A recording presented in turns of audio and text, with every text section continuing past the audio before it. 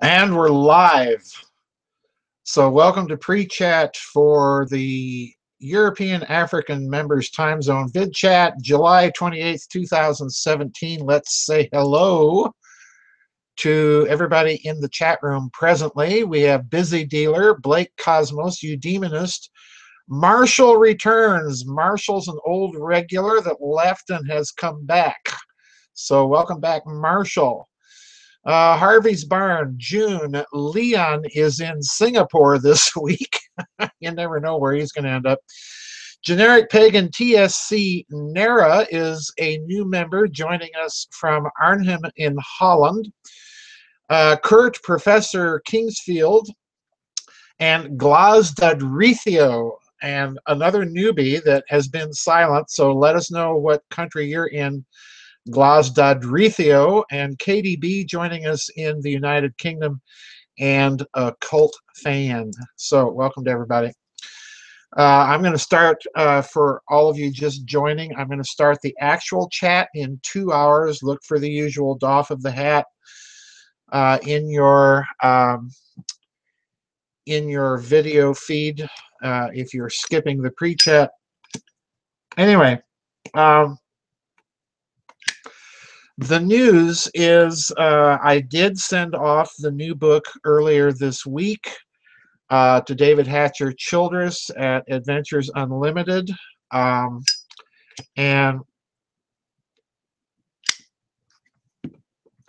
the new book is at the publisher.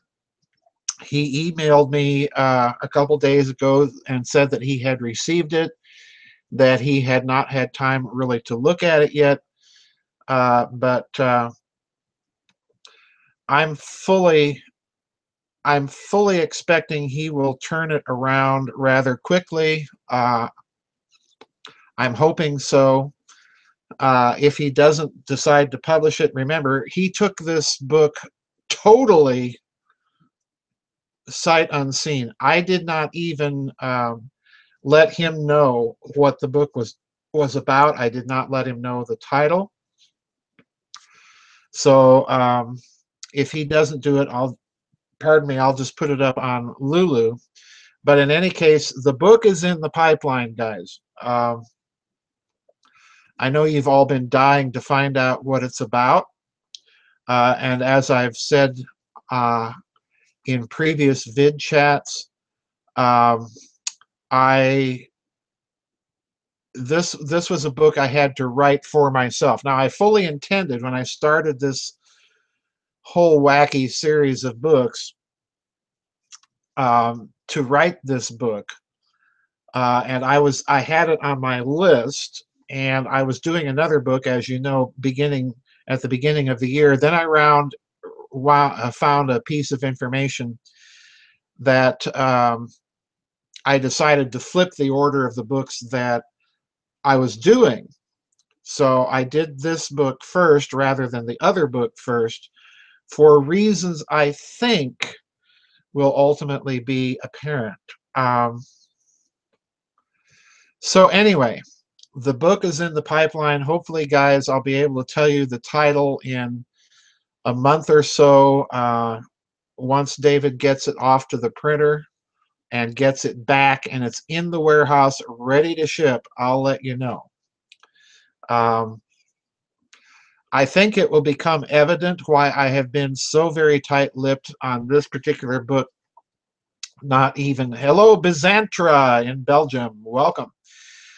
I think it'll become apparent why I've been so tight-lipped about this book once you read what I consider to be a very clever title. But anyway, so that's in the pipeline. Yay. I've been taking it easy, getting ready for the organ, which I hope will come soon. It keeps getting delayed. I've been buying some music and listening to a lot of pieces that I used to play and some that I didn't, that I was just kind of getting to when I sort of fell out of it. Been listening to a lot of Johann Ludwig Krebs lately. Very interesting dude. which he was the last student of Johann Sebastian Bach, composition and organ student, and it shows. he's, he's a little out there, but anyway. So I've been doing that, and I have been diving back into the research reading for the other book that I put on hold to do this book. So life goes on, folks. And welcome to Blue Nose from Canada, Stan, as he's calling it. Boy, isn't that the truth? We are being overrun by a particular ideology whose hideous name shall go unmentioned in this vid chat. Don't even get me started. Don't even get me started. Anyway, Georg Philipp Telemann. I like Telemann. He's a little thin for my tastes. I prefer the biggies, Handel, the Bachs, Yuri Benda, the Bohemian composer, who certainly composed some interesting and at times very twisted stuff. But anyway, it's interesting. Benda, if you listen to Benda, there's a period where he actually went to Potsdam to meet Frederick the Great, but to meet Carl Philipp Emanuel Bach, and then he wrote this very wild piece of music. And Buxtehude, yes, I've been listening to Buxtehude. I like Buxtehude very much. What will be this weekly rant? Asked Blake Cosmos. Actually, I don't know that I will have a rant because the questions are all fairly straightforward. But yeah, I like Buxtehude. I listened to a performance of Marie Claire Lane playing a piece that I used to play. She actually wasn't too bad for a change, you know. She's one of those organists that tends to have glue on her fingers. But that's my rant, guys, is the French, American, British way of playing the organ. You know, the first thing the organists do is they open up a bottle of glue and put glue on their fingers, and then everything is entirely legato for the next 6 minutes. It's like, geez, folks, let the instrument breathe. Take a breath. First thing my organ teacher, Dennis Hochhalter, did is he explained to me, you can't play the organ that way because the physiology of human beings does not allow you to breathe. Helmut Walche, he's okay.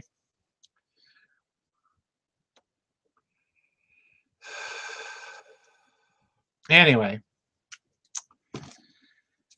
Helmut Walche is okay. I prefer the Dutch organists. They keep up the old German tradition. Toon Koopman is one of my favorites. Generic Pagan says, if you notice I start to rock back and forth, the rant is coming. That's right. Well, I have a rocking chair. When I sit and read, and when I get excited, I'm rocking. And I think it's just a weird physiological behavior. Rosenshad says, yes, the French ruined 17th and 18th century fencing too. I believe it. I believe it. I had an organ teacher in college that I just did not get along with. But that's a story for another day. But anyway. Let me check the emails. We're good. You know, ever since Daniel and I took this website live several years ago, I've had the strangest, you know, all of a sudden I'm on everybody's emailing list and I get the weirdest stuff. Yeah, Carl Philipp Emanuel Bach is another great. He really is. I mean, how do you follow up your dad? Well, you reinvent music. That's what you do. So he did. But anyway, uh, a lot of CPE box stuff that is so interesting is structural. Uh, you look at those scores and you think, anyway,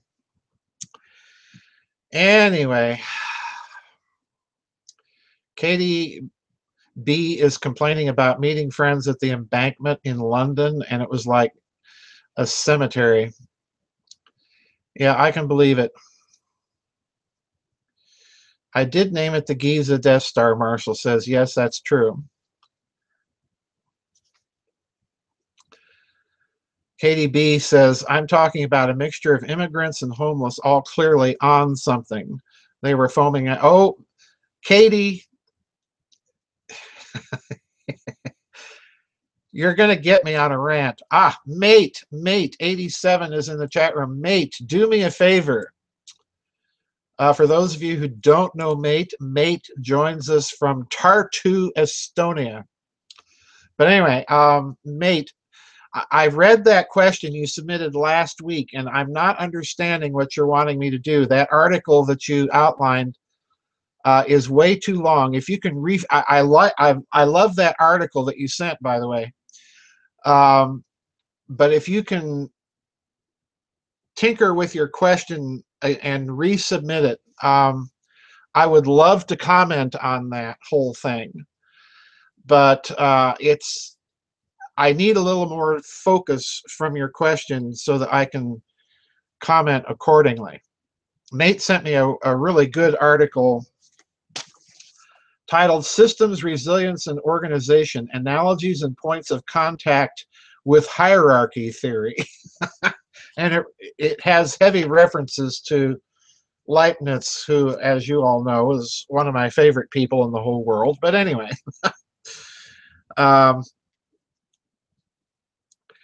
So we're spread all over the world today, folks. Estonia to Canada stand, as Blue Nose calls it. I hate to hear that, you know. Canada's a lovely country, and to have it overrun with these barbarians. Did I say that? Yes, I did.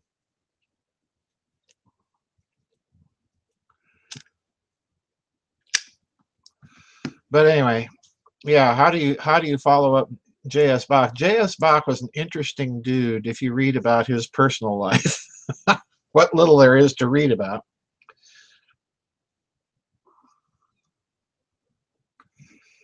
Anyway,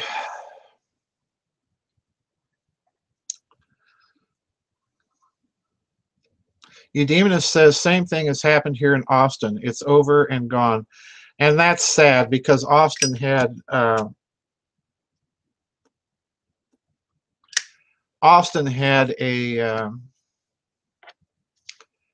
very interesting culture back in the day. I remember what Eudemonist is talking about. Well, these cigarettes just are not staying lit. Anyway.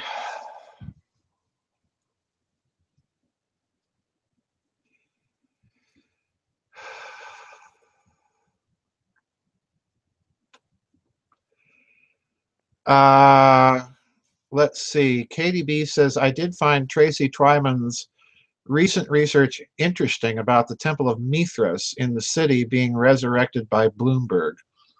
I don't know anything about that. I'll have to look into that. Harvey's Barn is concurring and says she's on to something big. So, yeah.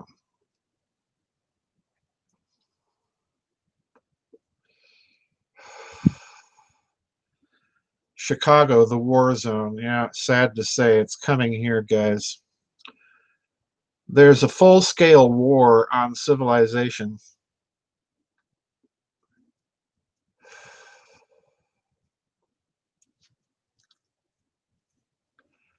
Busy Dealer says, remember, Justin Trudeau is supposed to be Castro's biological son.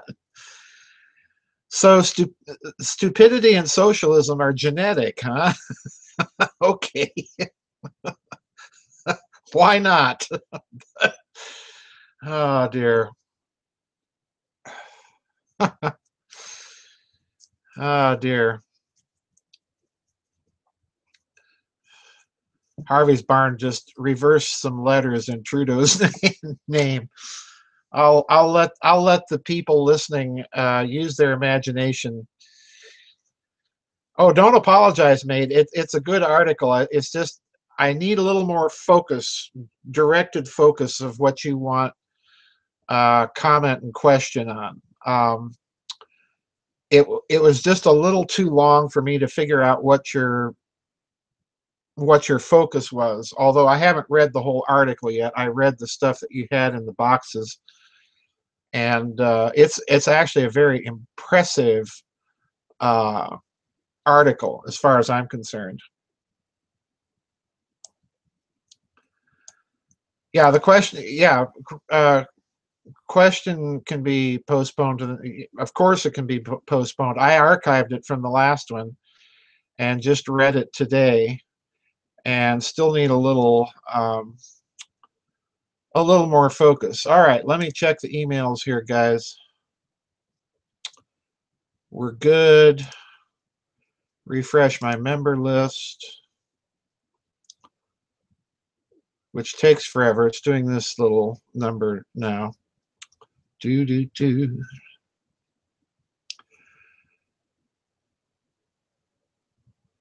Anyway, so yeah, I'm glad to have the new book out of the way. It's a load off my mind. I knew I'd have to write it. The book, I have to warn everybody, I wrote largely for myself. So it's a mess. I'm warning you ahead of time. It is a mess. Part of that's deliberate, but anyway, not all of it, but at least part of it. Anyway, all right, let's see. Roderick is in the chat room. Welcome to Roderick out in Nuttyfornia. Base R is here. Welcome to Base R. And let's see. I think I've got everybody else.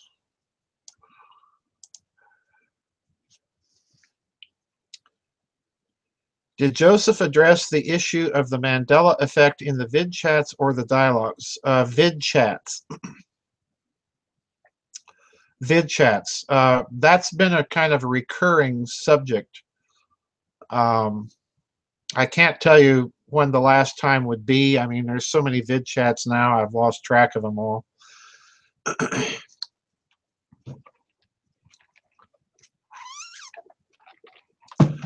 We talked about it in reference to CERN as well.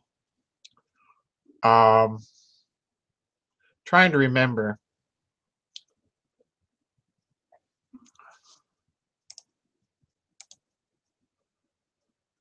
All right, I'm also checking Facebook. No messages there. That's good. Blake Cosmos says go back 3 vid chats. All right. So the last time was 3 vid chats ago. I know it was more than once. I know that. But I don't remember how many times it's come up. It's come up quite a few times. So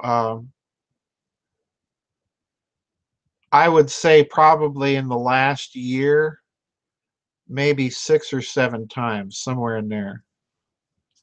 Anyway, we are going to get started, folks, in about an hour and 10 minutes with the actual chat part of the chat. Some interesting questions. No focus today, folks. There's no theme. Everybody's kind of all over the board again, which is interesting. Last week, or pardon me, 2 weeks ago, we had, you know, a very clear set of themes that were on people's minds. This week, we're all over the board. But nonetheless, some very, very interesting stuff.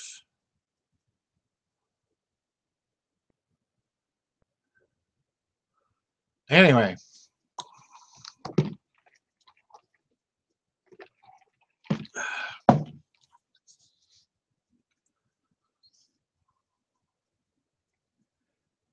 Checking some other things here, guys. All right.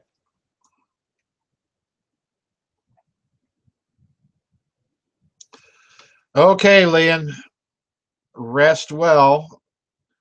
Have a safe flight to Brazil.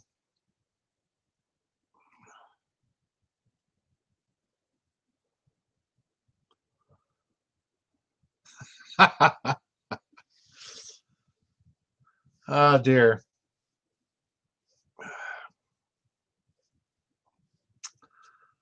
Oh, my.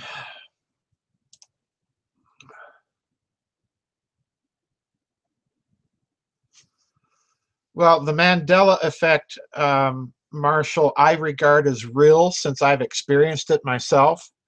However, I do not think that Berenstein Bears or this spelling or that spelling are part of the Mandela effect. I really don't. I define the effect very narrowly in that certain groups of people seem to remember certain famous people dying, but they didn't. And they remember them dying under specific circumstances. And I've not only experienced this myself, I know friends of mine, my friend Scott DeHart has experienced it, not with the same people, but he has experienced it. So I do not think this is simply a case of misremembering things. What I think it is if you go back to my comments about data correlation experiments, observer-based physics, and so on, in reference to CERN, I have a um, hypothesis as to what I think might be going on. Rosenchad says, I just finished Unwin's Sex and Culture. Have I ever read his other posthumous book, Hopusia? No. No. In fact, I have not even sat down to read the Sex and Culture book. I have it, but I haven't had time to read it because I've been finishing up. You know, it's leisure reading for me, so it's very low priority. I may not get to it for a year or so. The the problem for me is time. Eudemonus says, I distinctly remember reading an article about Mandela's death months before it was officially reported.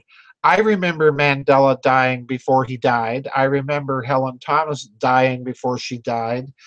I remember Richard Chamberlain dying before he died. I remember Kirk Douglas dying before he died.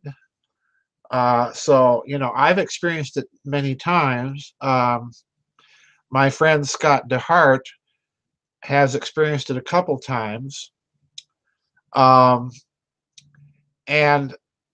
to me, the fact that this is widespread, you know, I have a fairly decent memory for things.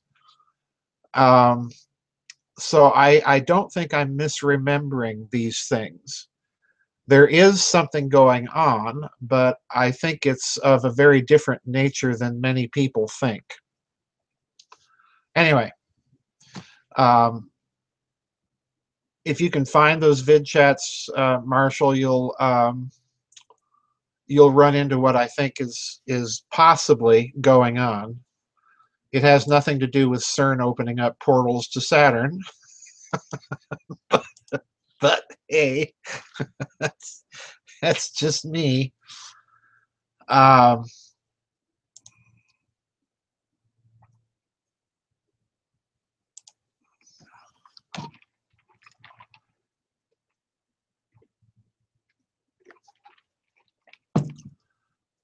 uh,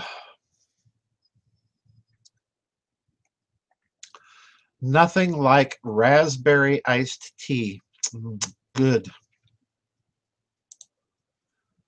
All right, checking my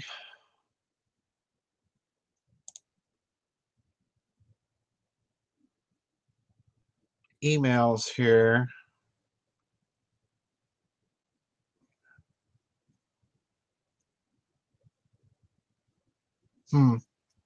That's interesting. Interesting idea. Makes a lot of sense.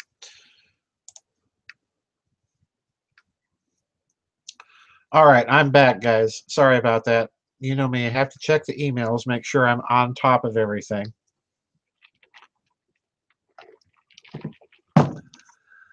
Hi, vey.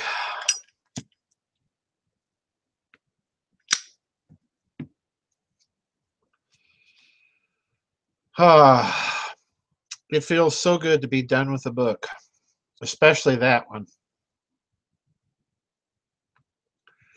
And I have to warn everybody, the last chapter of that book is weird. There's no other way of putting it. It's just weird. But I had to indulge my penchant for recapitulatory structures. So, fuga da capo. Oh, trust me, guys, this is weird. This is blue enamel brick gold-plated weird. I reread that chapter last night just before bed, and I thought, Farrell, are you totally nuts? Have you completely lost it? Oh, my. So, yes, the first chapter and the very last chapter have two words in it that are connected.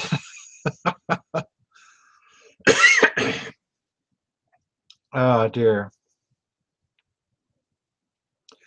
Do we know the name of the book? Yes, I do, but nobody else does. Is that a clue on the topic? Finance.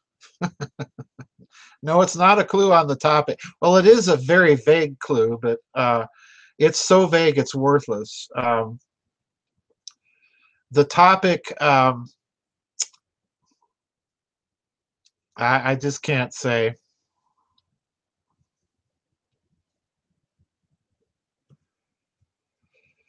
Blake Cosmos says, if anyone hasn't heard my latest conversation with Richard Hoagland, it's a can't miss. I don't remember what that one was. He called me up in kind of a last minute, can you be on the show sort of thing. So I thought, all right, I'm awake, might as well.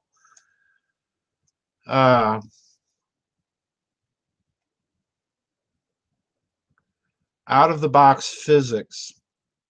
It goes all the way back to Babylon. No, there's no physics in this one. Babylon in the sense that it's a mess. So, oh dear.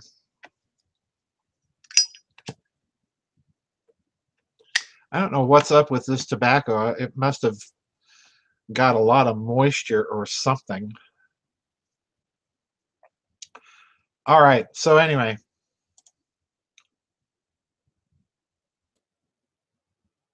No questions. That's good. That's good.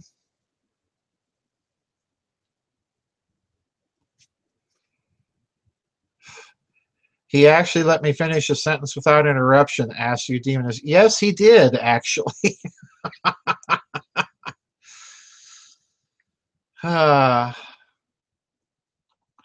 Kurt says, what if the title actually was blank and the blank? No, it's not.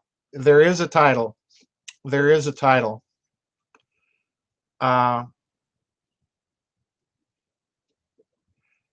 it's not anything that anybody really would ever predict, but I have to say it's definitely one of the catchier titles I've come up with. I was sitting there wondering, as I'm writing the book, what am I going to call this thing? And then it just popped into my head, and I thought, oh yeah, that'll do it. That'll work. So I didn't even tell David Childress what the title was.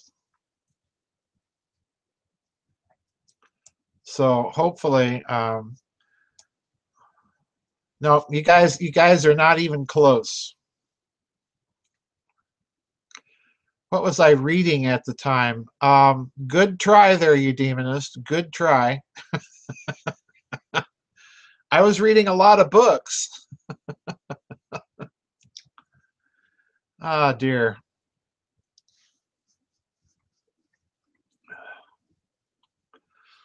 But it was a valiant effort, you demonist.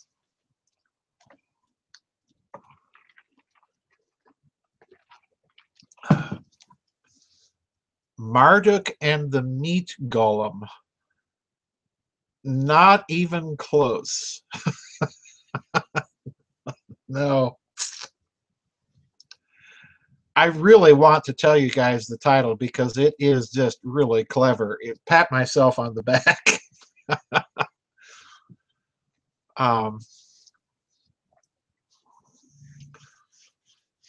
The title's a bit of fun, but the book isn't. The book is very serious. The book is it's blank and the blank. 1 second blank, not 2. Blank and the blank. How soon will like I said, Busy Dealer, David Childress has it. He usually does a very quick turnaround, usually about 2 to 3 months. As soon as I know that the book is secure, I will reveal the title. Now, it may be that David will put the title up long before he tells me that he has, which has happened on a few occasions, which is why I didn't tell him the title, so he couldn't do that. Will there be a lot of math in the book? No. No. You can you can rest easy on that score. Steve Heppel is in the chat room. Welcome to Steve. I imagine I'll be able to reveal the title in about a month to a month and a half. It all depends on what David Childress tells me. So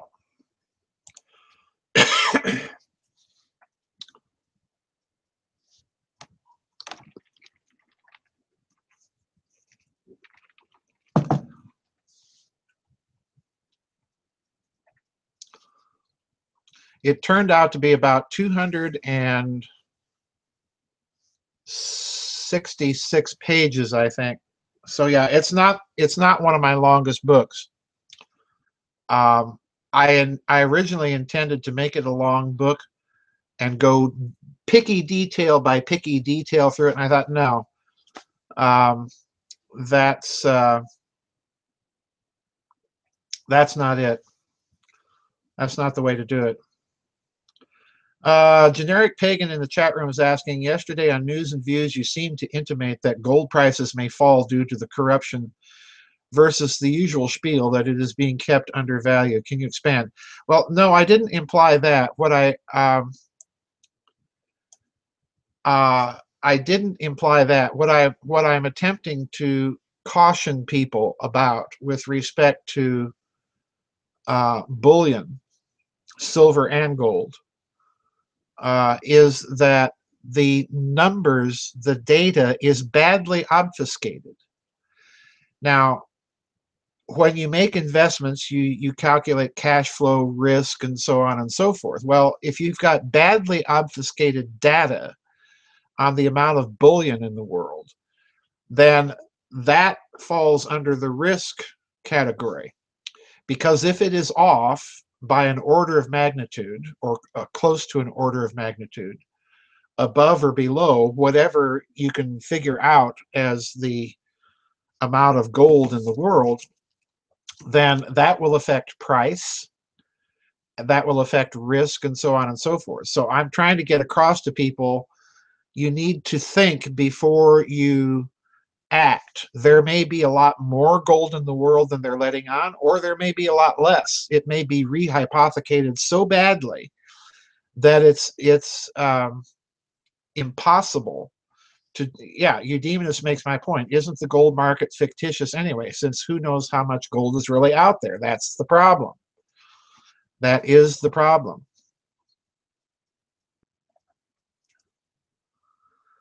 So yeah, the whole thing is very, very difficult. Oh, we got another vid chat here, another question. So let's hang on, guys. I got to print this question off and get it tucked into the right spot. Oh, this is interesting. We might have a little bit of a theme emerging. Okay. Plus, you can make gold. Yeah, it's that's the other problem. If the alchemists are right, then yeah, it's another bad sign. All right, let me figure out where this one goes.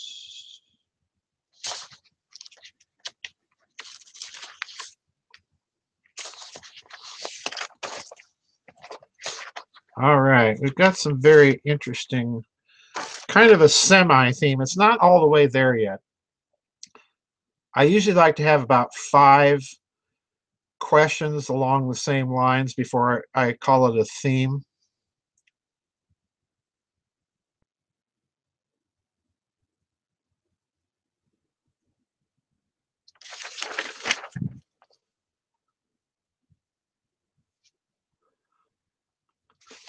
All right.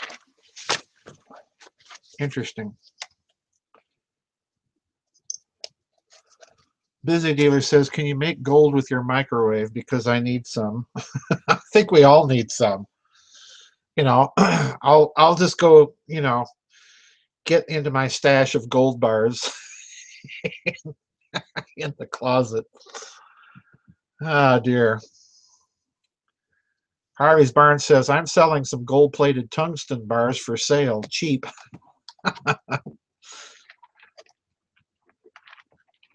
Heck, I can't even afford the tungsten. Ah. All right, I'm going to refresh my user list here, guys. I'm showing a lot more people in the YouTube part of the chat than I am on the website. So, as usual, the website is lagging behind. All right, we have some newbies in the chat room. Chime just entered. Welcome to Chime. And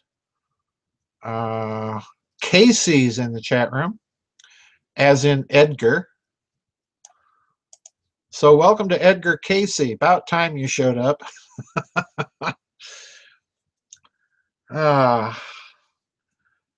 Marshall says it's the golden rule. He who has the gold makes the rules. And China knows this. They know it from a lot of bitter experience, that's for sure.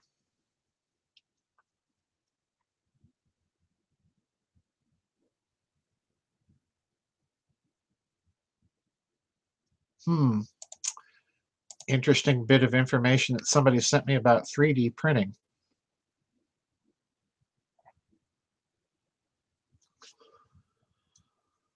One thing about precious metals, says Blake Cosmos, in real estate, at the very least, they are concretized assets that can't be erased by an EMP pulse. However, a hydrogen bomb will do it. But anyway, sorry to rain thermonuclear rain on your parade there, Blake Cosmos, but Eudemonist says Russia and China are buying and exchanging a lot of gold. Yes, they are. Trevor V is in the chat room. Welcome to Trevor. Trevor is in the United Kingdom, if I'm remembering correctly. But anyway, I suspect Russia and China know a lot more about this gold problem than they're letting on. Maybe eventually. Maybe eventually. My suspicion, oh, Michigan, that's right. Well, hey, you know, you guys are running, don't get me started. I don't want to rant. And of course, Michigan is taking the plunge into experiencing ever more the wonderful glories of a certain ideological system coming from the Middle East, whose hideous name shall go unmentioned. But anyway, all right, guys, we are 50 minutes away from the start of chat. As usual, I'm probably going to take my little break before we get started with the actual chat. And hopefully we'll get done for a little bit more post-chat this time.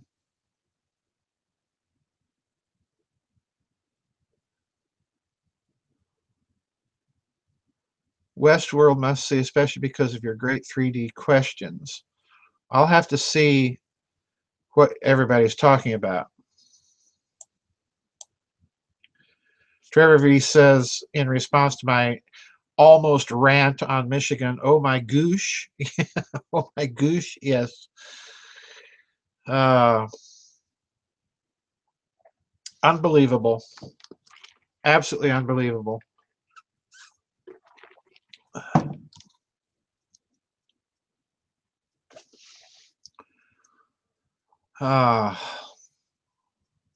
Westworld.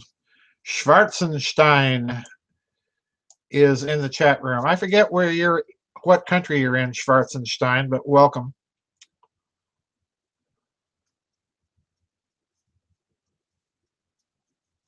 Steve Heppel says, what's the name of the new book? Didn't you say you would tell us when it went to print? Yes, but it hasn't gone to print yet. It's in the publisher's hands, but the publisher has to send it to the printer. So when I find out it's at the printer, unless David puts it up on Amazon and doesn't tell me like he's wont to do, then I'll tell you. But it's not there yet. Ah, yes, the Twin Cities. The Vatican of socialism in the United States. Minneapolis, St. Paul. Yep. Very familiar with it. Being from Sioux Falls. Oh, my. Due north of the People's Republic of Chicago. Well, actually kind of northwest, but anyway. KDB says, ah, come on, that's just about at the printer. No, sorry, it doesn't count, Katie. Nice try. Schwarzenstein says, I've got family in Rapid City. Rapid City is a nice little town. West River. Oh, goody. An email from Amazon. Wow. Enhance your writing with quality editing for Amazon Kindle. No, thank you. Jeez. Oh, speaking of the new book in Kindle, I told David I do not want this out as a Kindle edition.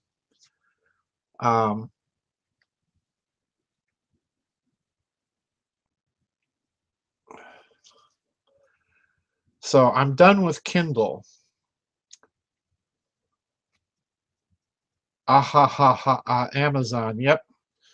And welcome to Dana. In Italy, so we're all over Europe, Estonia, Italy, United Kingdom, and Belgium.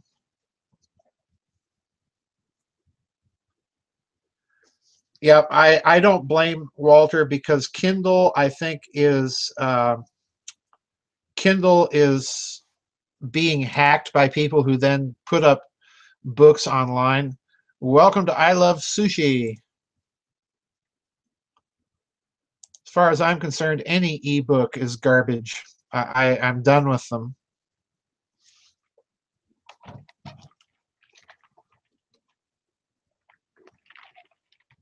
Absolutely done with them. Have I considered doing signed copies for a higher price? People ask me that occasionally, and the problem, Blake Cosmos, is I have no way of doing that. I would have to have the physical books here, and then sign copies, and then, take them to the mail. I don't have time for it, and I wouldn't make that much money. So I just don't do that. I will sign copies. If I'm speaking at a conference and somebody wants me to sign their book, I'll do it that way. But it's just too much hassle for me to do. I was trying to find the title. You guys are desperate. I have not released the title, but it's a nice try. It's the college try. Anyway, let me make sure. Ramura's in the chat room. Welcome to Ramura. Shoe Dog is in the chat room, so welcome to Shoe Dog. I Love Sushi. Welcome to I Love Sushi, an old regular, folks. She's back with us.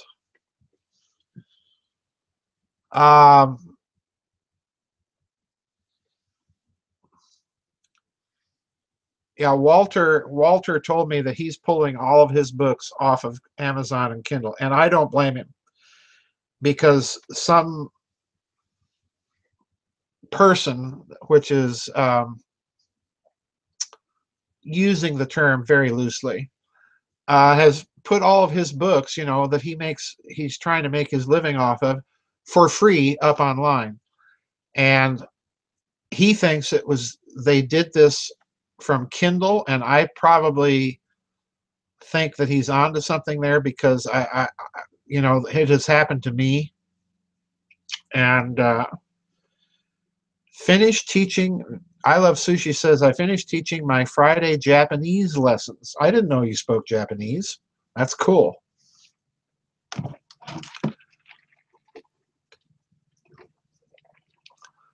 What's the title to Walter's new book? I have it. I've been reading it. I forget the title. I've been reading it before bed. It's my bedtime reading. I'll have to remember when I or when I leave to get my break, to get that book. And I mentioned it last week in the vid chat, but I've forgotten the title. I'm reading it, though. It's an interesting book. Checking the emails again, guys. All right, we're good.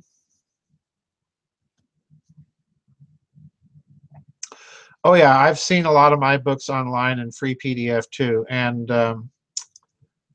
I've tried to keep up with it. What I suspect this is, Schwarzenstein, it's the government, our wonderful, for the people, out of control government, is stealing things and trying to ruin those of us who are in this alternative community trying to do serious research, ruin our income. And it's very upsetting to me. This is a full-scale attempt to get rid of scholarship and the independent scholar, and confine everything to quackademia. I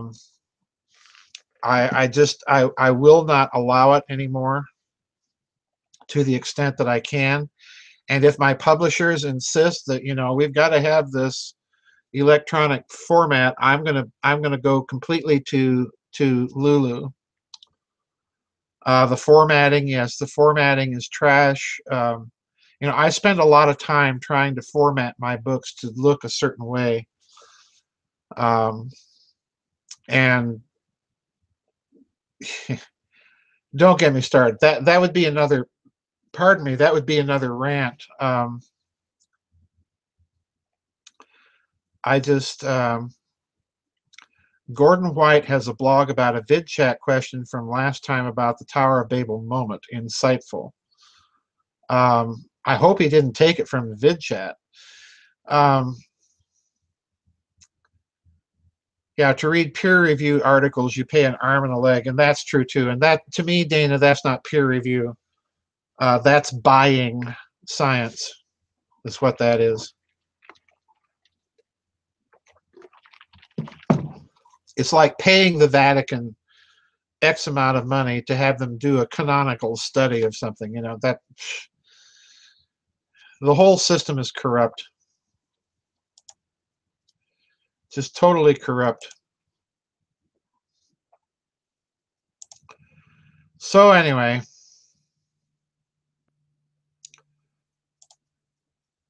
refreshing some things here, folks.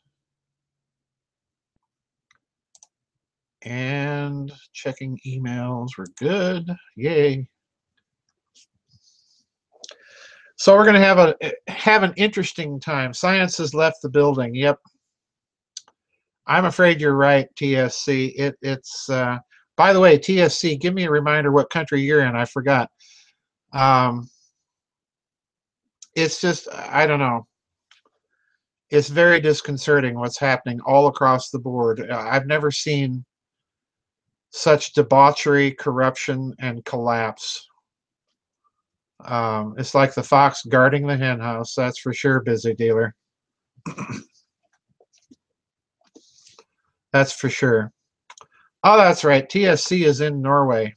Duh. Sorry, TSC. Okay, guys, that means we've got Estonia, Italy, Norway, Belgium, the United Kingdom with us this week. Not as heavy a European turnout as we usually have, but hey, it's there. Science is given away to scientism, that's for sure. That's for sure.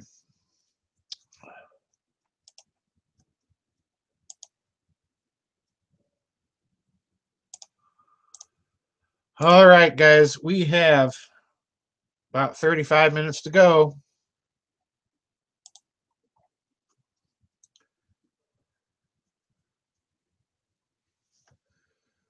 Yeah, the direction for doctoral theses, yep.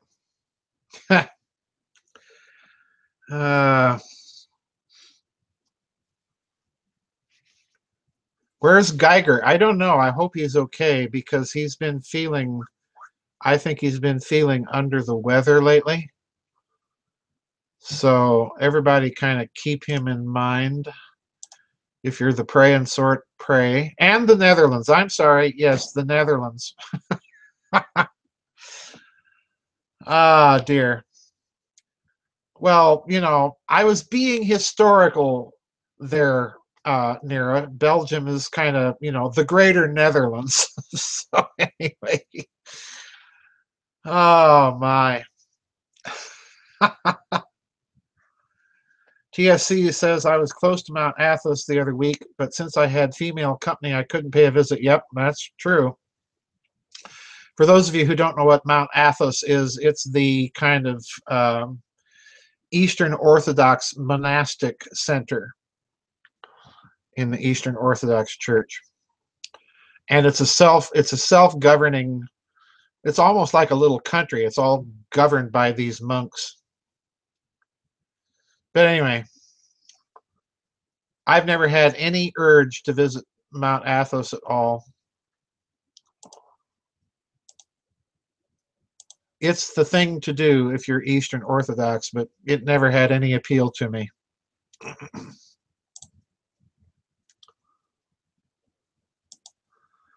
Anyway, yeah, it's an autonomous region within Greece. Geiger did not send a question. I have not heard from Geiger. Geiger sent some questions last week, or pardon me, the last vid chat, if I remember correctly, but I have not received any today. So, Geiger, if you're listening, we hope you're okay. Let us know.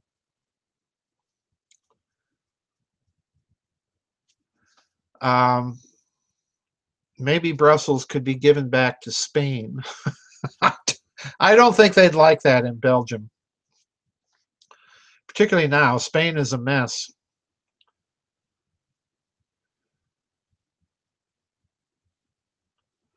Blake Cosmos says, if I could undo only two institutions, the first would be the international banking system, and the second and more rewarding one would be to excise the current Prussian university system from the face of humanity. It's not the Prussian system. It's the thing that needs to be addressed is really the left-wing progressive socialism. That's the thing. Winston 1984 is in the chat room. Welcome to Winston. All right. Going to get started in about 35 minutes.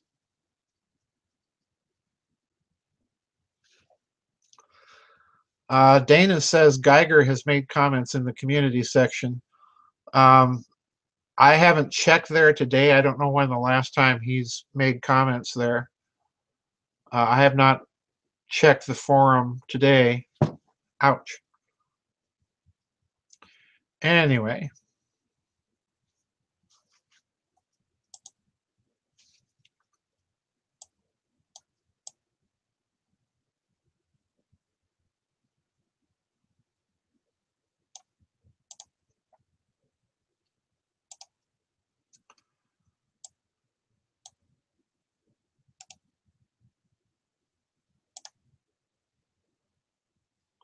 Huh.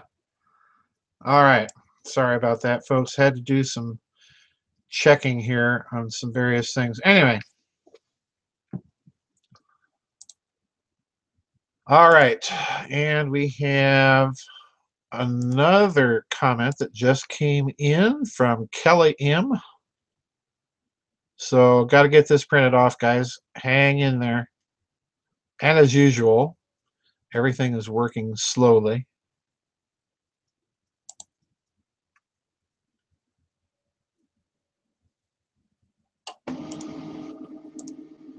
All right, there we go.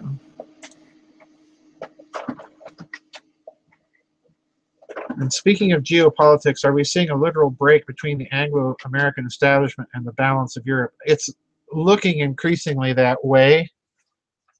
I know that Frau Merkel is not happy. All right, hang on, guys.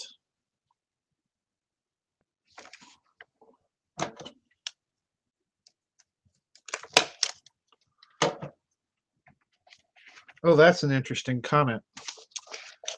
Kelly M has given us a very interesting comment. So I'm going to put that, I think I'll put that there.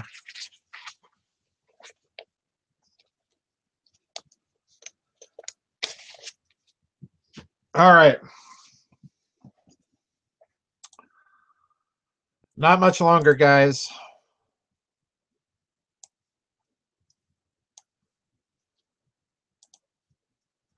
Hang on, I've got to refresh my website chat window. As usual, it's lagging.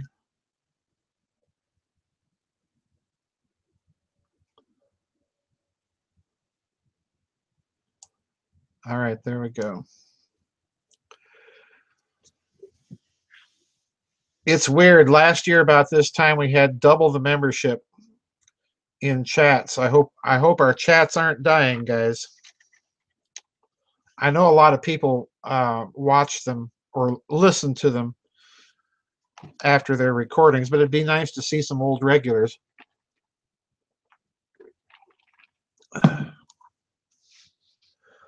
Romero says we can count on Kelly M to always have an interesting and brilliant take on things. Yes, absolutely. Absolutely.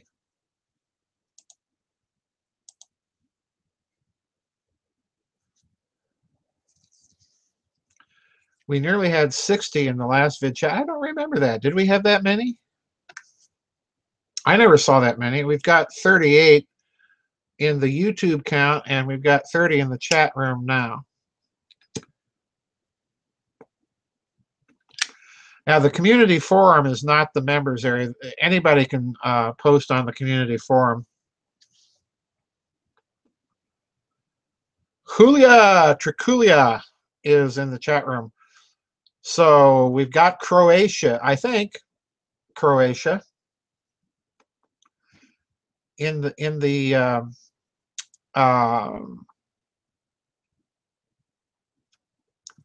chat room. So see, so Julia pops in, and I don't even get any update in the user list. Schematics, newbie from New Zealand. Wow, welcome, Schematics. Yeah, it is vacation time too. Yeah, that's true.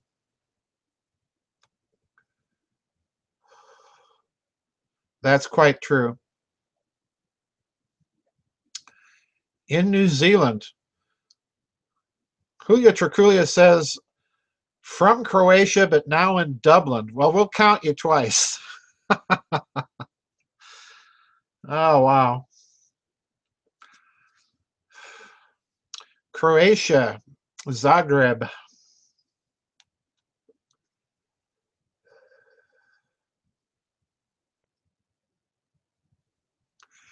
I watched a very interesting, speaking of Croatia, I watched a very interesting YouTube video a couple of days ago about the Yugoslavian space program that Marshal Tito had started up. And I remember, you know, there was a big ruckus back when I was a kid with Yugoslavia. And it's an interesting video. If you can find it on YouTube, it's, if you're interested in those sorts of things, it's very interesting. You know, most people forget that Yugoslavia tried to join the space race. Anyway, excuse me. I've got hiccups today and a sort of bad sinus, not really bad, but Chartreuse in the chat room. You're not late, Chartreuse. We're just still in pre-chat. Going to get started in about 25 minutes. Interesting questions and comments today. I don't understand. I have to be honest with you. I don't understand some of the questions, but I'll tap dance.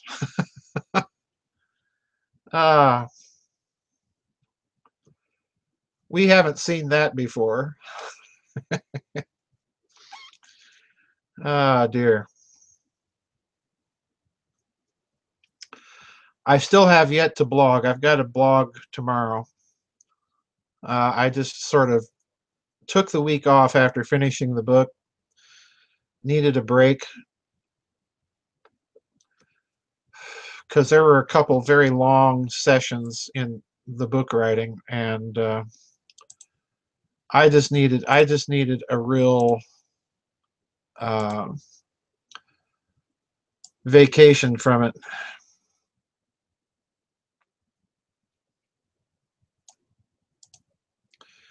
Refreshing my user list here again, guys, because I'm still seeing quite a discrepancy between the YouTube viewers and actual chat room participants.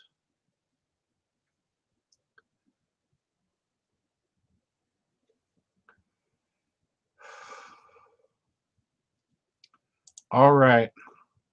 Doing good there, doing good there. All right, we're all right.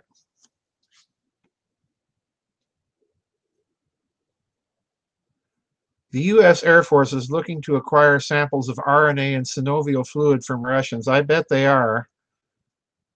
Biological weapon. I swear the hysteria about Russia and Putin grows daily. It's to the point of being absurd. I was listening to a talk show this morning. I won't mention which one. And of course, they were going on and on about Putin being a killer and blah, blah, blah. And I was listening to this, and they were going on, and I kept saying, where is the evidence? You keep saying this. Give the evidence. And the guy that they had on as the guest just kept repeating it. You know, it was like a mantra.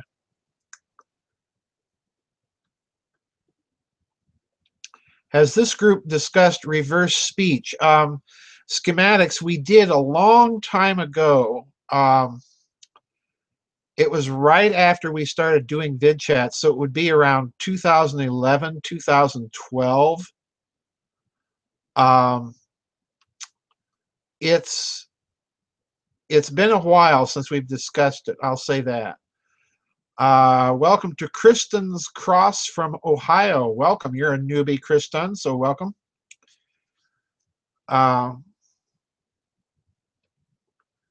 Tell a lie often enough, and it becomes a fact. That's true. Goebbels said it. He ought to have known.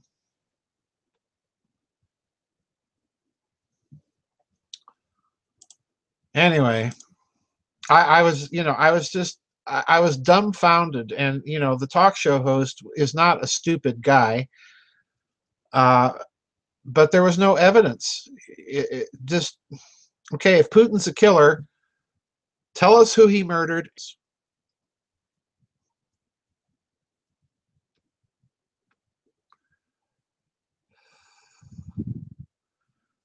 It's a wholesale media campaign.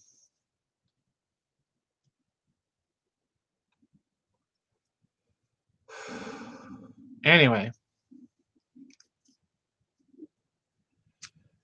enough of that. Someone is real afraid of Russia. Yes, that's true. I would love to do a book. Well, I have in a way, but now there hasn't been any evidence of Russian hacking either, says Romero, but that hasn't stopped them from convincing half the country that it's established fact. I'm afraid you're right, Romero.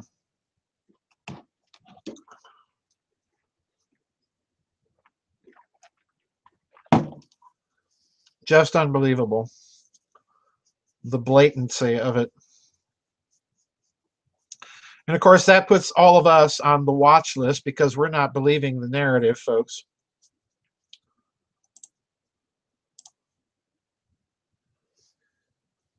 "20 minutes, guys." Have I talked about Clapper's comments about taking Trump out suddenly? No, I have not. I generally try to avoid American politics because it is so divisive. Blake Cosmos says it's because Russia is armed with an actual culture. Yes, bingo. That's it precisely. That's it precisely.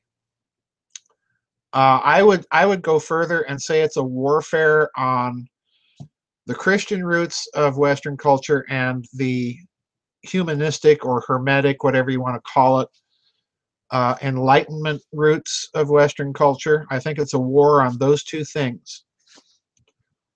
American politics is kabuki theater. Amen, Blake Cosmos. It's, there's so much hysteria in it. I just don't like going there. I think most people know that I'm fairly conservative culturally and politically, so why bother? It's more waste of time. There's more important things to talk about. Anyway,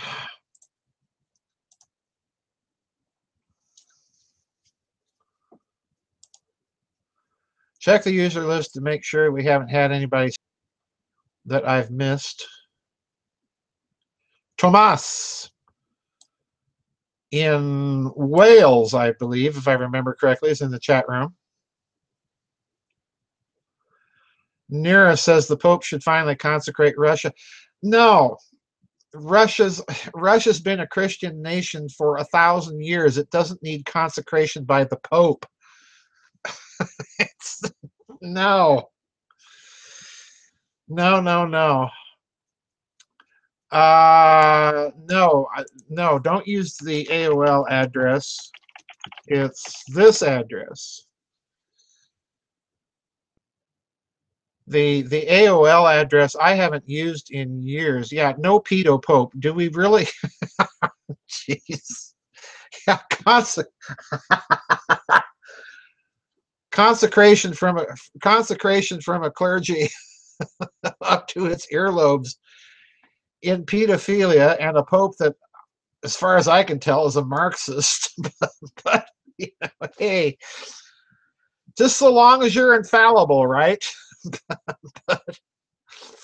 Oh my, I didn't. Shame on me. I didn't say that. Oh dear.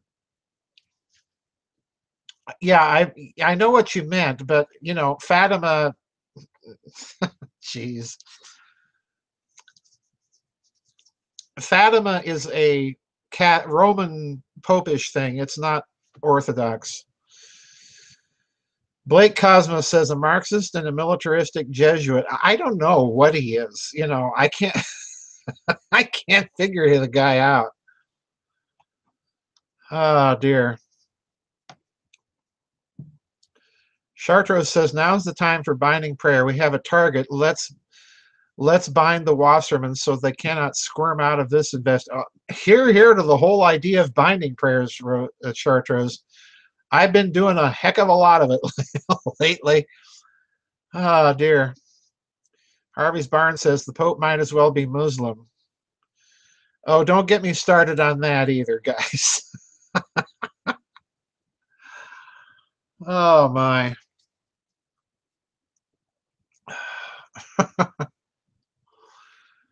Oh, don't get me started. 15 minutes, guys.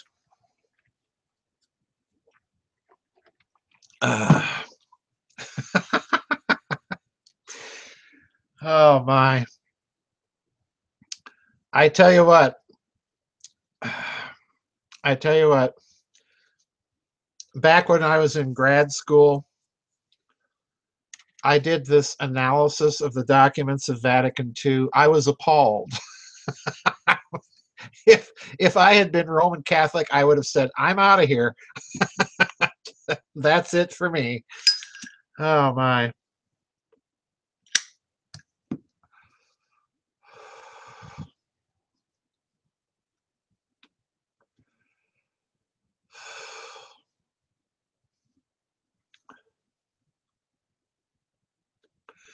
Katie B has the idea. She says, I keep saying, let's all chip in and buy an island. The problem, Katie, is it's got to be a big island, and we've got to have a nuclear deterrent. I'll work on that part. Oh, dear.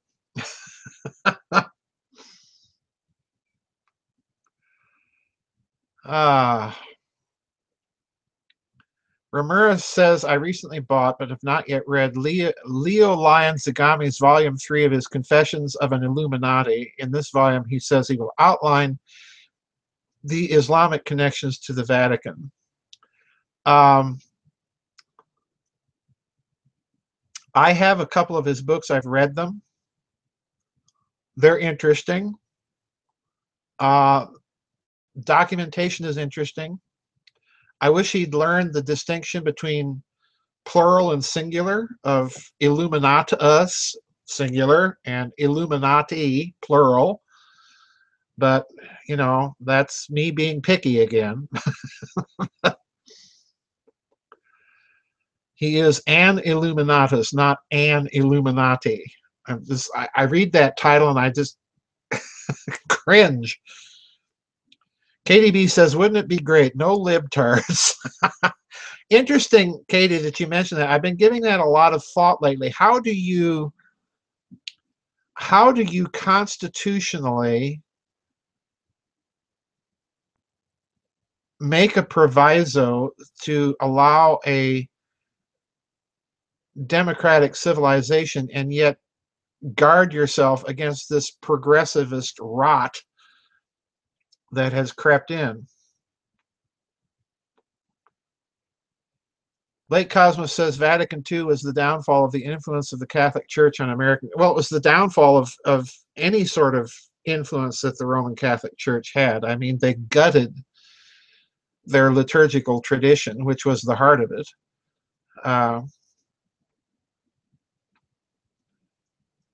But anyway, Ramirez says, blame his English translator or publisher on that one. That's probably true, you know.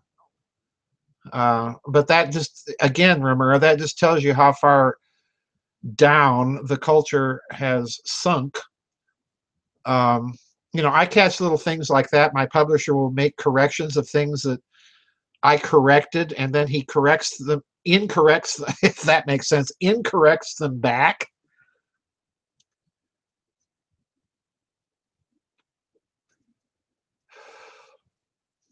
Anyway, all right. Tim H.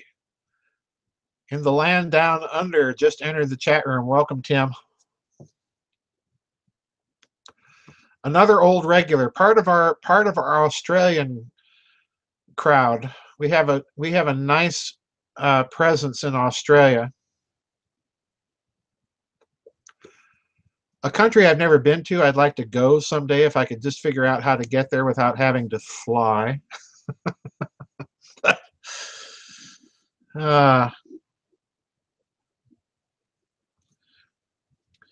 15 minutes, guys. My watch is fast.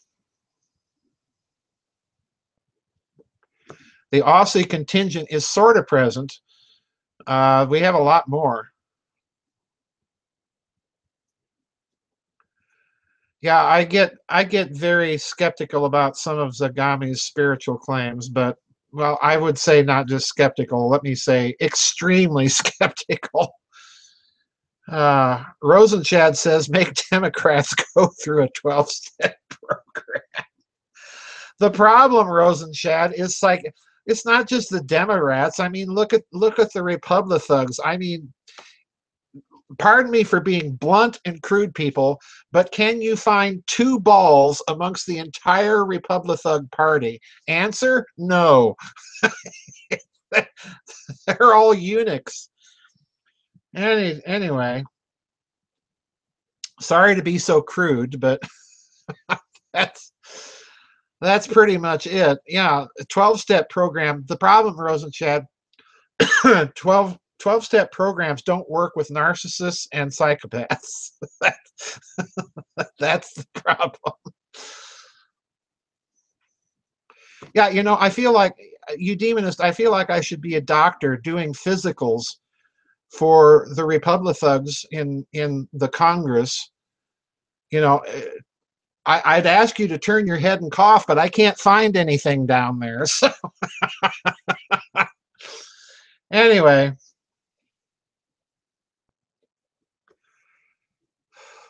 Ramirez says, you're right. If Sessions had any huevos, Trump wouldn't be tweeting about him. Yeah, it's that bad.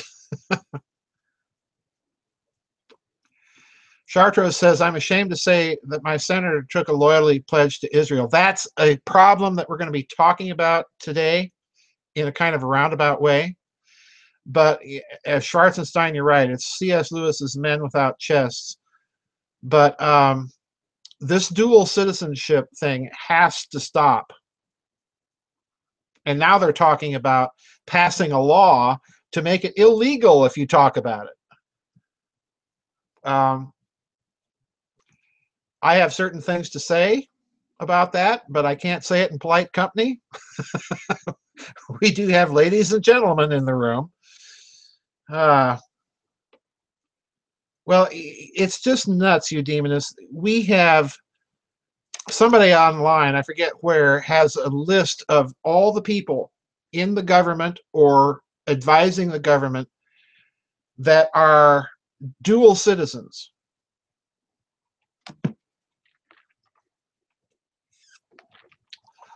Yeah, it is treasonous. There's, you know, seems to me I remember somebody a long way back talking about serving two masters. Uh, Romero says, I may be female, but I'm not such a lady. I can't handle a few F-bombs, which is how I feel about it. Well, yeah, I'll go there. I'll go there with you, Romero. But anyway, dear. Tim H. says, a number of Australian senators have resigned from Parliament down here over dual citizenship issues. Interesting. That is interesting. Wow. Illegal to talk about dual citizenship. Well, it's some bill about criticizing Israel or something like that. And, I've been very clear over the years, I'm not anti-Israel. I think the idea of Israel being surrounded by a bunch of people that want to get rid of them explains a little bit about their paranoia. However, KDB says everything's gone to hell in a handbasket. I want off.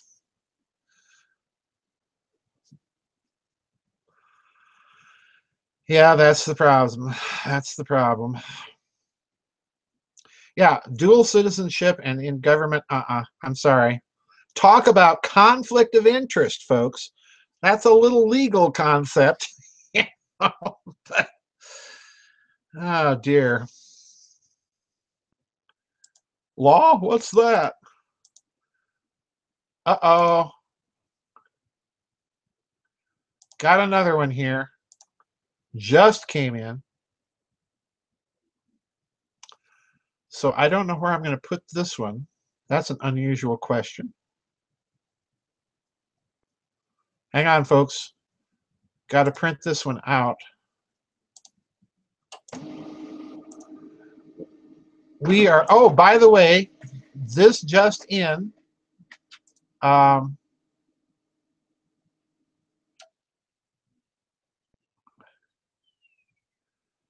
Yet another fake internet hoax about the death of Kirk Douglas.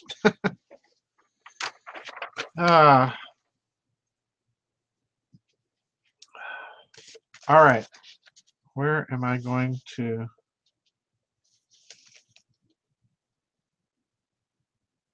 Oh, that's interesting. I'm going to lead off with that. I think that's very weird. Okay.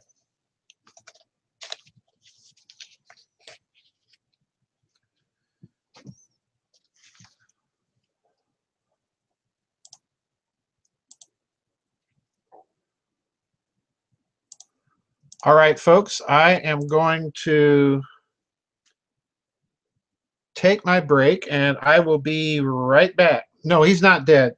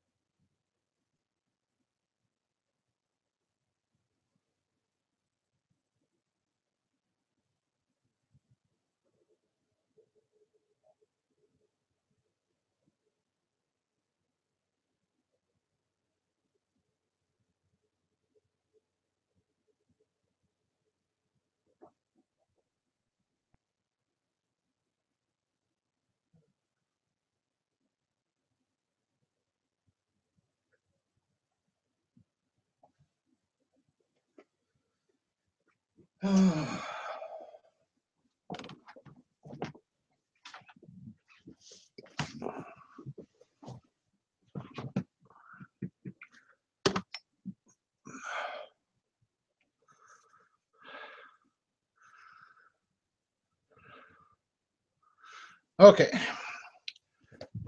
we are back with about 5 minutes to go. So let me do this and refresh my user list here, guys, and then we will get started.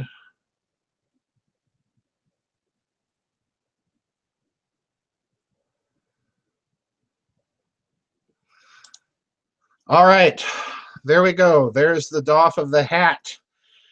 We are starting off member Vidchat on July 28th, 2017. Let's say hello to everybody in the chat room. Kristen's Cross, a newbie joining us in Ohio, a cult fan, Tim H down in Australia, Eudemonist, TSC joining us from Norway, Trevor V from the Vatican of American Progressivism, Minneapolis, St. Paul, Schematics in New Zealand, another newbie, Generic Pagan, Professor Kingsfield, Rosenshad, Shoe Dog, Winston 1984, Katie B in the United Kingdom, Harvey's Barn, Blake Cosmos, Glazdadrithio, who's in the chat room but hasn't said a thing, so let us know where you're from. Dana in Italy, Casey, Mate 87 in Estonia. Nira is joining us, another newbie. Welcome to Nira in Holland, in the Netherlands. Steve Heppel in the United Kingdom. Marshall returns, an oldie and an old regular back with us again. Ramura Julia Trakulia in Croatia, but he says he's in Dublin right now in Northern Ireland. Base R, Tomas in Wales, if I remember correctly. Chime Bizantra in Belgium, June. Karambit just came into the chat room, joining us in Mexico. And Chartreuse and I Love Susie. So we're all over the board again, guys. Estonia, Italy, Norway, the Netherlands, Belgium, the United Kingdom, Croatia, and Australia and Mexico. So welcome to all of you. Anyway, let's kick it off here from Schwarzenstein, a very short question that we're going to get started with. He says, what is your opinion on the Watchers being human or genetically close to humans?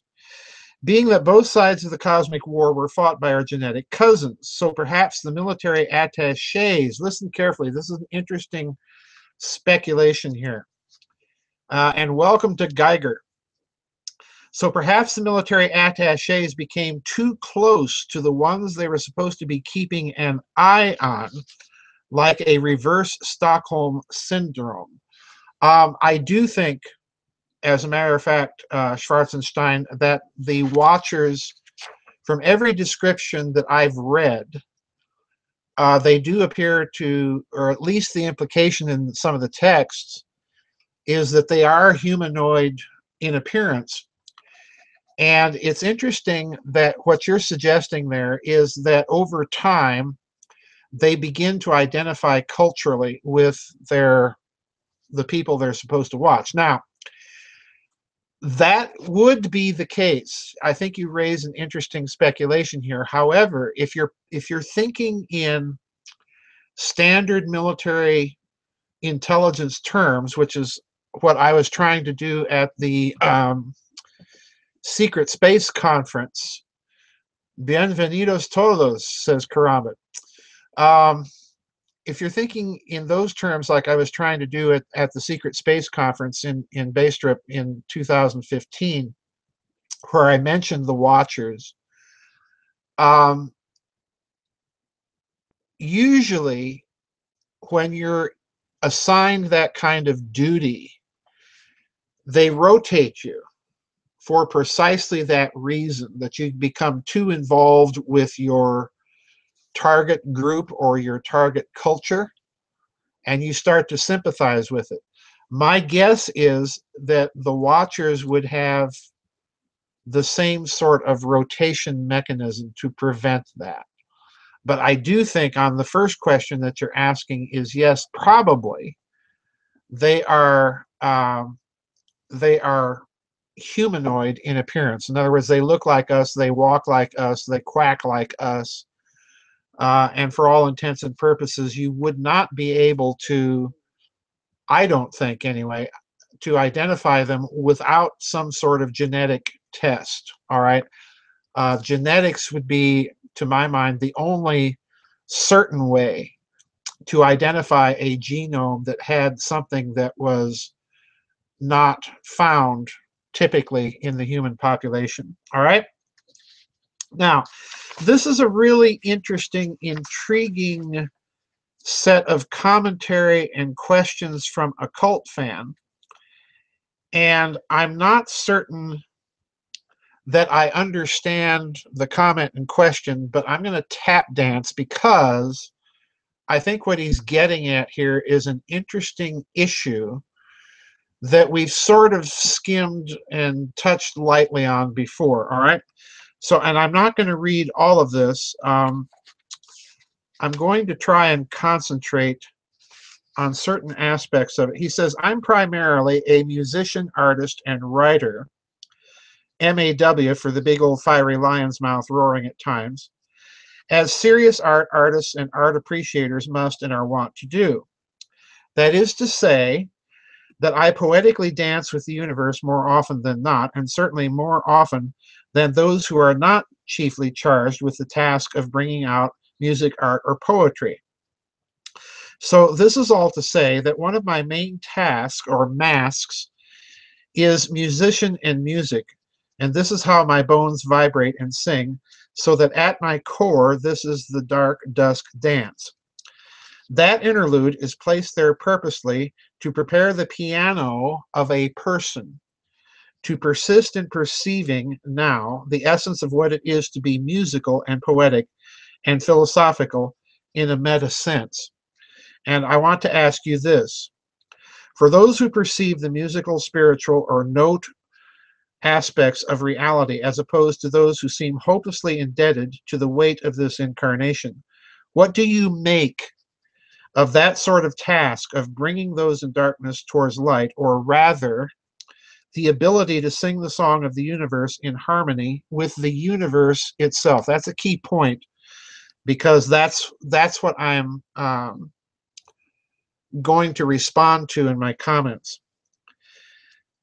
Is there a possible process of healing this reality using musical-based philosophy? And that's a good question. I think that goes to the heart of the issue, occult fan, of why in the 18th century you had musicians and artists that were very, very keen on seeing music as a means of not just healing, but all sorts of things. But we're going to get back to that. This is all to say, I wonder if something of an evolution is happening with human beings, something of an infusion of a higher consciousness as a DNA group or species in real time. And this is something potentially, I say now, related to CERN projects. They are possibly upgrading us. This explains memories, Mandela effects, and so on. The group mind is being. Well, if they can do it and we don't stop them, then perhaps rightfully so are tampered with. And is it the place of the bacteria in the stomach to know the plan of the master who feeds it? What a question with implications. The question is, given this ethereal tone-based pleromatic notion of higher phases of dimensionality, and that we might be limited beyond the scope of seeing infrared or so on, or even other entities, isn't it possible that these shadow beings and other higher dimensional creatures could just be our own shadow selves, interfering with space-time through the manipulation of CERN and other such things on yet other dimensions that are causing those versions of us to die in a mass distinction, and are now desperately working from some parabolic ghost world to salvage their plane of existence at the cost of our own? All right. As to the question of higher selves, I don't know. The central question that you're asking here, which I take to be the artistic and musical one, and going back to that phrase of healing and so on, this brings us, in my opinion, occult fan, directly in contact with the old Baroque idea of the doctrine of the affect in music, and that's a German word that has a very specific technical meaning, A-F-F-E-K-T, affect. They had the idea that music was capable of dealing with and communicating objectified emotion, all right, objectified passions. There's been quite a lot written about this doctrine by musicologists. It's important to understand why they thought this. Part of it is coming from Christianity and Hermeticism, both. You've got both influences plugging in here. I talked about the Hermetic aspect of this in Thrice Great Hermetica and the Janus Age when I was talking about the music of J.S. Bach and C.P.E. Bach.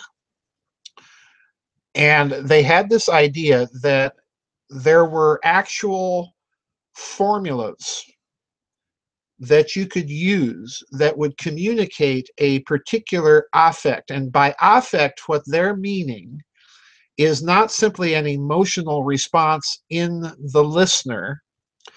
They're not meaning simply a subjective intellectual response in the listener. They're meaning an intellectual, emotional response in everybody, in the composer, in the performers, and the listeners. In other words, they're not trying to communicate composer to listener directly. What they're trying to do is to invoke or conjure, if I can use that word, the objective affect itself. And they believed that there were certain actual formulae that you could use in music or in art or in literature so that you could do this. Now, if that sounds like a dumb idea, that there is an objective quality, that there's an objective aesthetic, if you will, rather than a merely subjective one, which is what we've been operating under since the 19th century, and look at the result. Pure subjectivism leads ultimately to, in my opinion, the trash of modernism, all right? That any expression is as good as another, all right?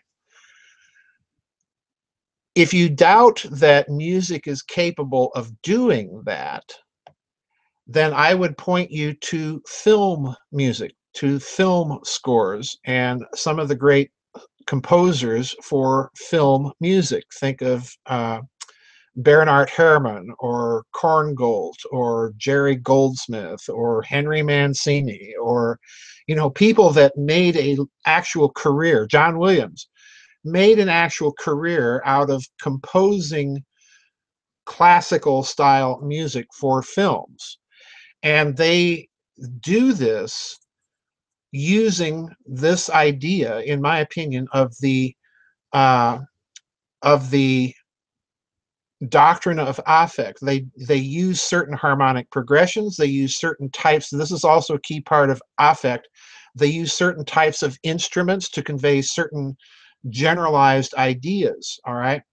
This is all very much a part of doctrine of affect. Now, Geiger in the chat room is asking, where are the formulas? Did they survive? Yes, of course they did, but you would not learn them in a typical modern music theory class. Rather, you would learn them if you were, say, studying composition and theory with Mozart or J.S. Bach and so on and so forth.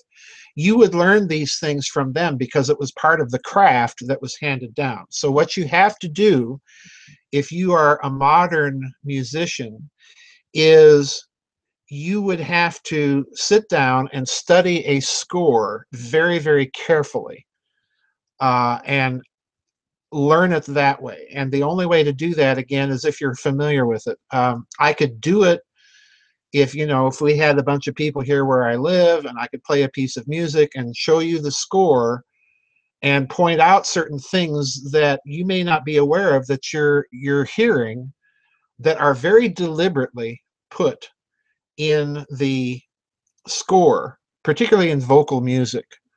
How to paint the text musically. All right, it does exist. Now, Geiger, if you're wanting to know what some of these formulae are, in Thrice Great Hermetica, in that chapter on music as a kind of alchemy, if you read the section on Carl Philipp Emanuel Bach, I put out a lot of those formula in, kind of plain English terms.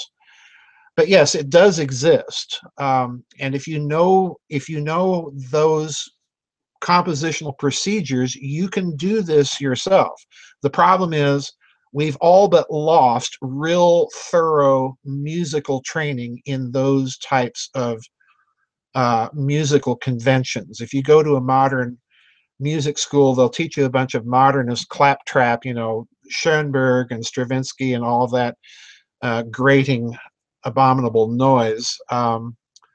But it can be done if you have someone. My organ teacher steeped me in this stuff. He just drilled this into me over and over and over and over again. But yeah, I think that you're onto something there, Occult Fan. I think what you're brushing up against is this old idea. It's been around for a long time. It's all the way back to Aristotle, as a matter of fact.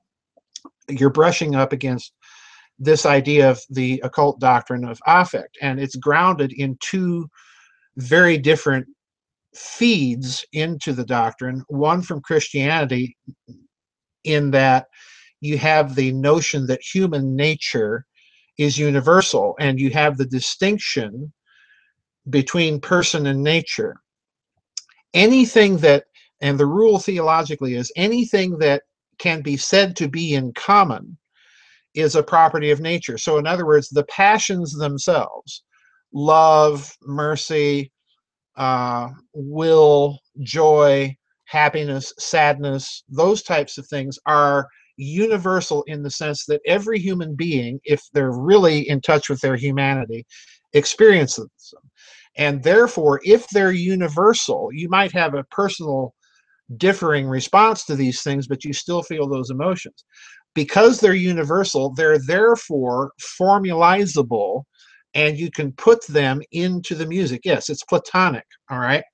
And again, in the Hermetic influence, you have the idea, and again, it goes back, as you've pointed out, to Plato, that because these things are universals, they are also part of the ideal world, and therefore, because they're part of the ideal world, you can create formulas and combine all these different conventions and manipulate specific effects, all right?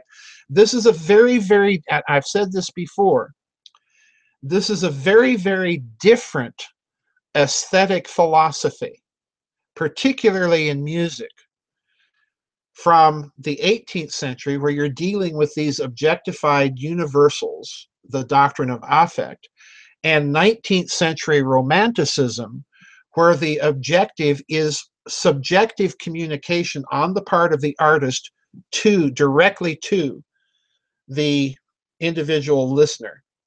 So in other words, the 18th century is trying to get everybody involved in participation in an objectified affect. 19th century, it's trying to create a subjective response to that affect and communicate it directly to somebody else, okay? If you want a very rough, simple schematic of things. All right, and I'm not saying that romantic music isn't beautiful. It is, obviously. Some of my favorite composers are romantics, but you also begin to hear how things begin to deteriorate when you follow the progression of the arts through the Romantic era. Anyway, doff my hat on that one, Occult Fan. That was a very interesting question. Now, this one is from K-Tower. Let me look here and in the chat room and see if K-Tower is present. Nope. So K-Tower, this one's going out to you. If you're listening on the recording. It's just kind of an interesting study of numerology here. So the comment here is very lengthy, and then she has a very simple question. She says, 1 year ago on July 29th, 2016 Vidchat, I submitted a question about the numerous numerical synchronicities surrounding St. Paul, Minnesota native Philando Castile's murder on July 6th of 2016. The numerology was consistent through several more incidents of police killing or being killed throughout the month. I'd like to focus on the murder of Philando Castile. Last year, the media's constant hammering of Philando being days away from his 33rd birthday started my investigation. To help members recall which cop shooting this was, the video went viral when his fiancée posted it on Facebook after Castile was shot by Officer Geronimo Yanez through the open driver's side window.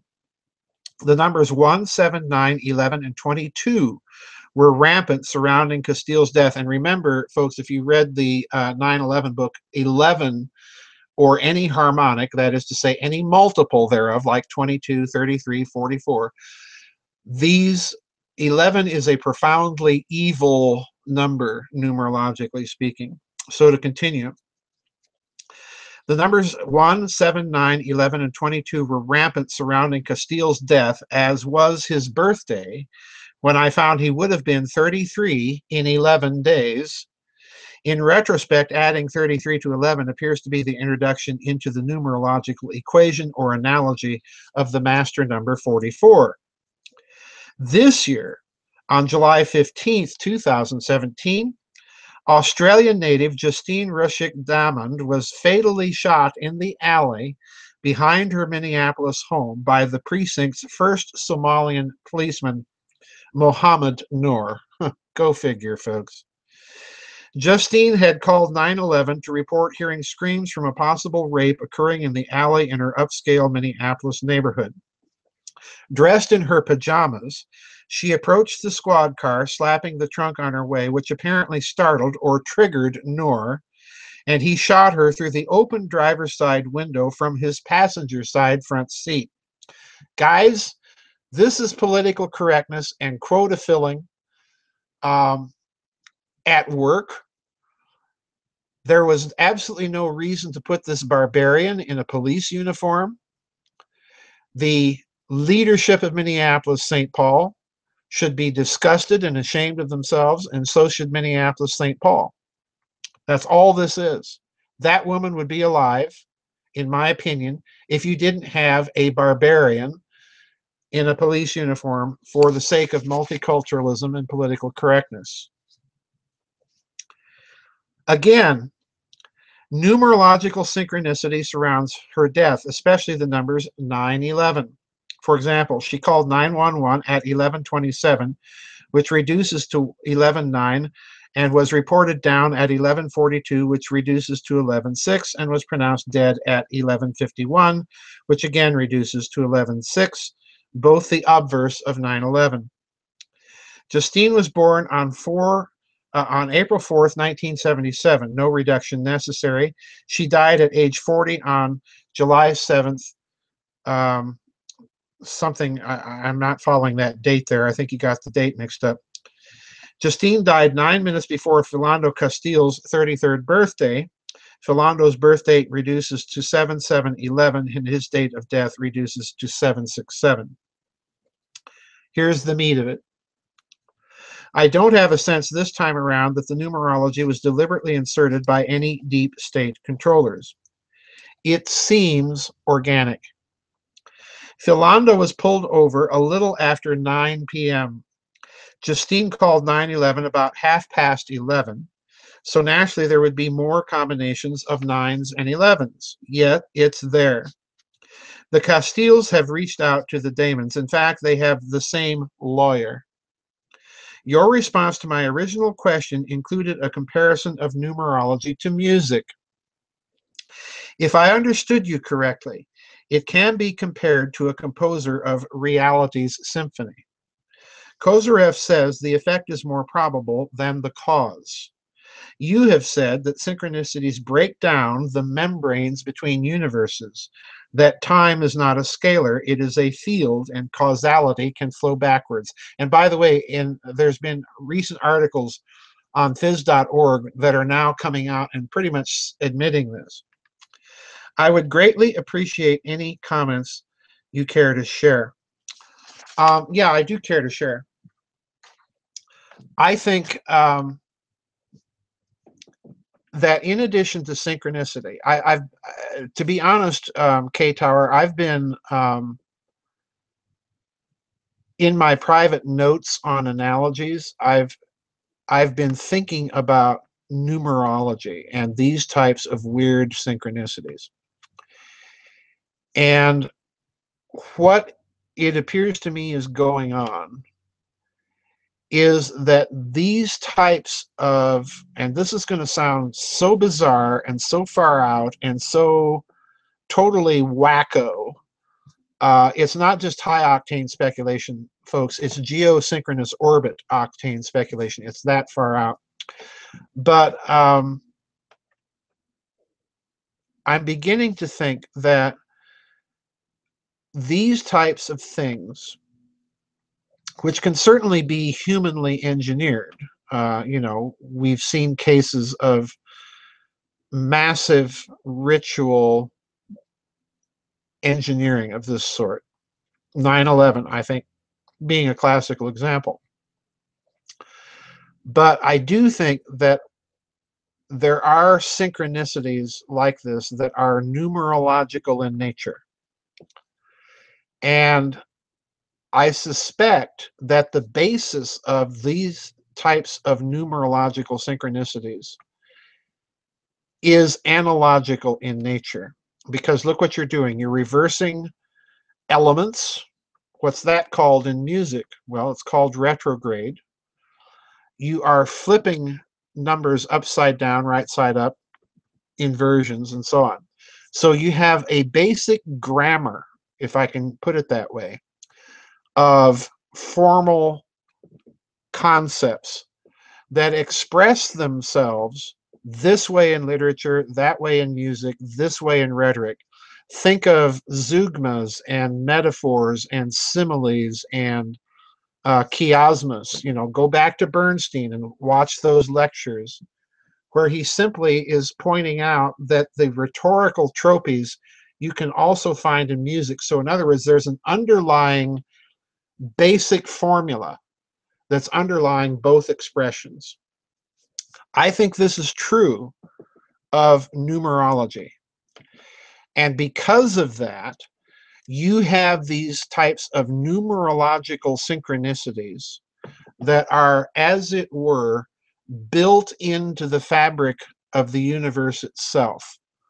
In other words, they're natural occurrences, but they are also telling you something about the structure, if I can put it this way, of those types of events. Okay? Because of that, it then becomes possible to, if you are into these types of things, to predict when something might happen.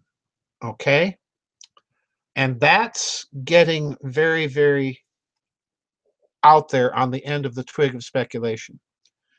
Because, you know, if you read S.K. Bain's The Most Dangerous Book in the World, he attempted on the basis of that type of thinking to make a prediction after he analyzed 9/11. Now, the prediction did not come true, but I do think there is a possibility that you could make this a kind of predictive science if you knew enough about it. So I hope that makes some sense, K-Tower. All right, now this one is from Coin Toss. Let me refresh my user window here and make sure that she is in the chat room. I don't see Redshift. Welcome to the chat room. Baz, welcome to you. But I don't see Coin Toss. All right, Coin Toss, you're listening on the recording. So this one is for Coin Toss. Quote, I'm a new member, and that was my first time interacting with you last week and other members here. My question for the Vidchat is this. Gold as the element, as opposed to gold as money, has been used by the elite in almost all ancient civilizations. It is being researched now for its uses in medicine and communication technology, with a recent academic paper putting forward the idea that gold has memory and returns to shape after damage. That's true. Molecularly, gold has a memory. It's a, if you will, at that level, it's a memory metal, okay? And recall what I wrote in Roswell in the Reich, where memory metals were actually, forget what the ufologists are telling you. Memory metals were discovered between World War I and World War II by a Swedish chemist, okay? So that doesn't come from out there that, oh, wow, it crashed in New Mexico. That must mean it's alien. You know, how these people get away with this for decades, I don't know. But anyway, gold has memory and returns to shape after damage. Do you think there is a power in gold at an atomic level that has something to do with manipulating matter and creation through conscious intent, vis-a-vis the philosopher's stone? This is an excellent question. With the topological metaphor of the medium being the three nothings, which I see as my intent cleaving the whole into male, female, and androgyny, or positive, negative, and the space in between as acoustic waves, can gold somehow be a part of the electromagnetic movement of energy, or perhaps something to do with that third nothing, which could be the space in between the positive and negative waves, in which there is no friction and therefore no loss of signal and therefore perhaps no time? Well, let me caution you here about something I've said over and over. The three nothings in the topological metaphor are not please hear me now. You'll have to think very deeply about this. They are not examples of dialectical opposition, okay? In a certain context, they can be understood as that, but the metaphor goes beyond mere dialectical opposition. Dialectical opposition is kind of a subset of what can go on at lower levels, all right? So that's very important. But getting back to this, can gold have something to do with manipulating time and space, where we sit in no time and know all but are not able to manipulate space because we're moving at too fast a vibration? Is there anything I can read on gold that is more than the usual history of money and goldsmithing? Answer, yes. And you want to know my opinion on monatomic gold? Answer, read the Giza Death Star Destroyed and start at about chapter 6, all right? Because I do talk there about monatomic gold, what its effects are, and how it can affect consciousness. David Hudson, the fellow that made the discovery of monatomic gold, and who actually took it, used it, ingested it, like the alchemists did, he reported that what it did was it had a very peculiar effect on his mind. It made him able to think clearer and better and much more, so to speak, intuitively, to see into the crux of a dilemma very, very quickly. I believe that to be true because in its monatomic state, gold, the mass of monatomic gold appears to disappear into some other sort of higher dimensional reality. All right. And that's not simply new age fuzzy wuzzy thinking. There is actually a paper by the theoretical physicist Hal Puthoff that talks about superconduction in 2 dimensions. And if a material was created that was like that, it would lose about 47% of its mass. So in other words, anything in a monatomic state is going to lose mass and thereby has an ability to create contrabary, to create anti-gravity. All right. Now, the interesting thing about monatomic gold is this idea of memory. Gold is a memory metal. This is why it's an inert metal. It doesn't react to very much other elements, or to very many other elements chemically. All right. It is kind of a self-enclosed thing. I believe that to be a part of why it has this property of affecting memory. And the other thing gold will do, let's just be honest here, coin toss. We are electromagnetic beings. We are basically a big bag of water that is an electromagnetically coherent organism. All right. Gold, when it attaches itself to a cell of your body, will enhance the electrical conductivity of your body. All right. And in its monatomic state, where it appears to be somewhat quasi superconductive, that will expand that ability even more. So yes, it doesn't surprise me that they're beginning to investigate this stuff. It's been around for quite a while. All right, now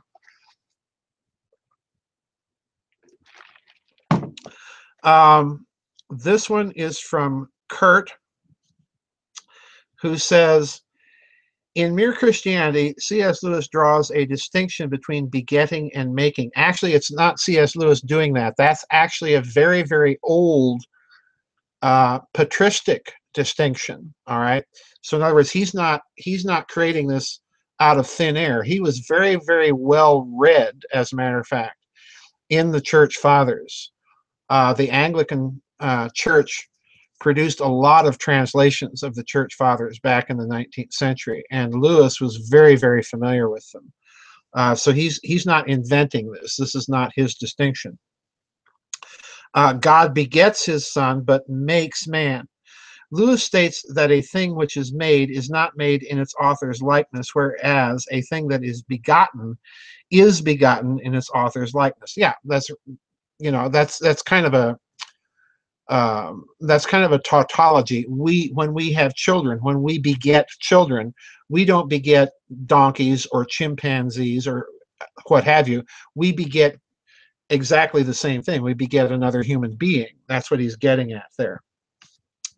Lewis offers the biological axiom that like begets like to anchor his point. In Christianity, Lewis says the goal of man is to be transformed from made creatures into begotten sons. That is also true. And he's really going back to an early church father by the name of Athanasius the Great. Athanasius put it this way, and please hear this very carefully, because it's different, very, very different from Western Christianity. In Western Christianity, you are saved from sin, okay? In Eastern Christianity, you're saved from death and to God. So Athanasius says God became man in order that man might become God. All right. It's a very, very different outlook in the Eastern Church and the Western Church. Very, very different. It's a different psychology. So anyway, to illustrate his idea, Lewis offers the analogy of statues that come to life. This transmutation of stone slabs into suns is essentially a transition from one category of being to another. It strikes me that the biological analogy would be the transition from one species to another, correct? Which leads me to my question. Listen to this, folks. This is a really, really insightful thing that Kurt is saying here. Listen carefully. Which leads me to my question. Is Darwin's notion that one species may evolve into another a literalist, materialist variant of the Christian alchemical mythos which Lewis describes? And the answer is yes. The idea that a species or even an individual evolves and changes and perfects over time isn't new to Darwin. In fact, you have the Stoics in classical times. The Stoics would say things that to the effect that every individual is part or has a logos spermaticos in them. In other words, a little seed of the logos, a little seed of the reason. And that seed is exactly, they mean seed literally. It's like the acorn grows into an oak tree. The evolutionary path, so to speak, is in that seed, all right? Now, what's interesting is you're proposing the idea that in a way, Darwinism is kind of a materialistic reduction, a kind of secularized version of this alchemical Stoic, and you find it in the Church Fathers as well, this idea of an implanted rational principle that directs the evolutionary progress of nature, all right? I believe that that is the case, and the reason I do say that is if you look at the poetry, and I referred to this in actually it was Dr. DeHart that referred to this in the transhumanism book. He wanted me to read the poetry of Erasmus Darwin, Darwin's grandfather, where you begin to see evolutionary ideas that are put out in a kind of secularized religious form in his poetry. And again, if you want to read another expression of it, sit down and read Percy Shelley's poem, The Sentient Plant, or I forget what it's called. It's something like that. It has the word plant in it. The intelligent plant, the sentient plant. You begin to see the philosophical foundations for what's going to become a purely materialistic version of this idea of alchemical progress, deification, or what have you. So I think, yes, to put the icing on your question, yes, that's absolutely what they're up to. Absolutely what they're up to. All right, now this one is from Dana, and I think Dana is still in the chat room. Yep, all right, this one's going out to Dana. Here we go. He says, hi, Joseph. In regarding yesterday's news and views on strange central bank accounting practices, oh, perish the thought that a central bank should have some questionable accounting practices. A short question regarding gold. Where has all the bullion gone? Why is it gone, or at least apparently gone? And who is cooking the books? And my answer, Dana, is I don't have a clue. And I'm being as honest as I can there. I do not know where this gold has gone. I have no idea how much is missing. No one can even tell you how much of that gold is rehypothecated, nor how many times it's been rehypothecated. And that's the problem. This system has been in place. You have to understand, Dana.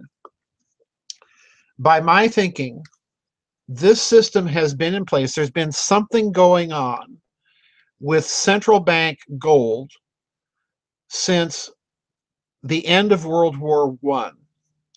And that's crucial because prior to World War I, all the nations of Western Europe were on a gold standard. As World War I progressed, that gold standard became a modified gold standard, so that after World War I, the modification of the standard was in place. The reason being was World War I cost more money than there was gold in existence to back the money. Follow me? So World War I created such a credit and debit crisis that the system had to be modified, and it was. Now, the problem here is that at some point it becomes clear that something is happening with gold, and the first instance of this that I'm aware of that's recorded in the public sphere is when Hjalmar Schacht, believe it or not, Hjalmar Schacht, president of the Reichsbank, takes a trip to New York City during all of this crisis about how they're going to refinance the German war reparations. All right, that's what all of this is about. Hjalmar Schacht takes a trip in 1928 to visit his friend Benjamin Strong, who is the governor of the New York Federal Reserve, which is also the gold depository bank for the entire Federal Reserve System. All right. He visits his friend Ben Strong. Ben Strong takes him down into the vaults of the Federal Reserve Bank of New York. And Hjalmar Schacht asks to see the Reichsbank's gold. And the staff goes off looking for the gold and comes back and reports that they can't find it. Now, at this stage in Schacht's memoirs, and you know that Schacht knows that something is going on, but his response, as he records in his memoirs, is, "That's okay. I know you're good for it." Now, folks, for a central banker to say that to another central banker when a segment of your own country's gold deposits is missing is a real whopper. There's no other way to put it. Whatever Schacht knew, he didn't say. Okay? Whatever he knew, he didn't say. This is the first instance, and now, almost a century later, give or take a decade, we are dealing with the German Bundesbank has attempted to repatriate its gold, which is proceeding at a trickle. It cannot get an accurate audit, even by their own admission, of what's in the Federal Reserve Bank or the Bank of England. Chavez in Venezuela, shortly after that, wanted to repay Venezuela's gold. I don't know if that was successful or not. Then Austria started talking about doing the same thing. And now we have the Netherlands, the central bank in the Netherlands, being queried about its gold and, again, not responding. That tells me, folks, right there, plus the Chinese and the Russians, as someone mentioned in the pre-chat, buying up enormous amounts of it, that tells me that there's something going on in the financial system that these central banks know, and they are doing whatever they can to keep it a secret. Now, part of that, in my opinion, is that part of this system that they're trying to keep secret is what I have been calling the hidden system of finance. Now, in that hidden system of finance, it's important to remember my hypothesis. Number one, I believe the bearer bonds are a part of it.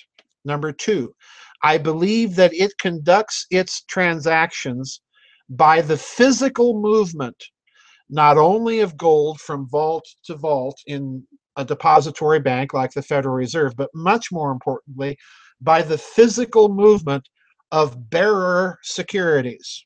Okay? With me?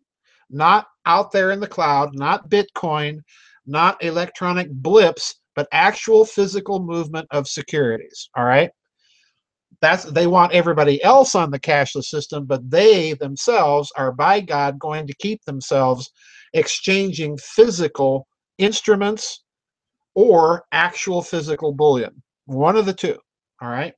And those physical instruments, those paper instruments, are going to be bearer securities. In other words, they are protecting anonymity. All right? Now, the third component of this system is, as I wrote in Breakaway Civilizations, Covert Wars and Breakaway Civilizations, if you get into the study of this system, which officially everybody will deny even exists. No, the bearer bonds are completely fake, has nothing to do with any sort of reality. Don't worry about it. Be calm. Nothing to see here. Move along. Okay?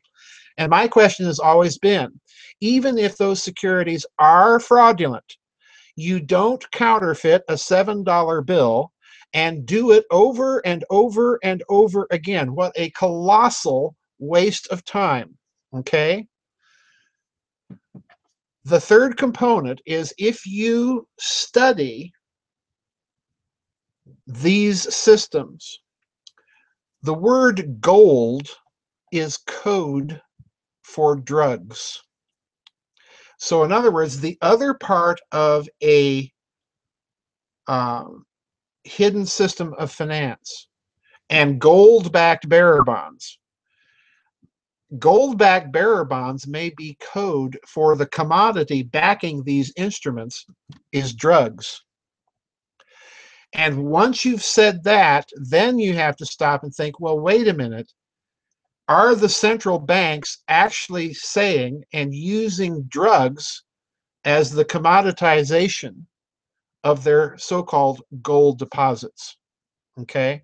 That is, and I know that's a tall drink of water, folks, and it's so nutty sounding that, yeah, if you were to hear it the first time, you'd think Farrell's lost it. He's completely nuts. But what I'm suggesting to you is that the central banks have become part of this hidden system for so long that they are now so entangled with it that they have to keep all of this secret. And trust me, it's going to come crashing down one way or another someday. Someday. Yeah, I just said that, Marshall, but I've been saying it for quite a while. All right.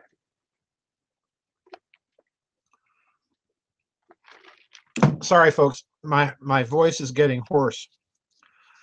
Now, this one is from, I think, Steve Heppel. So let's see if Steve is still in the chat room. This is a short but extraordinarily important question. Well, I don't see Steve. So anyway, Steve, this one's for you on the recording. He says, what's the difference between Jews and Zionists? And can you explain the phenomenon of wandering bishops? All right. So let's start with Jews and Zionists.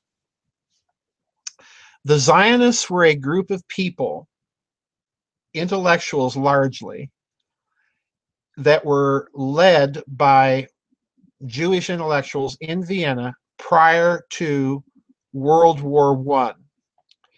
The two biggest names in that circle of Zionist leaders, and I'll spell these for you in the chat room, were Theodor Herzl and Max Nordau.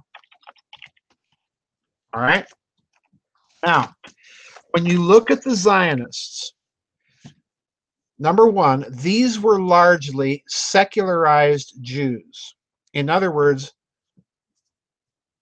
they did not practice Jewish orthodoxy. In fact, many Zionists overlap with the rise of Reform Judaism. And if you don't know that whole story, get a hold of Rabbi Marvin Ontelman's 2-volume series called To Eliminate the Opiate, all right, which is a history by an Orthodox Jewish rabbi of the rise of Reform Judaism and its very close ties to Zionism, all right. They began to if you will, lobby for a Jewish homeland, which they wanted to create along secular Jewish lines. In other words, think of the modern state of Israel, all right? Now, Zionism is kind of the Jewish equivalent to Christian post-millennialism, and we're going to get to this in a minute. They believed that, number one, there was a conspiracy out against Jews, and to protect Jews, the Jews had to have their own homeland. The Zionists made proposals of everything from Madagascar to Uganda, other places in the world, and yes, obviously Palestine, to be the center of a Jewish homeland. And they did this largely for security, you know, what they felt as a necessity to make the Jewish population of the world safe. Jews themselves are not necessarily Zionists, in other words. You have Orthodox Jews for whom Israel is part of their doctrine. Israel cannot be restored until after the coming of the Messiah. So in other words, an Orthodox Jew will look at Israel and think, that's not it. That's not what Israel really is. Israel for them is a spiritual thing where the law is kept and upheld under the Messiah. All right. So Zionism is something very, very different. It's a subsection. It's a subset of Judaism. All right. Now, there's another meaning of Zionist, and I mentioned Christianity earlier, because particularly in the nutty US of A, which has no theological literacy and is a nation, in my opinion, founded on a kind of anti-tradition, all right? You see this manifest particularly in the American civil religion, evangelical, Baptist sort of theology. And please, by Baptist, I do not mean the denomination. I mean the theological practice of not baptizing somebody until they have made a confession of faith, so-called believer's baptism. In other words, they do not and will not baptize infants because infants can't be a part of the church until they are able to make the confession of faith, which incidentally, folks, is a big whopping heresy, okay? Now, if you query most Americans, even ones going to so-called traditional churches where they ought to know better and ought to be taught better but aren't, you will find them believing a system of theology called dispensationalism, where you have a kind of two-stage second coming of Christ. You've got the rapture here, and then Christ comes back with everybody in tow and sets himself up in Jerusalem and rules the world for a millennium with a rod of iron, okay? But in between that time of rapture, everybody getting out, you know, that's the escape ticket, and second coming, you've got the so-called tribulation, where because Christians have been taken, listen carefully, folks, this is so totally nutty, I can't even begin to tell you how purple-faced apoplectic I get when I hear this nutty stuff. And people in this country think, hey, that's Christianity. Well, listen carefully. Because the Christian church supposedly has been raptured out of the world, by the way, that probably doesn't include all you Catholics, Lutherans, and Orthodox out there. But anyway, after the Christian church has been raptured out of the world, the problem is there is no Christian dispensation in the world, and therefore, listen to this, the way that is the biblically approved way to approach God is through restored animal sacrifices in a restored temple in Jerusalem. Okay? Now, folks,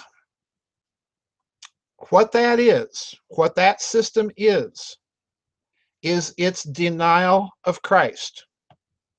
Because the classical Christian teaching is that with the perfect sacrifice of Christ, all other systems of sacrifice are inadequate, and therefore to attempt to restore them is a denial of his work, a denial of him, and therefore anti-Christian. However, you've got a bunch of so-called evangelical nutcases in this country that read the Old Testament, and particularly that verse, I will bless those that bless thee, note the singular, and curse those that curse thee, note the singular.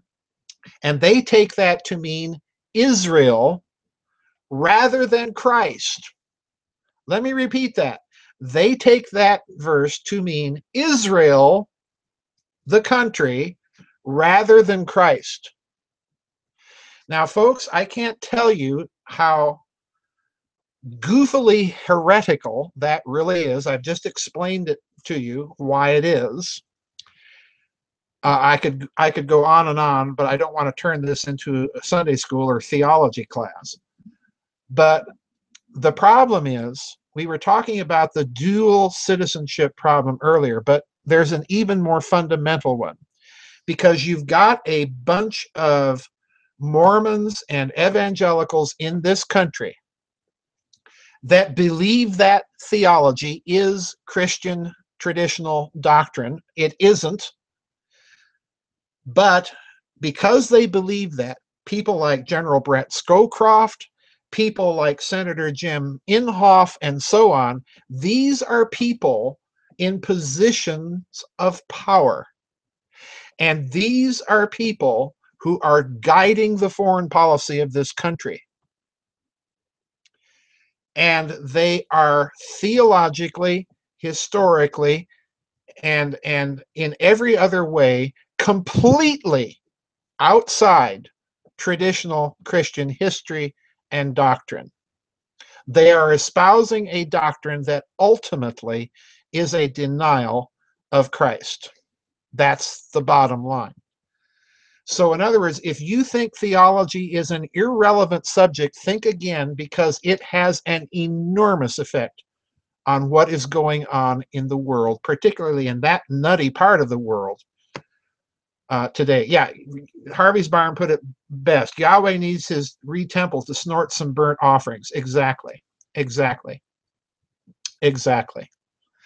The Catholic doctrine, the reason the Catholic faith is Catholic, that comes from the Greek words katholu, two Greek words, meaning according to the whole. So in other words, the reason the church is called Catholic is because of what it believes that Christ did. It was a sacrifice for all conditions of man, in all times and places, under all conditions, once for all, no going back, and so on and so forth. What they are talking about is a denial of that, and that's the problem. All right, I hope that made sense to you, because it's a very, very crucial point. You've got a kind of Christian Zionist, in other words, that's out there. And of course, that's a total contradiction in terms. Total contradiction. Now, the wandering bishops thing is a bit different, Steve, because to understand what the wandering bishop phenomenon is, there's an excellent book by an Anglican scholar, a very old high Anglican. And I'm typing the author and title in the chat room. His name was C.B. Moss, Father Moss. He was an old Anglo-Catholic high church Anglican. He would be absolutely appalled at the Church of England today. He would just, he'd be apoplectic. He'd be on the next boat to Moscow or Rome. I really don't think he would have hung around. But the book is called The Old Catholic Movement. But to give you what the problem is in a nutshell, in Western sacramental teaching, there are three elements to a proper sacrament: proper form, proper matter, and proper intent. Okay? The form of a sacrament is the ritual itself, if you were. The intent is therefore embodied in the form. In other words, do you perform a ritual that is in agreement with the entire tradition of the church in performing that sacrament? And then matter, the matter of the sacrament would be like bread and wine in the Mass, or water for baptism, and so on and so forth. Now, under Roman Catholic thinking, when a bishop is consecrated, all right, there are certain things that have to be done when a bishop is consecrated. At least 2, and canonically 3 bishops have to be present, laying their hands on a bishop and passing on the apostolic office, all right? In some cases, you can have a consecration with 1 bishop or 2 if you get the concurrence of other bishops, or in Roman Catholic thinking, the Bishop of Rome, okay? Now, in the 18th century, there was a group of Dutch Catholics that were Jansenists, and I'm not going to explain all of that conundrum. That's just more theological detail that will mess up the actual point. There were a group of Dutch Catholics called Jansenists, and they consecrated a bishop validly. In other words, they had other bishops. The ritual is done in accordance with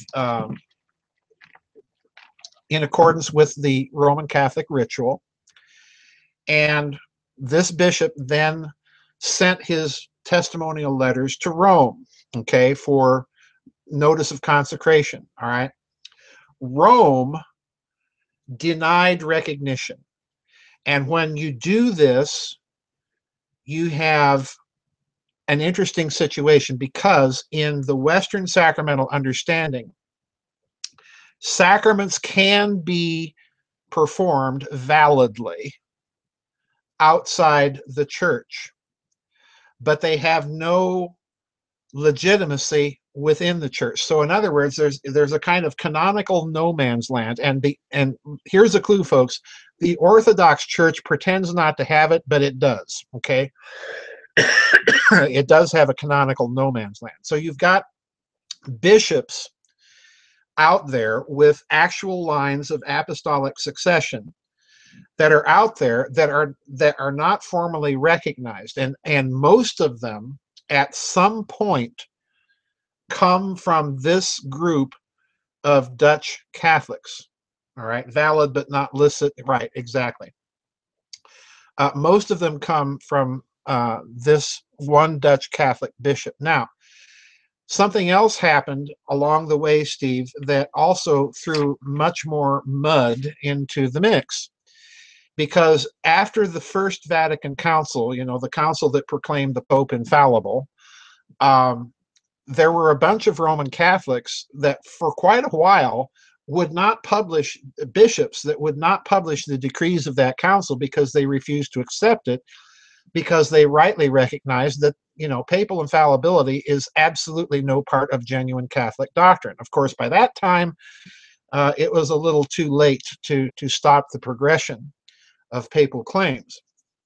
But you had a couple of these bishops that broke with the Roman Catholic Church at that point. And what they did is, in order to preserve their communities, they went to these Dutch Old Catholics to get episcopal consecration for their bishops. The Polish National Catholic Church, very small church, but it's still in existence, and that's one of these groups, all right?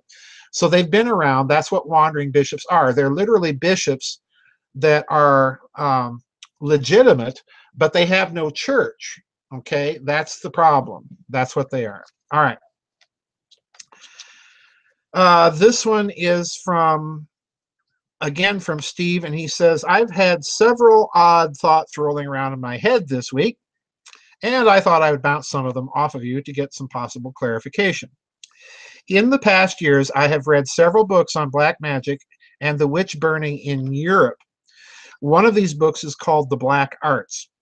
It talks about how the witch burnings might have been a cover or distraction from real black magic that was going on inside the church itself. This raises the question of the iconic defrocked priest performing the Black Mass in church. To your knowledge, is there any truth to these claims, or are they just fiction? From what I recall, Steve, there is a bit of evidence that there is something going on in certain segments of Western Christianity that is not entirely within Roman Catholic Orthodoxy, and Orthodoxy here, little o, folks.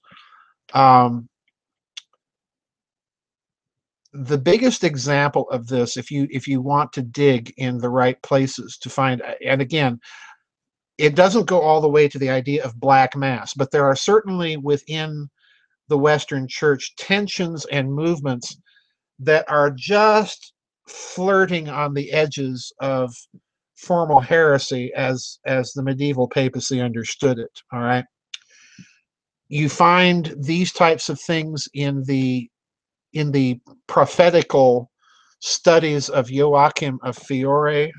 I'll spell that in the chat room for you. Joachim had an enormous influence on the Franciscans, for example. And elements of the Franciscans, if you've ever seen the movie The Name of the Rose way back in the 1980s, it's about some of this radical Franciscan theology that began to be practiced in some quarters of the Franciscan order. So that's one place to look. But the accusation against the Franciscans was never that they were performing outright occult magical practice.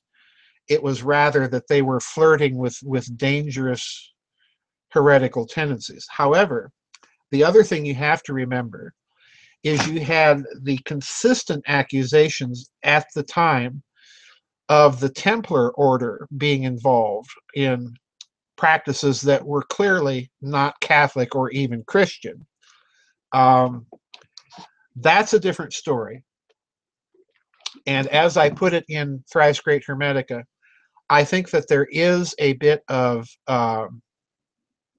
evidence, if you parse it carefully, that they may have been involved in something, or at least a significant number of them involved in something that was neither Catholic nor Christian, and may have been not only black magic, but perhaps even a kind of Templarized Tantra sex magic. I don't know how else to put it.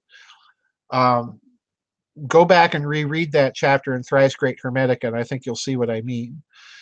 But in terms of priests saying the Black Mass and things like that, the only time I can find those types of accusations in the Middle Ages are with respect to the Templars. All right, I don't even recall that when the medieval church went after the Albigensians, that those kinds of things were being said of the Albigensians. If they were simply not true. Let me continue. Last week I began reading a book called One More Victim, about the true story of Daniel Burroughs, a Jewish boy who became a Ku Klux Klan member and a neo-Nazi. I know that Daniel was a very disturbed young man, but at the same time it got me thinking, could Nazism be, in some perverse way, a form of practicing Judaism? Now, that's interesting because if you look at, we just got done talking, Steve, about Zionism and Judaism, for that matter. And the essence of both ideas is that the Jewish race is a race specially chosen by God. And again, that is a direct repudiation, again, of Christian doctrine about Christ. That it is a chosen race, that it is to that extent a kind of divine race. Now, that's not to say that Judaism doesn't try to mitigate the effects, but the problem is you've got two very different tendencies within Judaism. There's the Talmudic tendency. If you've ever read the Talmud, it can be every bit as scary vis-a-vis a non-Jew as Muslim Sharia law, because the Talmud will call all of the rest of us, goys, cattle, to be treated like cattle, and so on.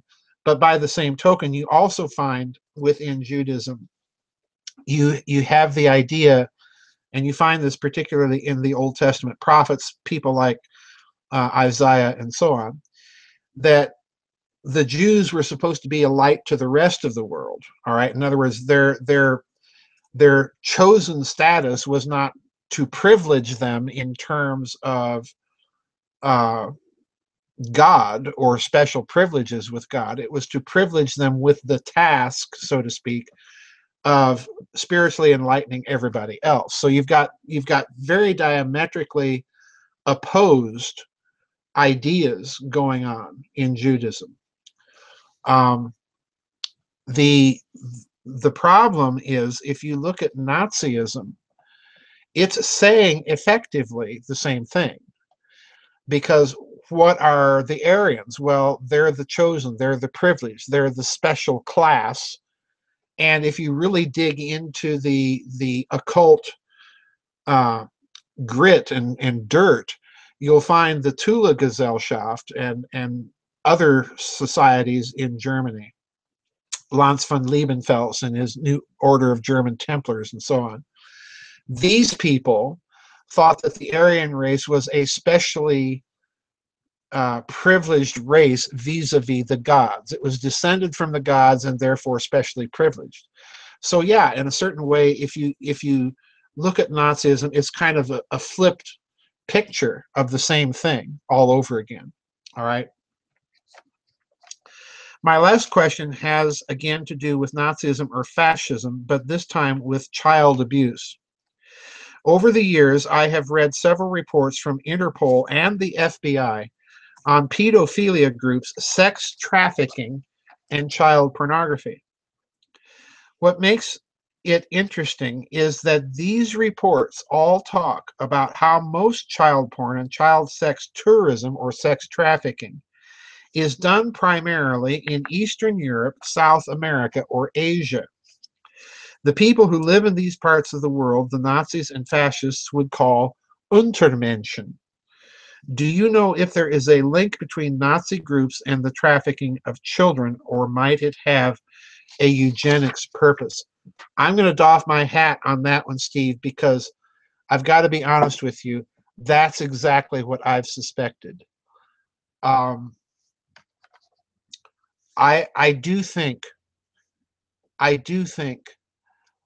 that there is an element of these elites, and that word has quotation marks around it. They're not elite at all. They're barbarians.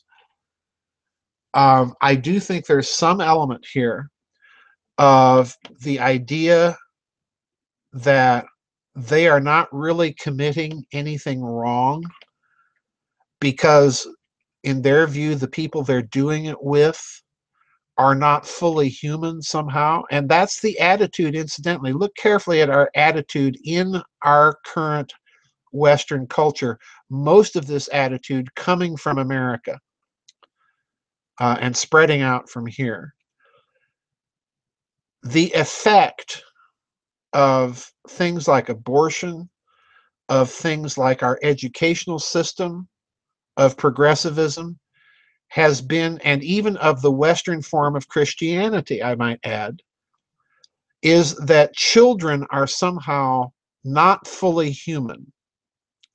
This is, you know, think of the Western Christian practice that at some point you become confirmed and then you're a full member of the church. Okay. And usually that's after making some sort of quote unquote rational adult decision. All right. Now, in Orthodoxy, infants are taken right up to the communion line. There's none of this first communion, Western, you're at the age of reason now, you can understand it all, okay? There is somehow in Western culture, I think, a deeply, and particularly in American culture, this deep, almost assumed idea, subconscious, that children are not fully human. And I think this is part of the thinking and rationalization behind it. It would not surprise me in the least to find some of these people believing in some form of eugenics or some form of Nazi or other racially inspired ideology, of some form of, let's call it what it is, anti-childrenism or anti-babyism or something. I don't know. I've never been able to figure this preoccupation out. But I do think it's barbaric in the extreme.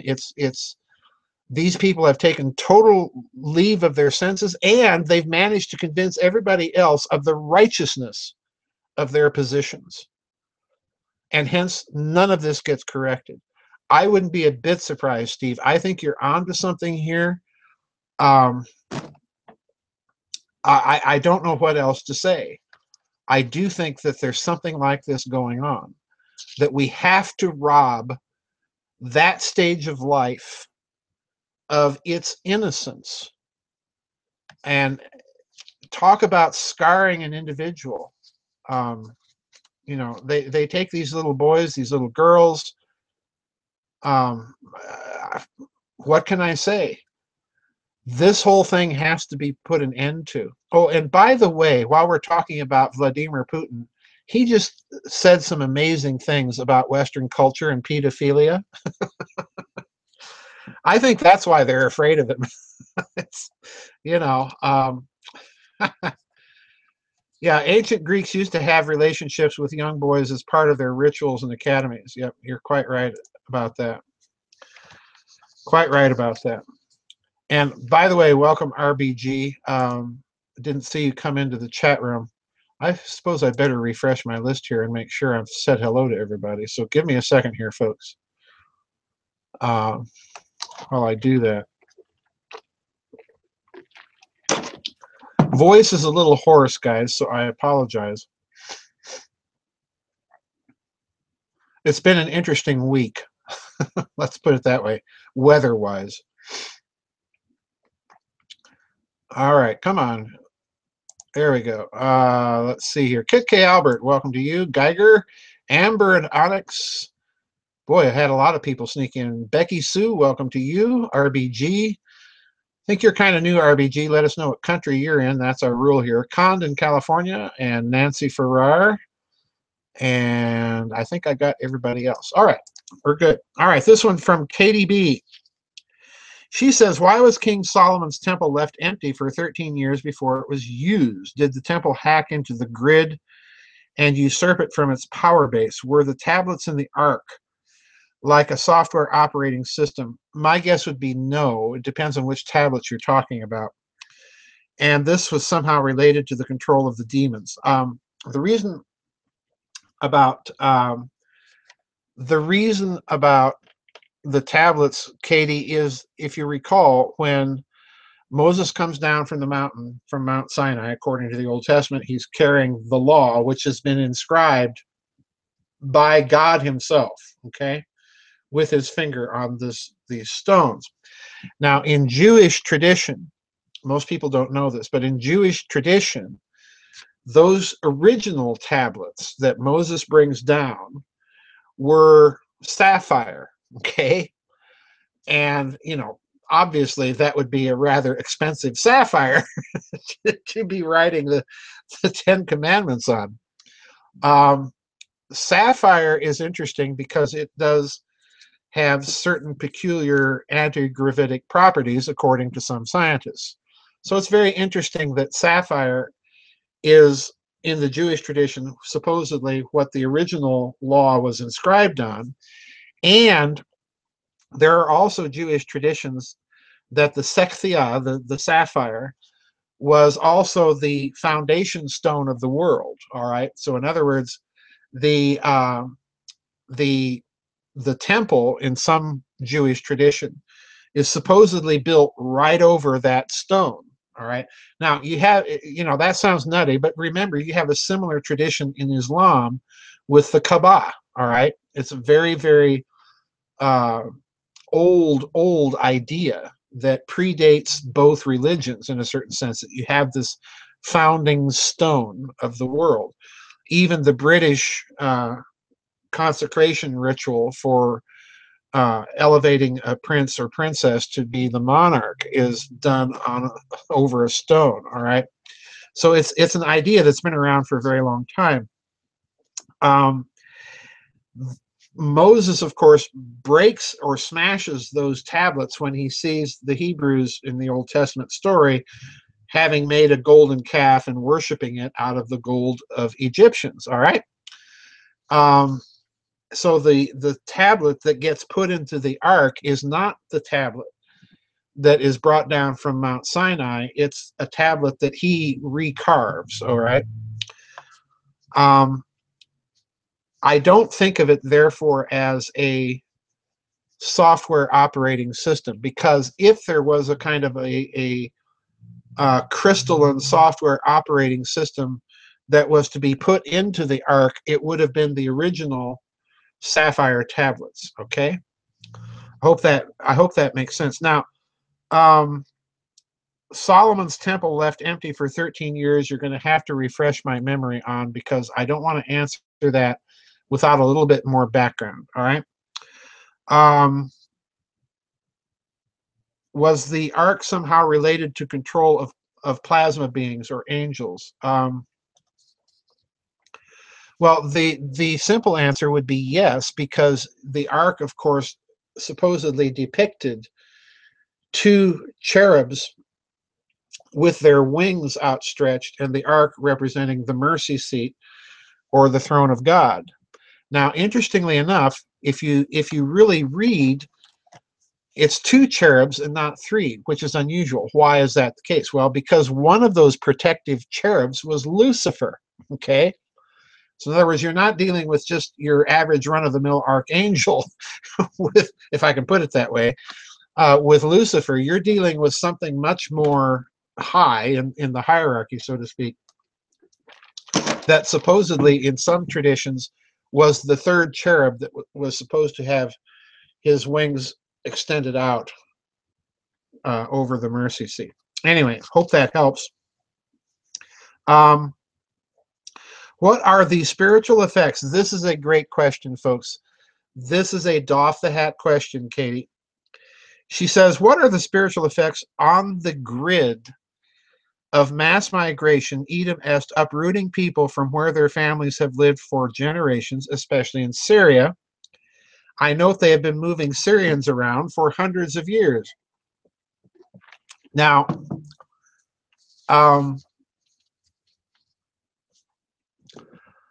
that's a really good one, Katie. And I'm going to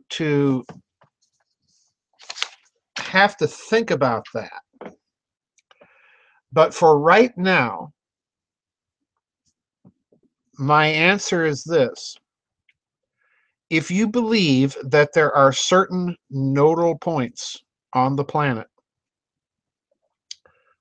where a group effort of human conscious intention can have an effect,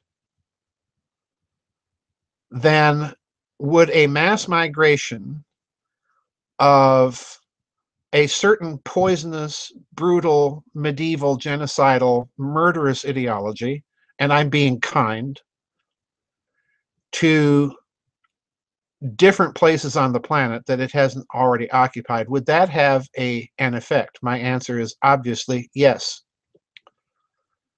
Has it had an effect just on the obvious parts of the culture in your country? Answer, yes.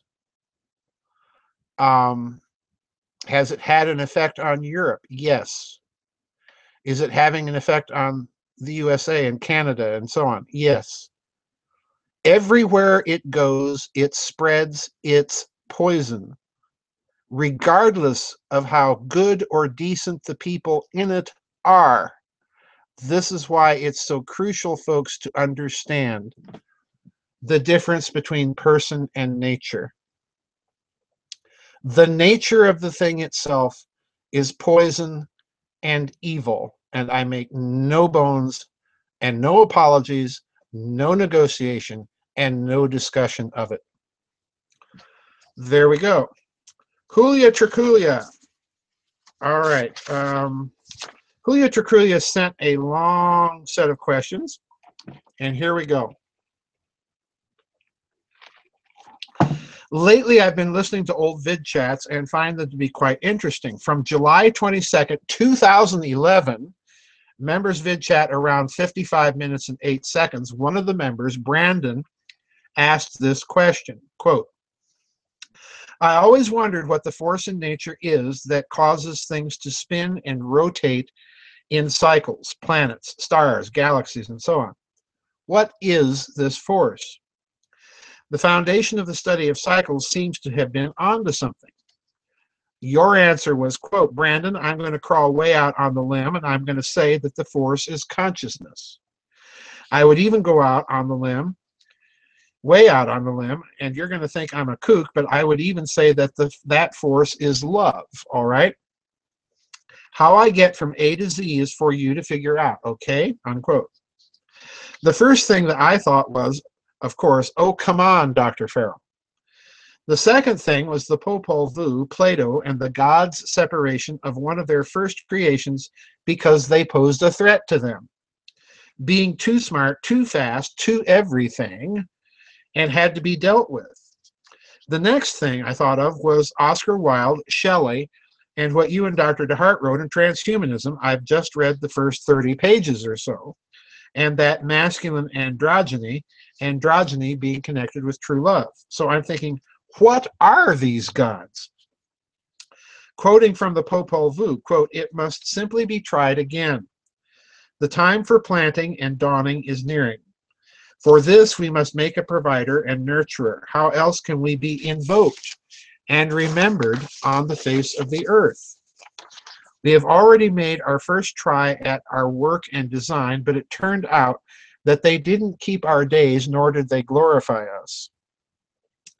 Are we some sort of food to them? And who were these guys they created first? Well, they were androgynes, apparently. You know, it's weird, you know, it's always astonishing to me. You've got this androgyne thing going on over here in Greece with Plato and the symposium, and you've got the androgyne thing going on over here in Mesoamerica with the Mayans, and of course the two are not even remotely connected or even in the same time frame, and yet you have this, whatever this androgyne thing is. Anyway, continuing. Are we food? Did evil first appear in the moment of separation, or is it something that is present along with the good and cannot be separated, and men being whole would be able to control it somehow? No, I have never believed. I have never believed and never will believe that in order to know the good, that you must know evil. I have never believed that. I never will, incidentally. And my reasons for it are very tricky, very subtle, very theological. But you have to think about that very carefully. Do you really have to know evil in order to know good? ultimately, I think all evil is a choice. And that goes back to what we've said before in certain webinars on corporate personhood and so on. Now, the real problem that you're asking is this somehow tangled up with, you know, this crazy image of the androgyne, and then at some point, for whatever reason, a subsequent separation of the sexes? And what's really interesting to me, at least for me, is that you have some hint of this, not only in Plato, not only in the Popol Vuh. In the Popol Vuh, it's very clear. Well, we got to split this thing apart because when it's this way, it's way too smart and we can't handle it. Okay, so let's split it up. Get men over here and women over there. So, and talk about creating confusion, folks. But anyway, we've been confused ever since. You see the same idea kind of hinted at in Plato. Now, what's really interesting is the church fathers pick up on all of this. You know, you've got this androgyne thing in the Palestinian Talmud, of all things. The church fathers pick up on all of this, and you get even in the Christian tradition when they're reading the Septuagint, male and female created he him. What? You know? And you get people like Maximus Confessor, John Scotus Eriugena, people like that will look at this androgyne thing and say, well, what's going on here? And their answer is pretty much the same that the Popol Vuh and Plato come up with. Oh, well, God split the sexes apart in prevision of the fall. Okay, so in other words, somehow the split of the sexes is connected to the fall, and God foreseeing it, and we better do something. You know, this idea, you find it over and over again. Is there a connection, in other words, with evil? Well, I don't think, again, if you believe that idea, what you're really saying is that there is something inherently evil about masculine or feminine sexuality, which I don't think is the case. So what are you left with? I don't think that you can tie it to moral evil, but the interesting thing is that if you look at the androgyne idea and the various explanations for the rise of human sexuality, rather than looking at it as a case of good or evil and evil being entangled with the sexes, look at it very differently, that it's a declension of from one state of being or existence to another, and that other state of existence has something profoundly to do with our physical corruption. All right? Now remember, in most religious systems in the world, when you look at humanity, regardless of how they put it, the bottom line is there's always this perception that humanity was intended in its natural state to be immortal or to live forever, and that somehow we fell into this corrupt mess that we're in now. That makes a little bit more sense to me than simply the idea that, well, maleness and femaleness is somehow inherently evil. That's where the prevision of the fall idea does make sense, because what they're getting at is that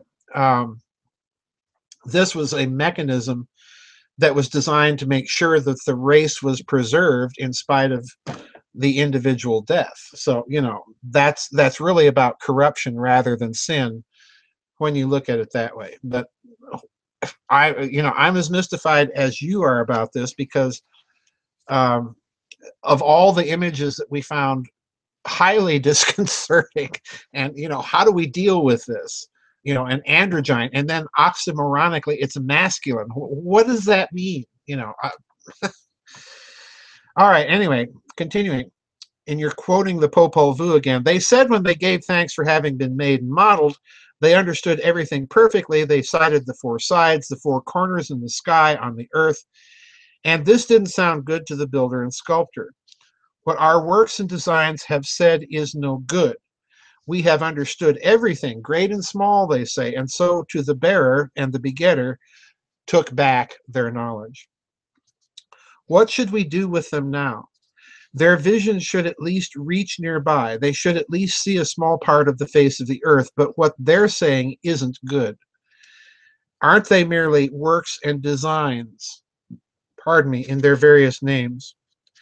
Yet they'll become as great as gods unless they procreate, proliferate at the sowing, the dawning, unless they increase, unquote. So let it be this way. We'll just take them apart just a little. That's what we need. What we found out isn't good. Their deeds should become equal to ours just because their knowledge reaches so far. They see everything, unquote. And then your final question, why do these gods need us to invoke them? And again, that brings me to the dilemma of their origin. Why would they see the procreation of mankind as a way of weakening them? I'm going to flip the question. What's unusual here in the Popol Vuh is you have exactly the same, in its basic broad outlines, you have exactly the same cosmology and exactly the same spirituality being ascribed to a class of gods that you would find over in the Jewish matrix in the ancient Middle East. And what do I mean by that? Well, in Judaism, reading the book of Enoch and so on, you have a class of beings, gods or angels or cherubs or what have you. And this carries on even into the Islamic tradition. These angels want to be worshipped, and they view mankind as a threat to their existence, and at the same time, they want this creature to worship them, okay? And it's very clear in Islamic tradition, Satan, the Satan figure, is jealous of the creation of mankind, and this is the reason for his rebellion against God. So I think what you're looking at, if you take the fact that you've got that weird tradition over here in the Middle East, and you've got basically the same weird tradition over here in Mesoamerica, I'm viewing this as a meme, if you will, that was somehow part of whatever religio-scientific philosophical cosmology once existed in that very ancient, very high civilization. I think this is a key meme of the story. And you find all sorts of versions of it, in different parts of the world. So again, the presence of the universality of the meme is suggesting that there's some kernel of truth to this that we really haven't quite wrapped our hands around yet. You then sent along a drawing, which of course is very difficult for me to show people on the, oops. There's the drawing. He asked me to comment on that drawing. Well, briefly, I couldn't see it too well to read some of the statements there, but briefly, Julia, I think this type of thing, what you're dealing with here with this, is the geometric rationalization of all of those expressions that you find in ancient texts, the four corners of the earth. Well, obviously the Earth's a sphere. It doesn't have corners. Well, not until you start playing around with the idea of platonic solids and things like that. All right. We are running down to the wire here. I think we've got about 1, 2, 3 more comments here, guys. This one is extended. And in fact, it's so extended. I'm gonna try and read it all. This one is from Helden Spirit and says, "I will try to keep it short." And of course, whenever they say that, it goes on for pages. So that's my rule. If they say I'm going to keep it short, usually it means it goes on and on. Number 1. Could you shed some light on the connection and lineage between positivism of the 1800s, progressivism of the 1900s, and liberalism of the 2000s? Yes, positivism is essentially in my opinion, a materialistic, atheistic, reductionist philosophy. That by atheistic, I'm not trying to qualify all atheism as being in that philosophy. Please understand that, because there are, so to speak, spiritual atheists, if I can put it that way. But the positivist basically is of the mentality, if I can't see, touch, taste, or hold it, or prove it, it's not real. It's essentially the popular materialistic reductionist culture that takes a final step and says, therefore, there is no God, there is no morality in any objective sense. It is all the creation of the group. So think Antonio Gramsci here, because what does Gramsci say? Well, if that's the case, then we have to create by the group process. We have to create values that everybody can be happy in and participate in. Hence, you've got the endless social engineering and tinkering of cultural Marxism, okay? It's the collective, all right? So one of the biggest things that I think you see coming out of that kind of reductionism, that kind of philosophical reductionism, is number 1, the rise of political movements that attempt to replace God with government, okay? And because of that, they secularize all of the virtues of religion, like feed the poor, help the sick, and so on and so forth, clothe the naked. Well, if in the absence of a view where God is doing this and it's your personal obligation to ensure that you yourself are somehow doing your part to do this, in the absence of that, you then create government as God and create all the social programs to do precisely that. Okay, so in other words, I view what I'm suggesting to you is that progressives may talk about God, but in the back of their mind, and even at a visceral subconscious level, what they really always mean is government. And that their faith, therefore, insofar as any human intellectual position, is ultimately a position based on certain assumptions, okay? That progressivism is coming out of this as a response, as a secularized response to the absence of the idea of a personal responsibility to do these things. In other words, what I'm suggesting to you is, it's not my job, Joseph P. Farrell's job, to feed all the world's poor. It is my job, my moral obligation and responsibility, that if I encounter someone poor, or I know there are poor people in my community, it's my obligation morally to do something about it. And that means I have to do it, not turn it over to a government bureaucrat to take everybody else's money and compel them to do it. I have to do it. I have to own it. I have to be responsible for it. This is my fundamental opposition to every single social program that a certain political party in this country wants to ram down our throat. because what it's really doing is taking the moral load of loving and being compassionate. Please note, to your neighbor. Your neighbor's who? Your neighbor's the person that comes into contact with you in real life. It's not the generalized abstraction. Please hear me. It's not the generalized abstraction of the poor, the homeless, the sick, the needy.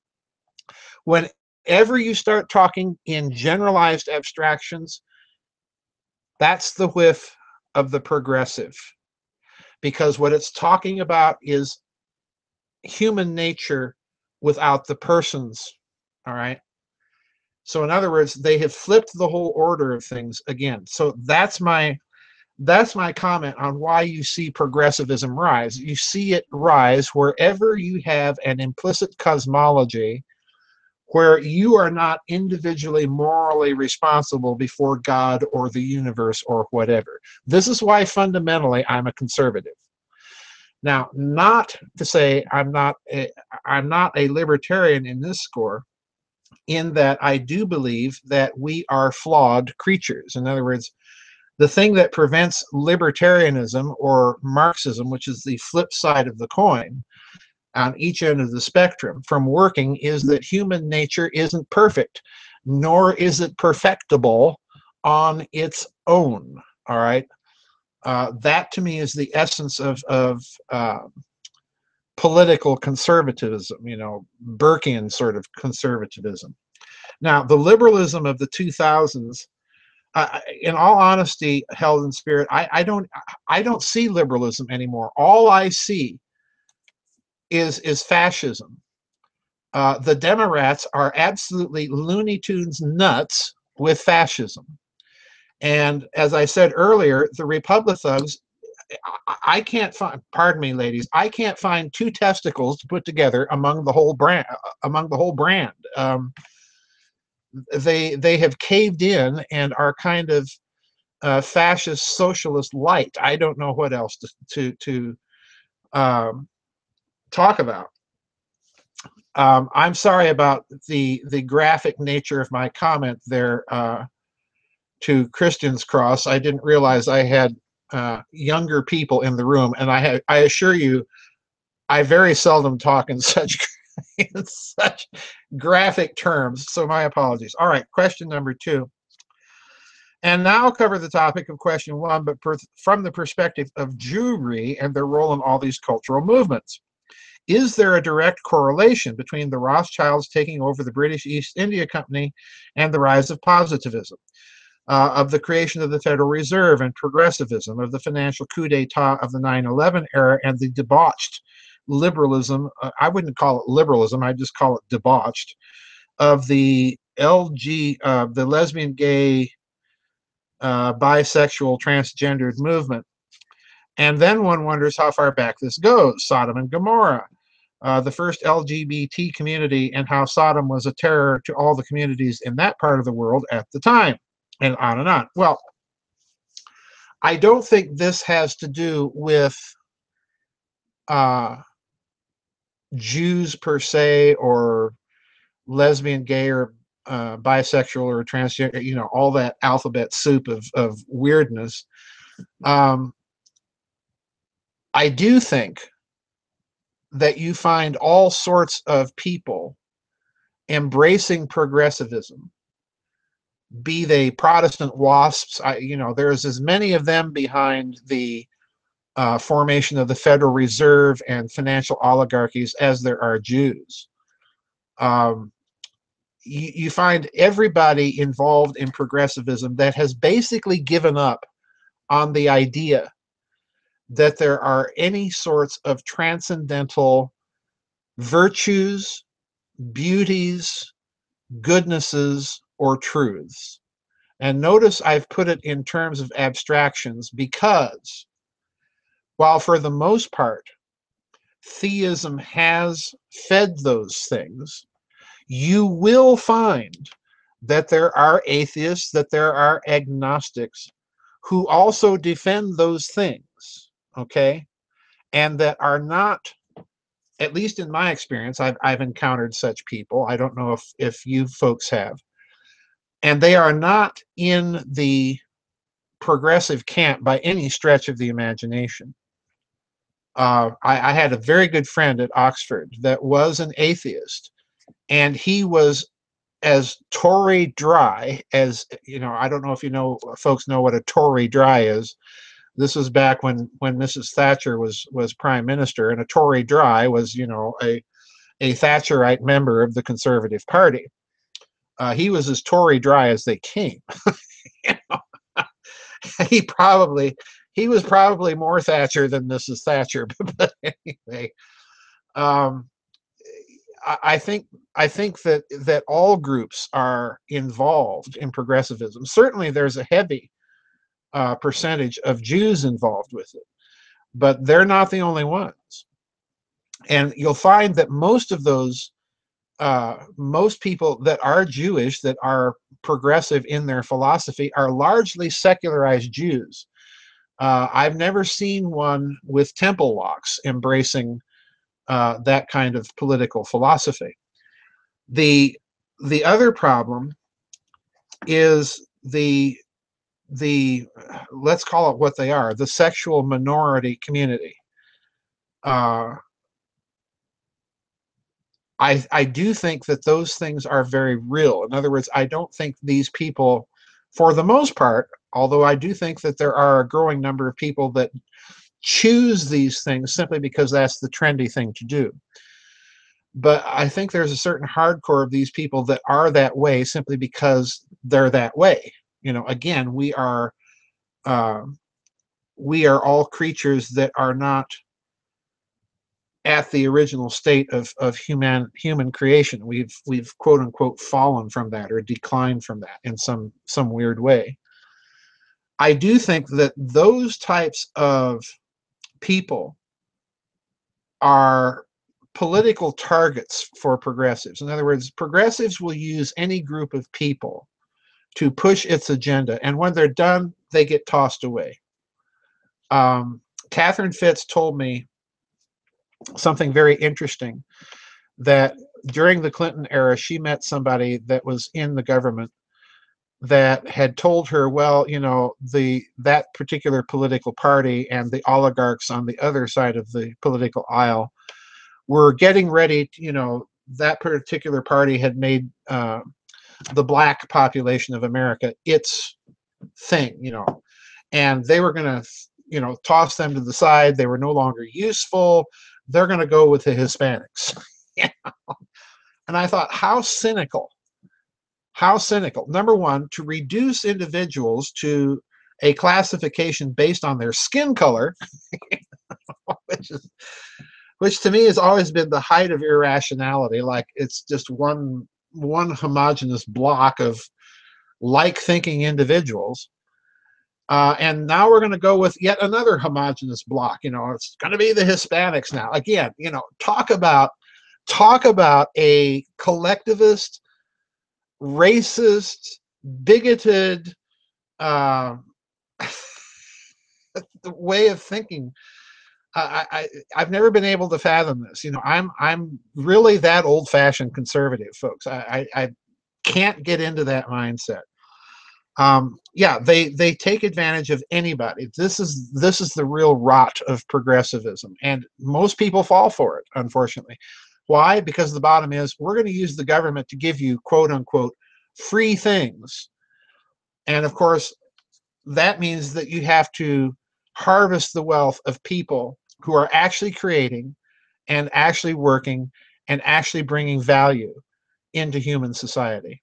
Anyway, number 3, could you expand on the difference between orthodoxy and orthopraxy? I understand orthodoxy here is saying the right thing but doing whatever you want, and orthopraxy being the exact opposite, saying whatever but doing virtuous act always. The best example of orthodoxy is the humanitarian mission to Libya, and orthopraxy, best represented by Russia, a staunchly traditional white society that has actually a significant Muslim population and culture integrated into it for centuries. All right, well, orthodoxy, little o. The word orthodox and orthoprax or orthopraxis comes from 2 Greek words: orthros and doxa, orthodoxy, and orthros praxis. All right. Now, it's interesting that you could have orthography, correct writing, and what's pornography? Well, pornos in Greek is crooked or twisted writing or twisted graphology. So orthodoxy, the word doxa in Greek means doctrine or teaching or glory. In other words, worship. So the word orthodoxy in Greek literally means correct or straight, or if you will, upright doctrine and worship. So in other words, if you go to the Orthodox Church, they will tell you that orthodoxy means correct doctrine and the correct worship that comes out of it.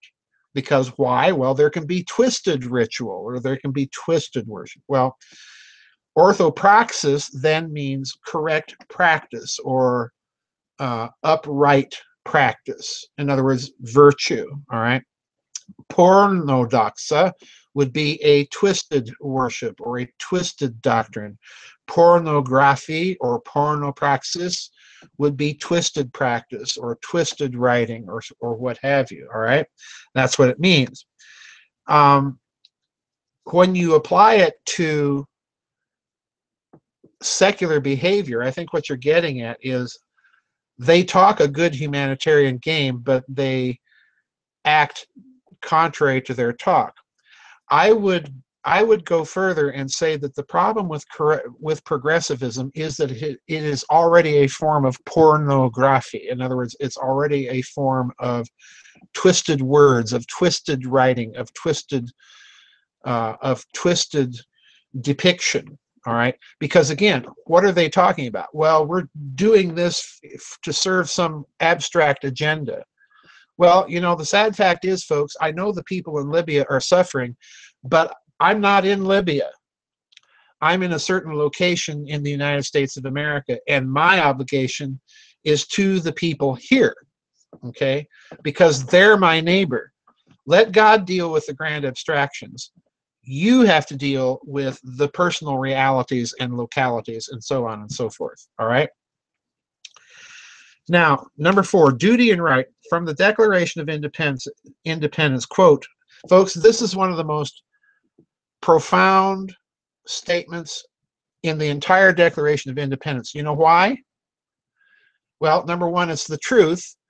And number 2, it's a conspiracy theory.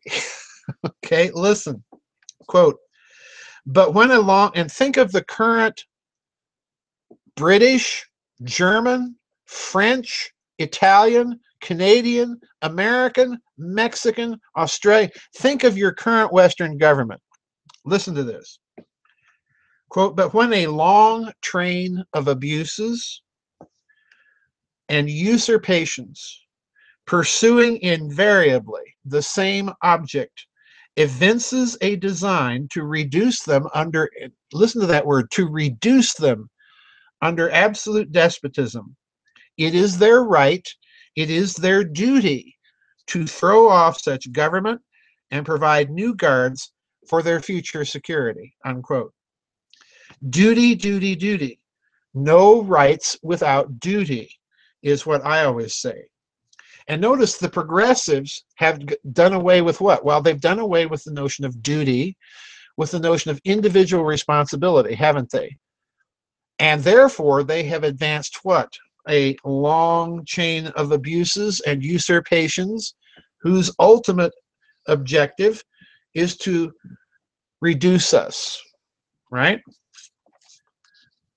What's the cost of those free things? The cost of those free things, the cost of that health care, the cost of that social security system, the cost of all of these claptrap social programs that none of us will ever see lived out to their promise, has been absolute reduction of our freedoms.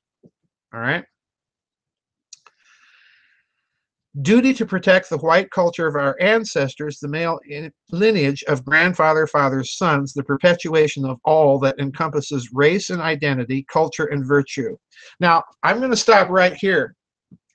Heldon, it isn't about race. It is about culture. And the two are different things. Yes, most of our culture was created by white people. And it is worth defending. And white people are worth defending. However, it is not an excuse, because the culture that they created was a culture in which everybody could participate, provided they adhered to the provisions of the culture. That's the problem.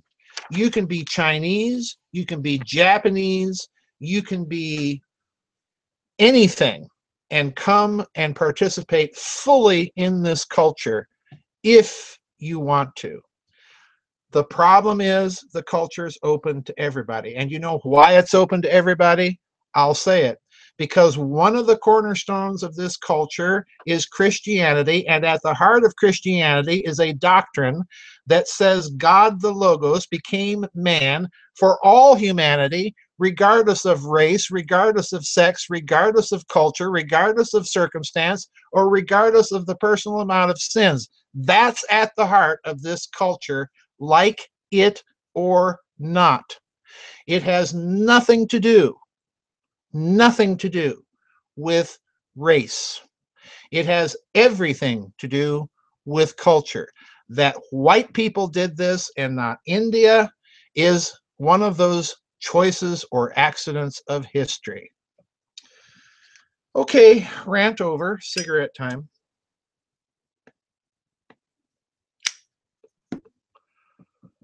All right, this one is from June. And this is interesting. It is possible that my questions are too dark for inclusion in a vidchat. Not the first time that we've had dark questions. But after this last chat, July 14th, I'm thinking perhaps not. Though I'm new to your site, I've listened to vidchats going back through late 2016, listened to your wonderful webinars and some of your dialogues, and have ordered a couple of your books. My questions are at the end of this document, but they pertain to whether there is some spiritual essence natural to the human individual that exists beyond, listen to this, this is an extraordinary question, that exists beyond the reach of all skillfully applied evil intentions and activities to corrupt and destroy it, without the active permission of the victim or target. And my answer is yes, there is. In almost every tradition, philosophically or theologically that you can think of, there is some idea that humanity itself is not simply a bag of water contained in skin that is nothing but a bag of water contained in skin, and that all of our emotions, thoughts, and ideas are simply the product of chemistry. Okay, that's the material reduction. That's the consumer reduction. You'll be happier if you have more stuff. Okay, wrong. Or you'll be happier if you have more money. Well, wrong. Look at the faces of the super rich. Are you looking into the face of happy people? Have you seen the picture of David Rockefeller when he died? Are you looking at a happy man? Are you looking at a happy man when you look at George Soros?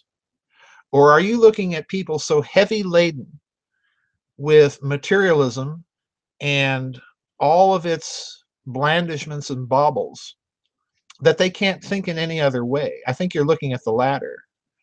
But the problem is, if you accept that there's some spark of the divine in humanity, however you wish to express that, image and likeness of God, seeds of the Logos with the Stoics, what have you, if you view humanity that way, then it stands to reason that that's also an inbuilt protection against all forms of the attempt to reduce the person to some sort of collective by technology or technique. Okay? That is true. I think that is true. But I do think that it's also in part not simply a natural phenomenon, June. I think it's also a disciplinary phenomenon. In other words, what I mean by that is, let's say you're born with artistic talent. You like to draw and you draw well, okay? But that talent, which is innate to you, has to be trained in the traditional craft of artistic creativity to really bring out all that that talent is capable of. All right. You're born with musical talent. You can sit down and plunk out things on the keyboard. Notice I didn't say piano. You can plunk out things on the keyboard, but to really nourish that talent, that gift, you have to train, you have to practice, you have to take lessons, you have to be trained by somebody else who knows all the ins and outs of the discipline of music or writing or drawing or what have you. Okay, so I think that you have to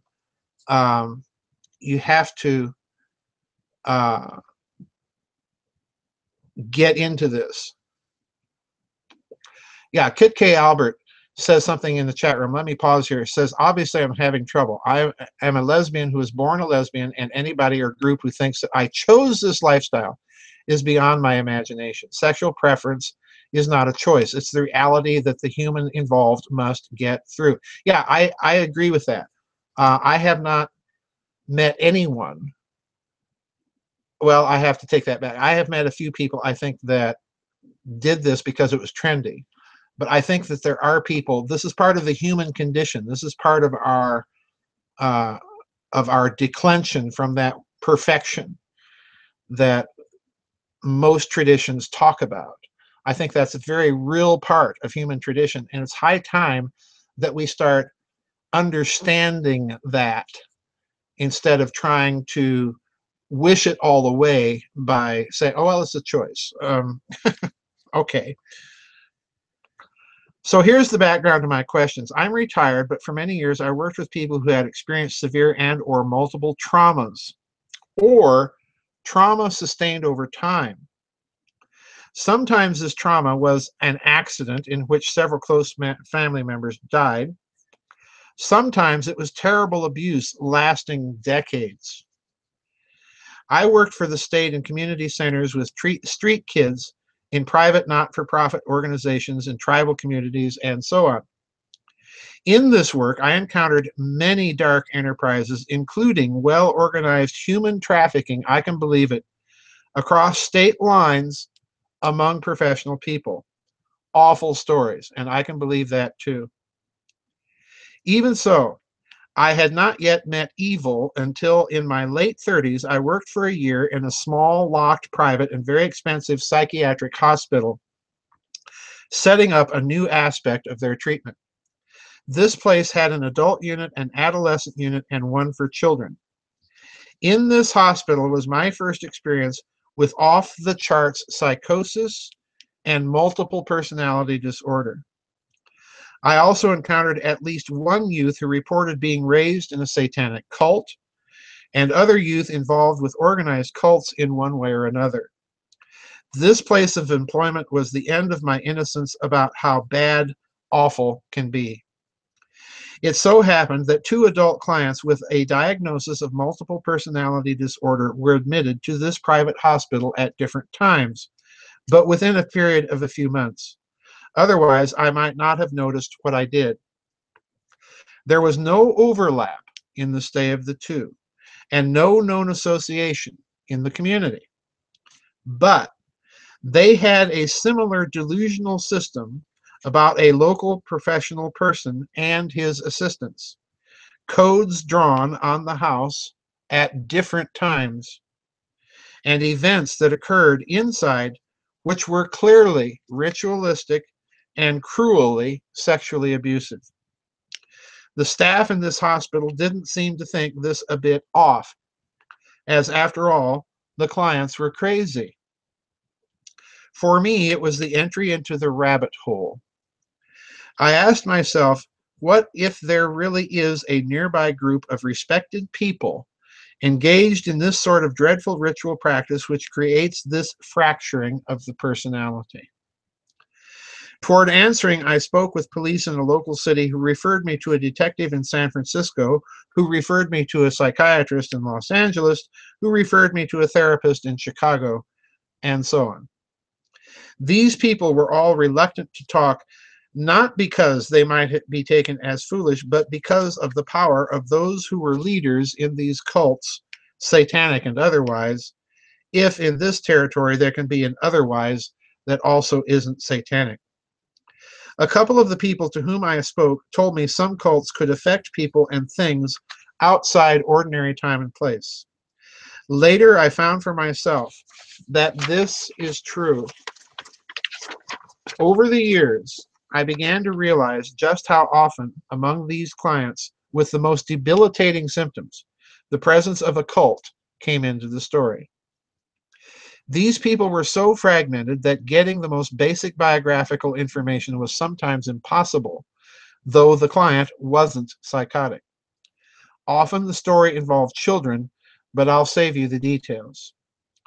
Despite the occasional miracle, I learned that in general, the most extreme of these clients had conditions that were not entirely fixable.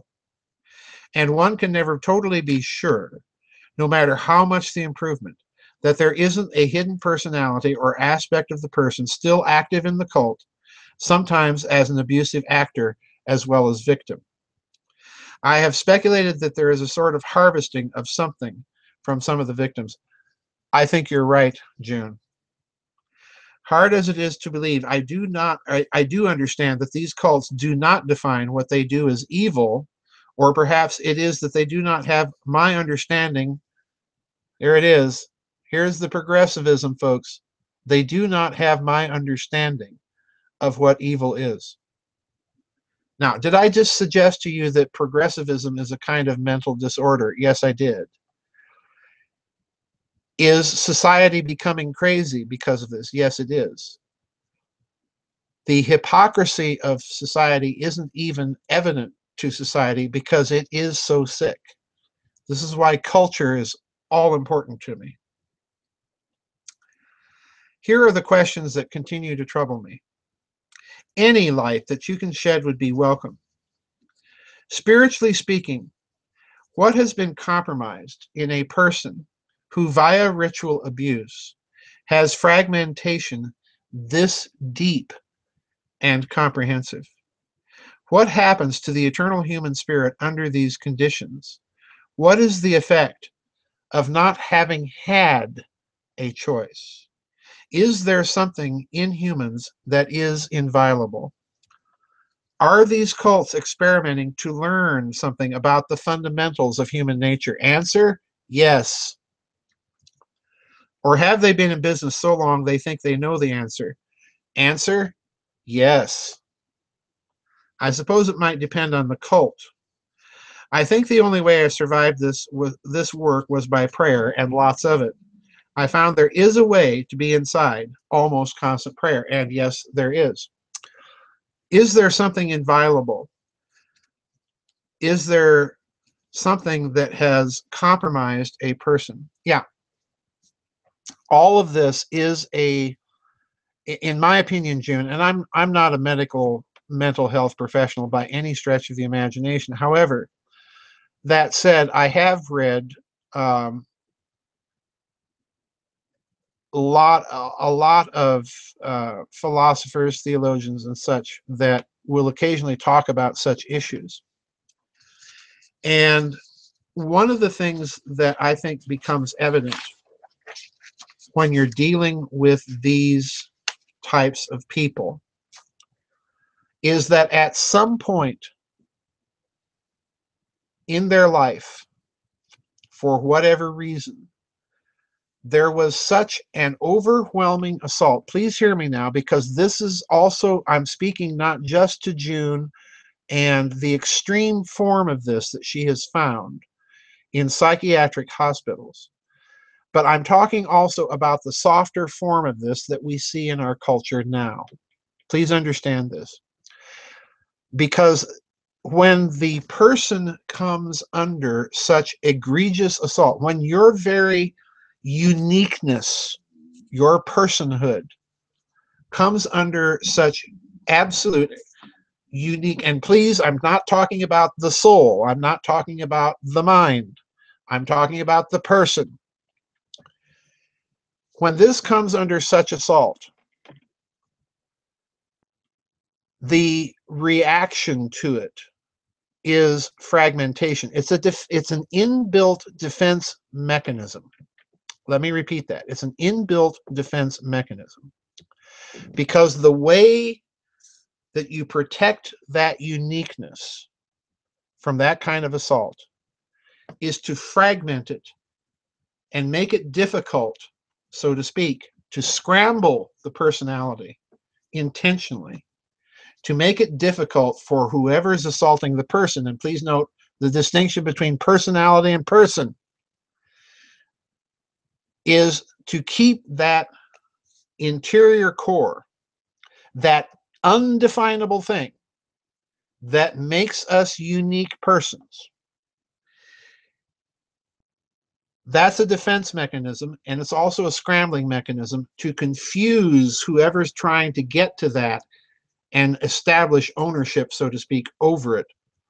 It's like creating dummies to distract attention. Oh, look over here. Look over there. This is why I think psychiatry cannot help these people ultimately, because it itself is looking at distractions rather than at the underlying metaphysical basis of it. All right? Now, why is that important? Because when and trust me, June, I have known people in my life with what I would consider to be borderline severe cases of multiple personality disorder, schizophrenia, bipolarity, whatever you wish to call it. And again, these individuals were traumatized. They had undergone unspeakable cruelty, abuse, neglect, all sorts of stuff. And this was their defense mechanism. But I noticed in each of them there was a little core that nobody could quite get to, that under certain circumstances would occasionally just try and reveal itself just tentatively to see if maybe it was okay to trust somebody. Now, the problem is when you get into this kind of fragmentation, in its extreme form, it can issue in galloping hypocrisies. This is what's going on in this culture. This is why I say this is a cultural phenomenon. It is not political. This is a spiritual phenomenon that we're undergoing right now. It is not political.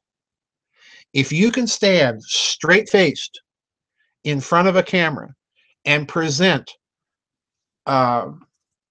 humanitarian missions in Libya, or cackle at the death of someone like Muammar Gaddafi, a vile man to be true, but a man who was at least attempting to change not only himself but his country.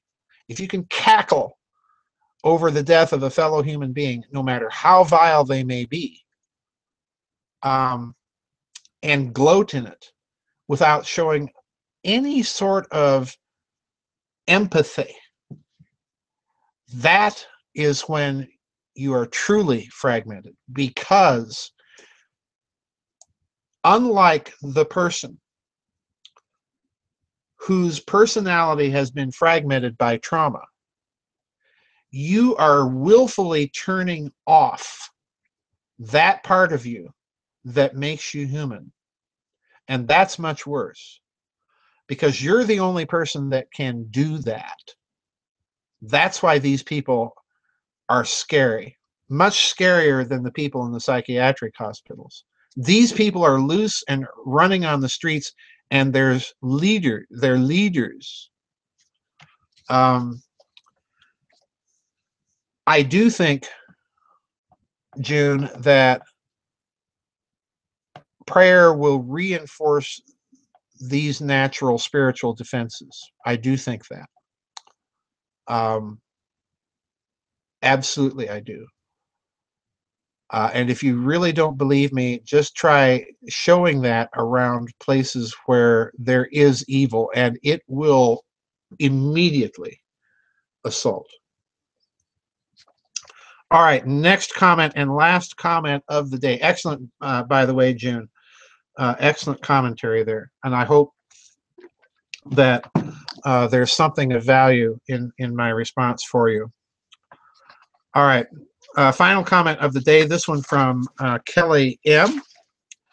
And this is interesting because it, again, is, I think, culture that she's talking about. She says, peace and blessings to all. Comment is on the simulacrum and the bit. Listen carefully, folks. This is good, and it's not unrelated to what else we've been talking about.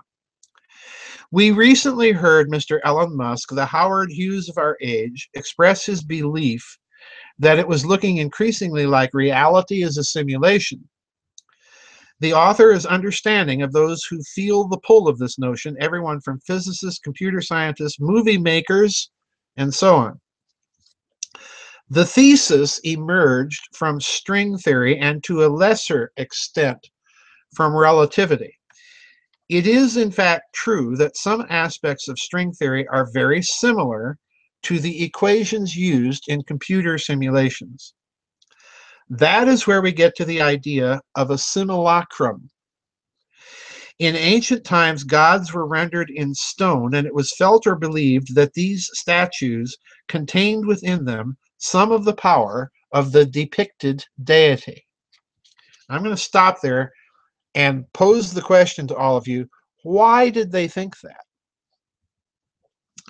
In Mahayana Buddhism, it is common to generate an image of a deity in one's imagination and to deepen and purify this image until it is drawn back into the practitioner and mixed with their inner space and ultimately touching all space. A virtual simulacrum with real-world benefits is what it becomes. In thinking about computer simulations and reality, thoughts return to the unfortunate father of thinking machines, Alan Turing, and his famous Turing test, brilliantly explored in the film Ex Machina. If you can't tell the difference, the theory goes, then your robot AI passes the Turing test. So if we were to come up with a dynamic simulacrum of reality, which had enough, or at least many of the qualities of reality, at some point it would pass its Turing test for sim reality. I am concerned that artificial intelligence has already passed the Turing test, and that people will be fooled into buying the simulated consciousness of computer simulacrums as reality. As in any simulacrum, some of the benefits of the thing simulated will be found.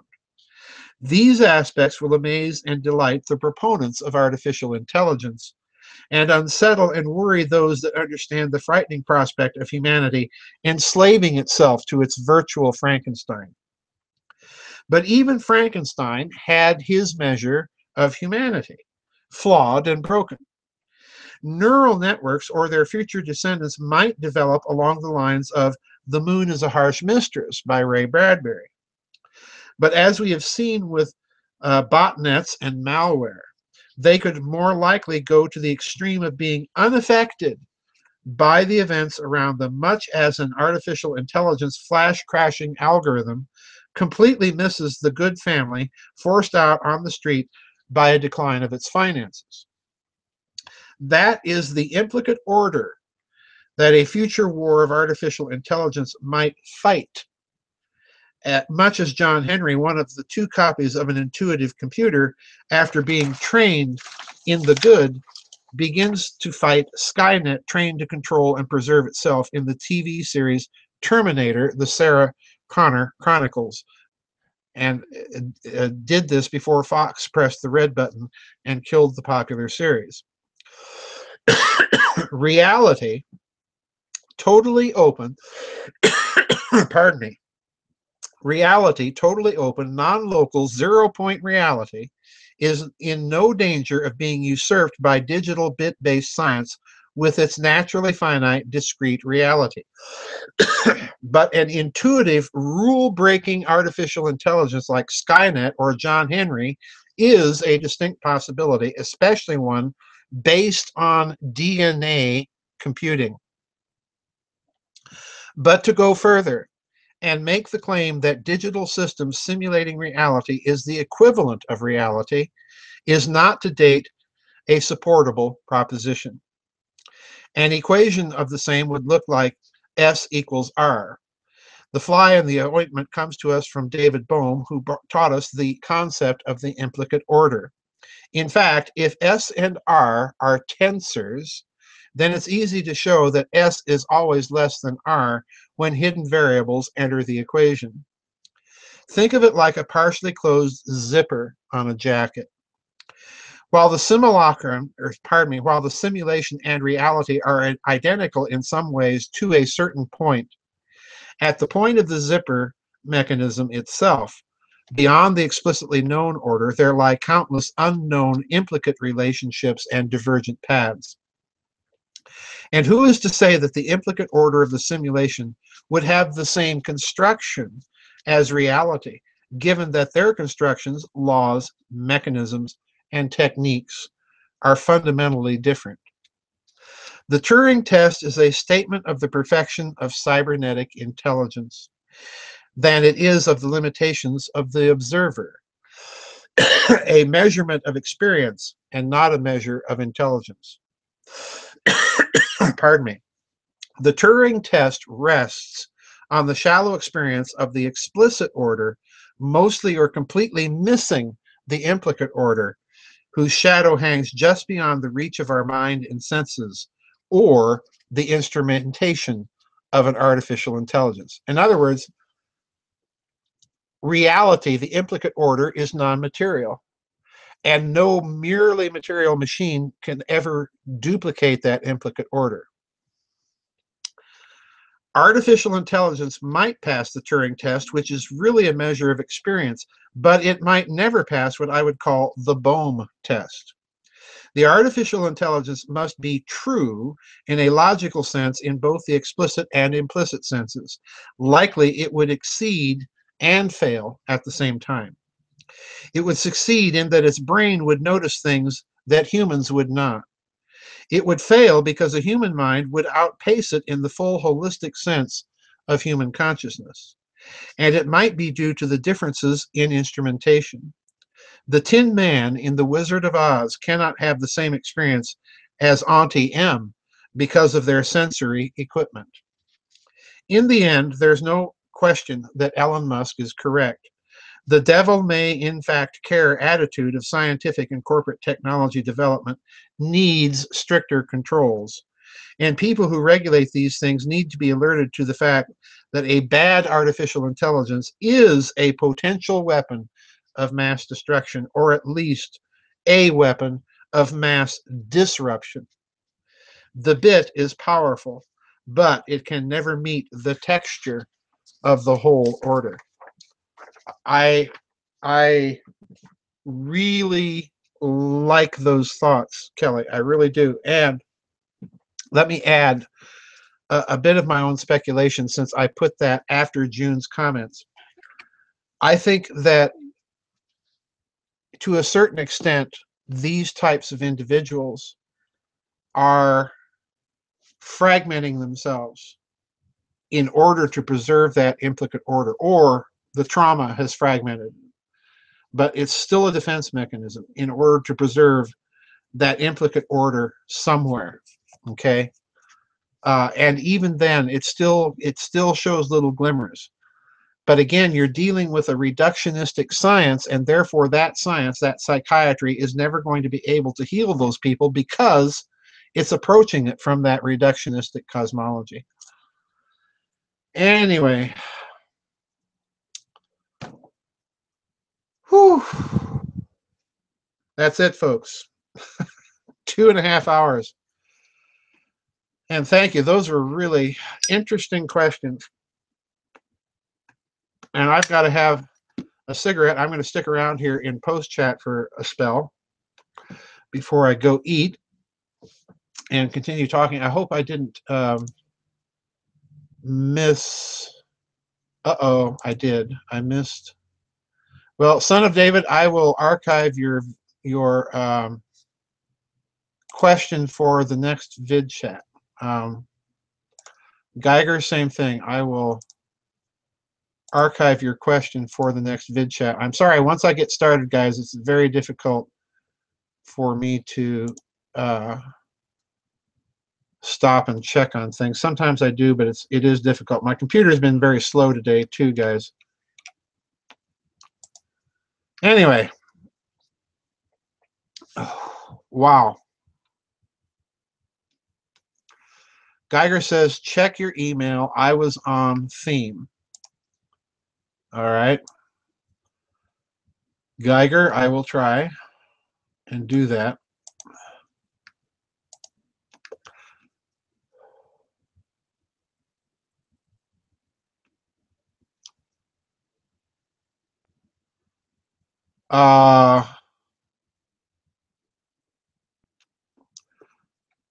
Let's do that next time, Geiger. Let's do that next time. That looks kind of long and involved. And besides, it'll be nice to have some thematic carryover. Wow.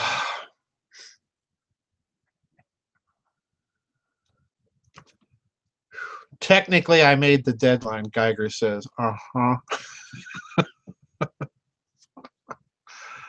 Uh-huh. Okay, guys. I hope that was okay.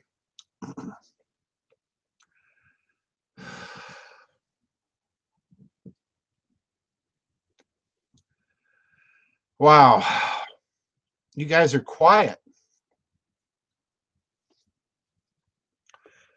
You guys are very quiet.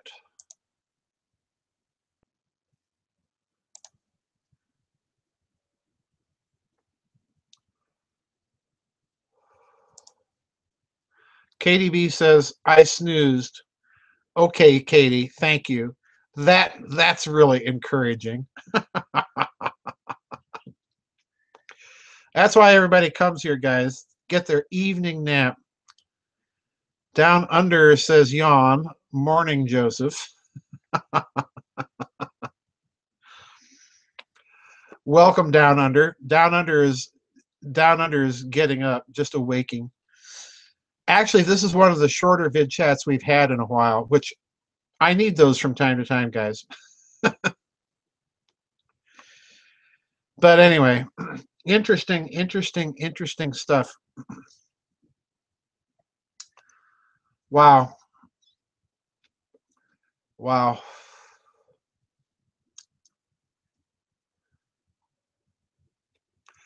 Tomas says the answer sent me to the bookshelf to reread some things. Well, this is always good. Kristen's Cross says many pages of notes to review. Somebody's taking notes. Oh, dear. Oh, wow.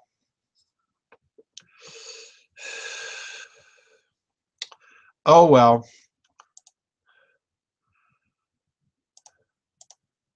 Okay, I've got everything archived that I can see. So you guys be patient. I will get them next week. Baz says I always take notes. Interesting.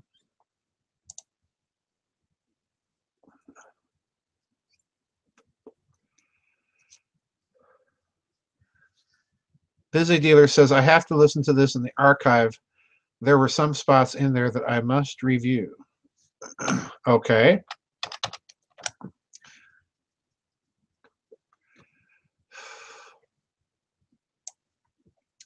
Come on, guys.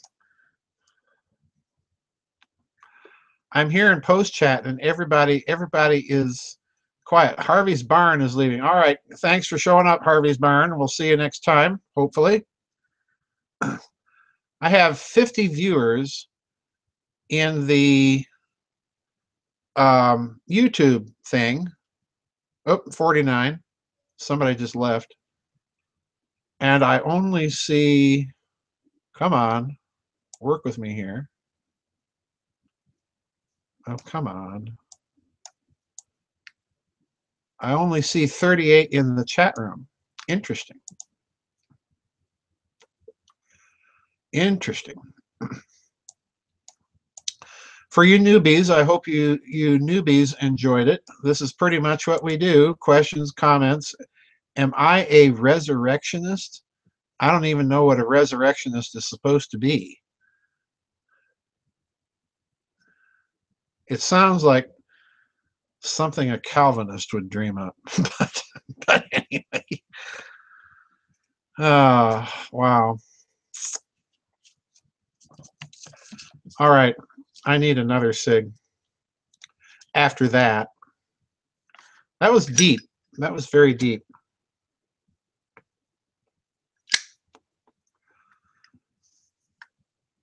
Zionism. I don't have a religious background. Well, neither did the Zionists. That's pretty much the best summary to give to it. Do I believe my body will be reborn? I'm not opposed to the idea. Certainly not. I mean, look at it this way, Baz. We now live in a physics world where they're talking about time flowing backwards. They're talking about higher dimensions. So in that kind of universe, the idea of bodily resurrection doesn't seem to me to be out of place. I mean, the universe is getting stranger as we sit here. So, you know, there's the old expression from the 39 Articles in the Church of England,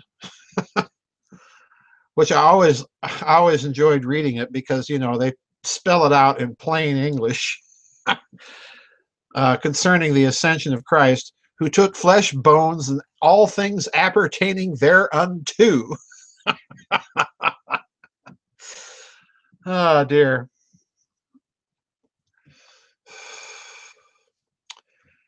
Eudemonist says she's leaving.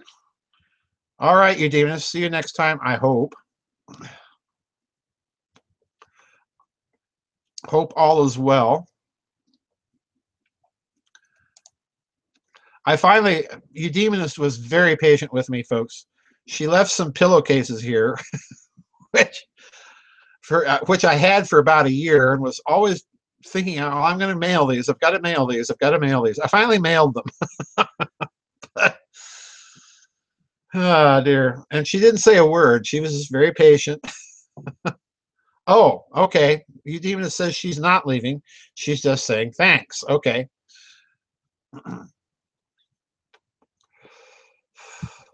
Romero says, I missed the last 10 minutes, but I'm not a believer in bodily rebirth. I do believe that our unique spark of the divine is both eternal and multidimensional. Well, then why not a multidimensional body? I mean, hey, come on. Curlian photography here. KDB says she's recommending the Stone of Albion. All right. She left pillowcases. Well, yeah, she did. But the real point of that was I kept thinking, I had them sitting out, you know, to mail, and I kept thinking, I've got to mail those, but I don't know the address, and the address, you know. But anyway, she was very patient. I mean, I would be lost if I left my hats somewhere. I'd be lost without my hats. I gotta have my hat.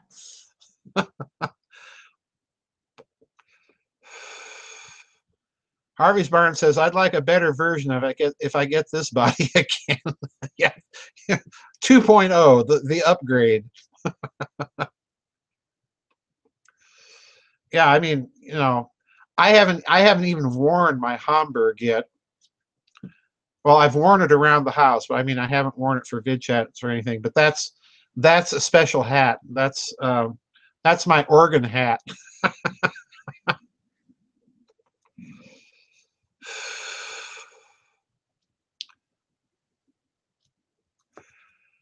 If you, mate says, if you have weak and unvital body, does it somehow entitle one to eternal doom? No, that ain't the way it works in anything I've read. But anyway, RBG says, do you have an update on the status of the virtual pipe organ? Yeah, interesting. What has happened is very frustrating in a way. It's frustrating in a nice way because phase 3 funded, or is very close to funding, I forget which. But because of that, the organ, which had been funded up through phase 2 and which was supposed to have been here this month, is now delayed again. And the earliest now that they're telling me is September, maybe October, and I really, really, really wish that they'd give me a date and stick with the date. I've cleared out a space in my living room. It's been empty for about 5 months, and I'm buying all this organ music and drawing up practice lists of things I've got to get back, under the fingers and feet. And I'm I really really want to play, but anyway. So yeah, right now they're saying early October, and I hope it is, because I've got company coming in early November that I've been putting off coming all summer because I didn't want them here when the organ comes and we're having to, piece it all together. So anyway, that's the story on the organ. I've been listening and listening to a lot of music and trying to refamiliarize myself with some things. I've been purchasing, every now and then I've been purchasing some organ music. I just bought a couple of volumes of the music of Johann Ludwig Krebs, who is, if you don't know who Krebs was, he was the last composition and organ pupil of Johann Sebastian Bach, and his music shows it. But anyway, he can sometimes be very gothic. Anyway, so yeah, I've been listening to a lot of harpsichord and organ music that I used to play. I probably can't play chopsticks now. I'm dreading finding out how much has been lost.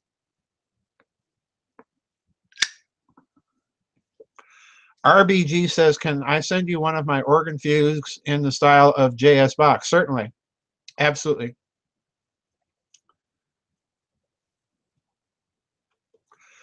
Shoe Dog says, intrigued by your comments of the difference between Eastern and Western Christian philosophy, where in the West Christ died to save us from sin, and in the East Christ died so we could become God. Yes, that's true. Athanasius, Saint Athanasius said, God became man in order that man might become God. And that teaching actually falls out of the doctrine itself. Ground and Krebs. Ground? Ah. Krebs I'll take. Krebs is meaty. There's meat on those bones.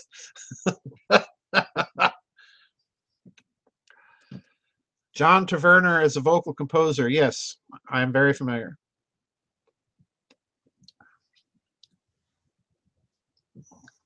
But yeah, you can certainly send me a fugue and I'll listen to it. Interestingly enough, I've thought of several fugue subjects. I just don't have time to work them out. You know, writing a fugue is just, ugh.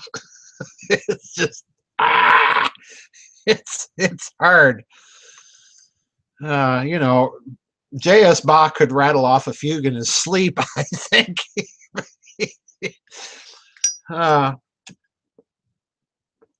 It's like that five-voice fugue in the B minor Mass and the Cum Sancta Spiritu that you just think, okay, he's adding another voice to it. Okay, and another, and another. Oh, RBG says, I meant the score for you to play. You can do that if you want, but I've got a long practice. Listen, I've got a whole Microsoft Word page filled with pieces of stuff I've got to practice. I'm afraid if I were try to play your fugue now, it would end up I'd end up playing in the cracks. A fugue a fugue occult fan is like a round. Think of row, row, row your boat with everybody singing, coming in at a different point. Okay, but a fugue is much more complex than that. A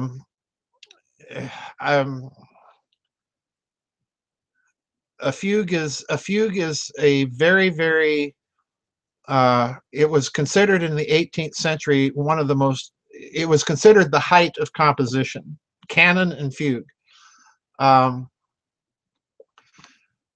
I have a little two-voice canon, very simple one, in the third movement of the B minor harpsichord concerto that's somewhere in the members area. But it's a very, very, very simple canon. But fugues have episodes and counter subjects and, you know, all sorts of stuff going on. That little Gloria from the F major Lutheran Mass, Bachwerke für Zeichnis 233, I think. You know, it's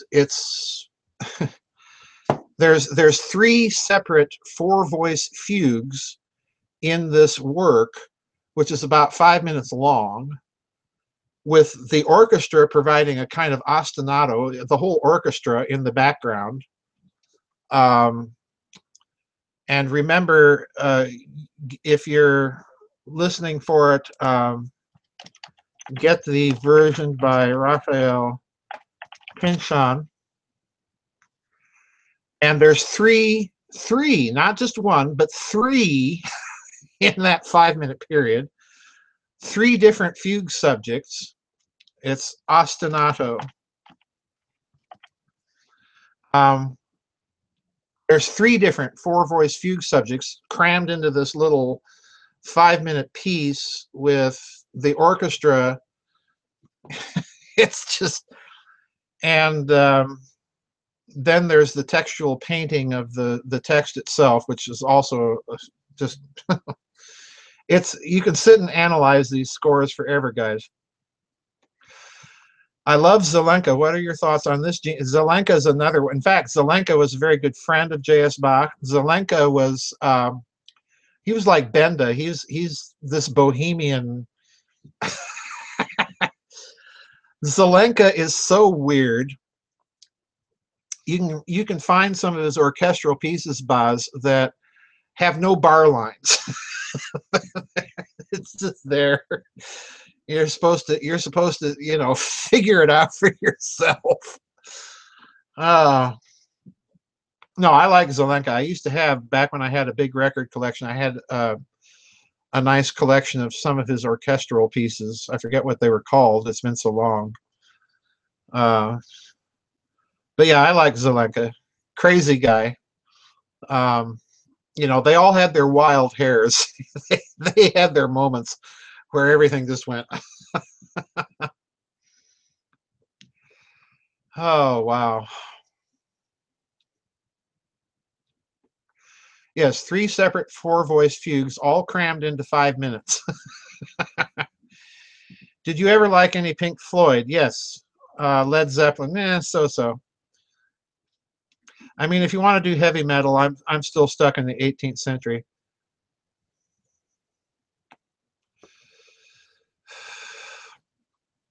But again, I'm a high tradition guy. Popular music certainly has its place, but it's not the high tradition.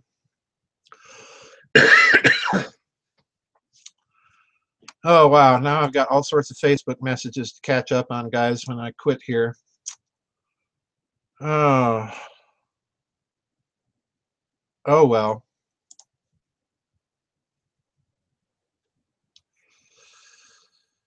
Anyway.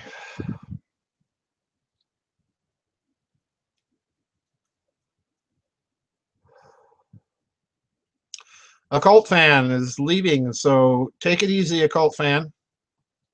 See you in a couple weeks, hopefully. Lilies and roses, he says. Jonquils and daisies. Ramura asked, third time to ask, where is your anti-APAC rant, all things Russian? Well, I didn't have a rant. It was just basically questioning this whole dual citizenship idea, and I forget where I even mentioned it. It was either, maybe Catherine and I talked about it in the last wrap-up. I don't remember exactly where. You know, I do so much anymore, I've lost track of it all. People are sending me email links of interviews that I did, and I don't even remember doing them, much less what I said. But anyway.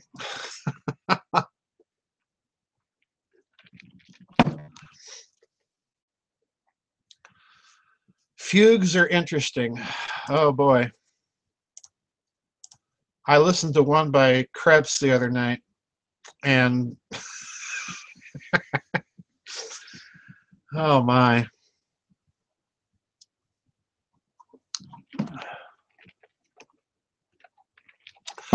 All right, Baz, take it easy if you're leaving. Harvey's Barn says the last vid chat had a good anti-dual rant. Okay, maybe it was the last vid chat. I don't remember.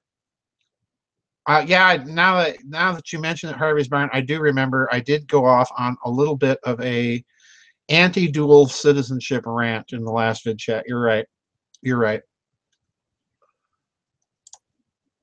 And hey, it needs, you know, people need to start questioning all this stuff.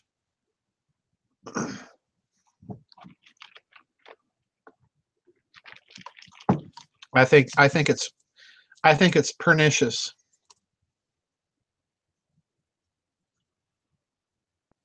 Did the early church fathers write about human versus subhuman?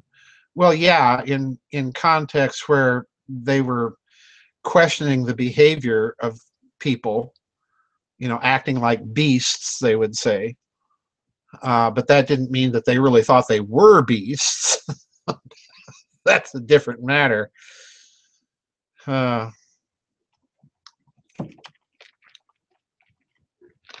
Stoics oftentimes would do similar things. Even Plato at times would, and Aristotle would make comments like that.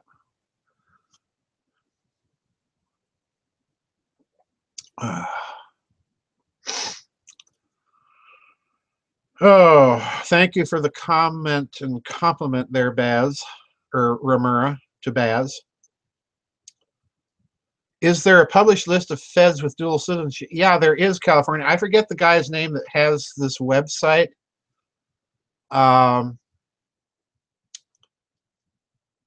That's, I forget who it was. It may have been Catherine Fitz that sent that link to me. Somebody did, and I looked at it, and my jaw was just on the floor when I looked at all the people with dual citizenships, most of them in a particularly small little country in the Middle East. Not all of them, but most of them.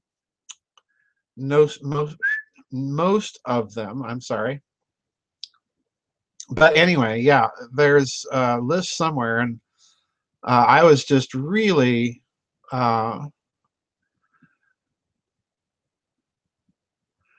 Geiger is asking me, how do you keep your cards to your chest guarding speech all the time?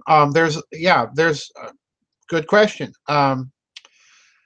There is a little phrase, a little verse in the Psalms that goes, set a watch before my lips, or something to that effect. Set a watch before my lips, or set a guard before my lips.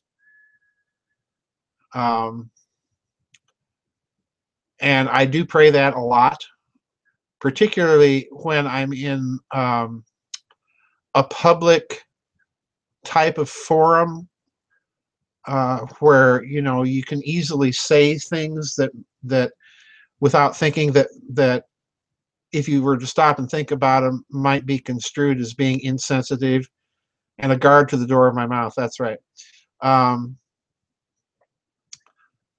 That, you know, you have to watch your words, because words are powerful.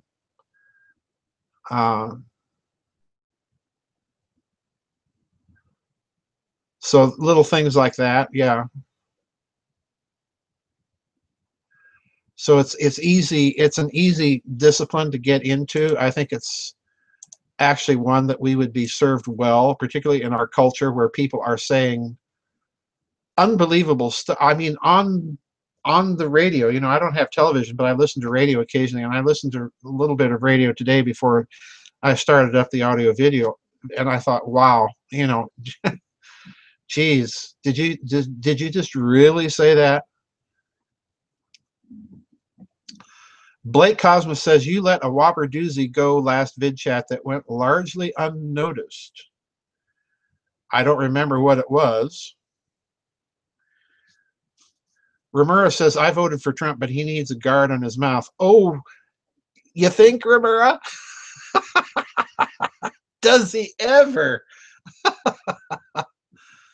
Wow. Yeah, no kidding. Donald, it's not necessary to tweet the first thing that comes into your head every day. You know? Oh, dear.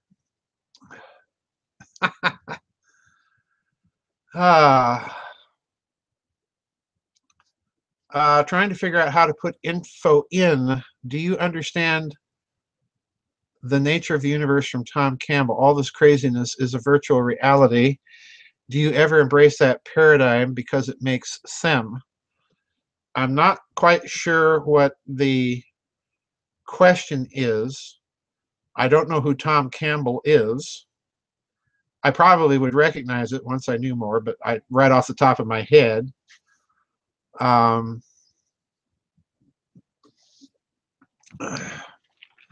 right, Shoe Dog, thank you. I've noticed a lot of people complaining about drag, and it must be the servers in your area. I had no drag issues today on my end watching the video feed, so which I keep up on the right side of my screen. Thomas says when he says something that comes across as nuts, it's all people talk about while he gets something else done. Yeah, I do think maybe sometimes part of it's just distraction.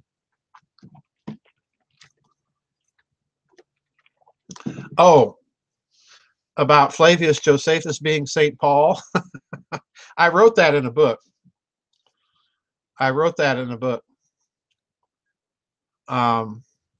Thrice Great Hermetica and the Janus Age. There was no dragging on my end, guys. You might try switching your browser. Sometimes that helps. For some reason, some browsers don't keep up. I don't know why.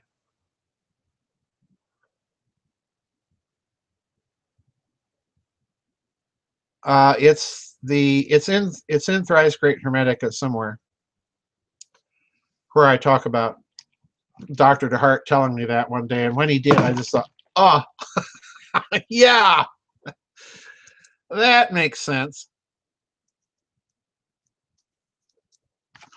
Oh, does it make sense? Boy, if I ever get around to doing that book, uh-oh, I'm running out of lighter fluid. Uh-oh. All right, busy dealer, take it easy. See you in a couple of weeks, hopefully.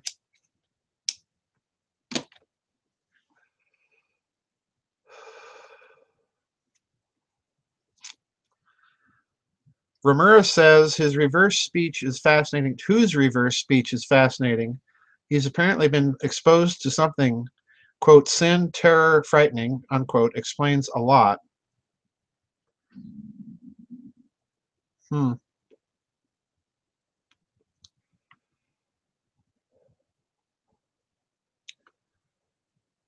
Trump's, yeah, that's what I was asking Geiger. Is Ramura talking about Trump, or who's she talking about?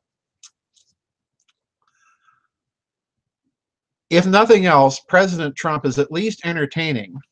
I can't imagine the nightmare of progressivist claptrap and dead bodies we would have falling around us if Darth Hillary had got into office. There's always that consolation, but oh dear.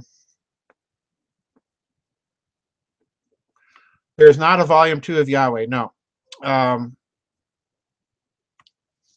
I will be picking up certain themes from the Yahweh book. Here's a clue, guys, in the new book that just arrived at the publisher. All right, good night, mate. Blake Cosmos says Trump is like our drunk uncle in the mafia. Oh, come on, that's giving the mafia a bad name. I tend to think the mafia is probably rather more well behaved, but that's just me. So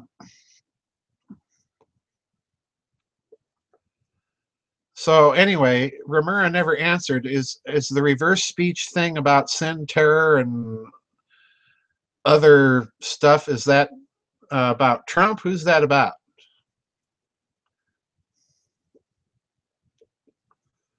Earth to Ramura, calling Ramura.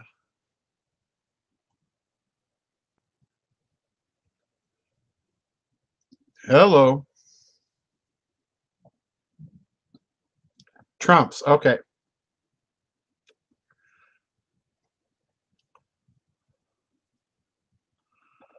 Ramura says just because Hillary is not the president of the United States hasn't stopped the dead bodies. Well, that's true, but you would have to think that they'd probably be dropping with more frequency and alacrity than when she's not president.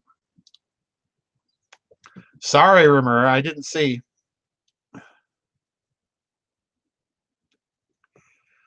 Well, interesting. I figured it was probably about time that somebody would do a reverse speech analysis of Trump. I personally, I don't like listening to politicians at all. They're all narcissists, psychopaths, and liars. But hey, that's just me. Oh, he's got a new press secretary. Well, that's new. That's new. He seems to be dropping like flies. Oh, Ramirez says now they're dropping like flies around Deborah Wasserman Schultz. Well, that doesn't surprise me. Got it. Michael and Fairfield, welcome. A bit late, but welcome. The vid chat's over. We're in post chat there, Michael. But anyway. Wow, Reince Priebus is out. Well, okay. and somebody else is in. This guy is, maybe he just likes firing people, guys. I don't know. I don't know.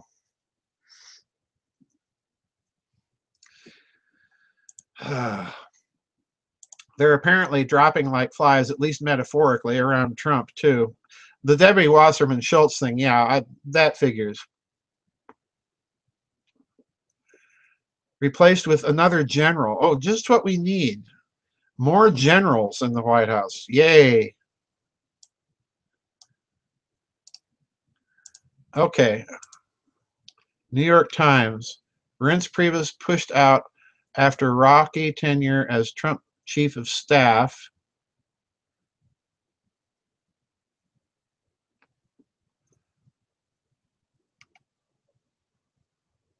Huh. Well, it looks like the New York Times, according to Michael and Fairfield, is reporting, yep, Reince Priebus has just been pushed out. Okay, well.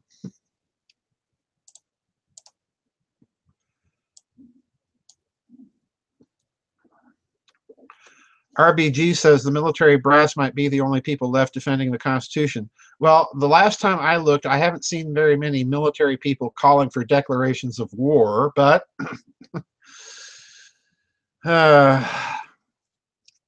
nor have the military been very forthcoming on that little provision of the Constitution about transparency in the federal budget. But hey, the courts, those are federal courts, have said, well, if it's allocated, then it fills the bill, and all of that good stuff. Of course, we anti-federalists warned about that little problem of the courts, but no one was paying attention to us. They were all listening to Adams and Madison and Hamilton.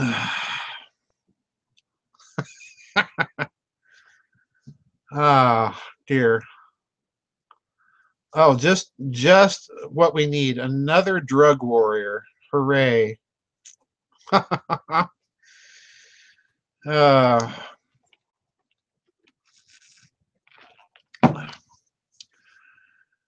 Well, at this point, guys, the problem is I don't think, in all honesty,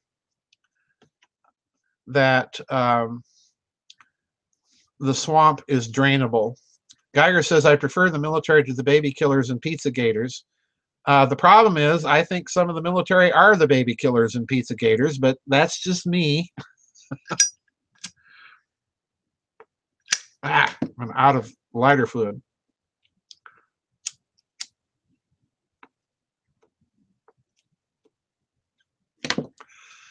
Chartreuse says the generals were glad to be rid of the transgenders. Well, on that, yeah, I don't blame them.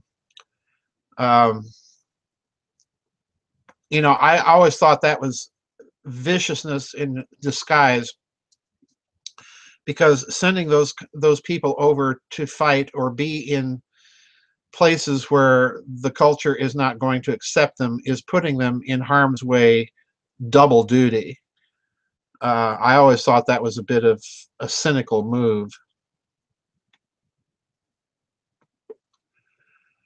Catherine has seen the musical Hamilton. Hamilton is a big hero for her. He's not so much a big hero for me. I don't know why they decided to do that, but, well, yeah, I do know why. Hamilton monetized the debt. Hamilton was a big central banker. And, I'm definitely of the Andy Jackson school there.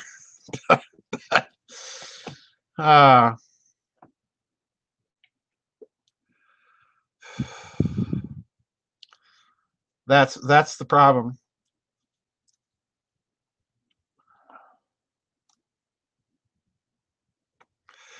Ramura says, I have to say I was willing to believe that Trump's strong suit was sizing people up, but he is really effed up with most of his appointments.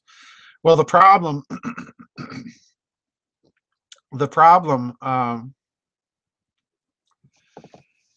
that I see Ramura, is that Trump did not have a war council, you know, a group of experts to tell him how to not only negotiate but drain the swamp. So he's been basically reacting to things. A play for Hamilton is like a religious type of offering to his memory. Yeah, well, folks, or Geiger, you know, I say over and over again, people have to read the anti-federalist papers. Everybody talks about the Federalist Papers, the Federalist Papers. Well, there were some very potent critiques of the current Constitution by the anti-federalists at the time. One of my favorite anti-federalist papers is the paper called On Balance in Government, just raking atoms over the coals. And if you know the theological tome, you'll know that the context for it is much larger than people can imagine.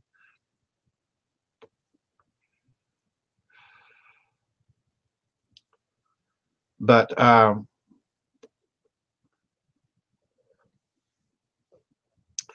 you know, I'm of mixed feelings about our military. And I've heard some horror stories from people in the military, members here in the website, that are just beside themselves at what they see. Maybe Catherine Fitz should have taken the job, helped Trump out a bit. I doubt that she would have taken any position in the government. She told me something once off the record that I'm going to have to get her to repeat on the record sometime, about government now. I doubt she would take any government position after what they did to her, or tried to do to her, which is just barbaric in the extreme.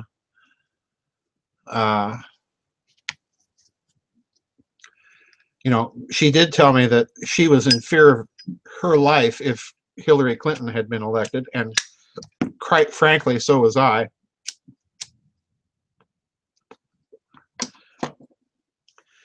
They are almost as bad of a bit of pond scum as the Bush family, but don't get me started on them.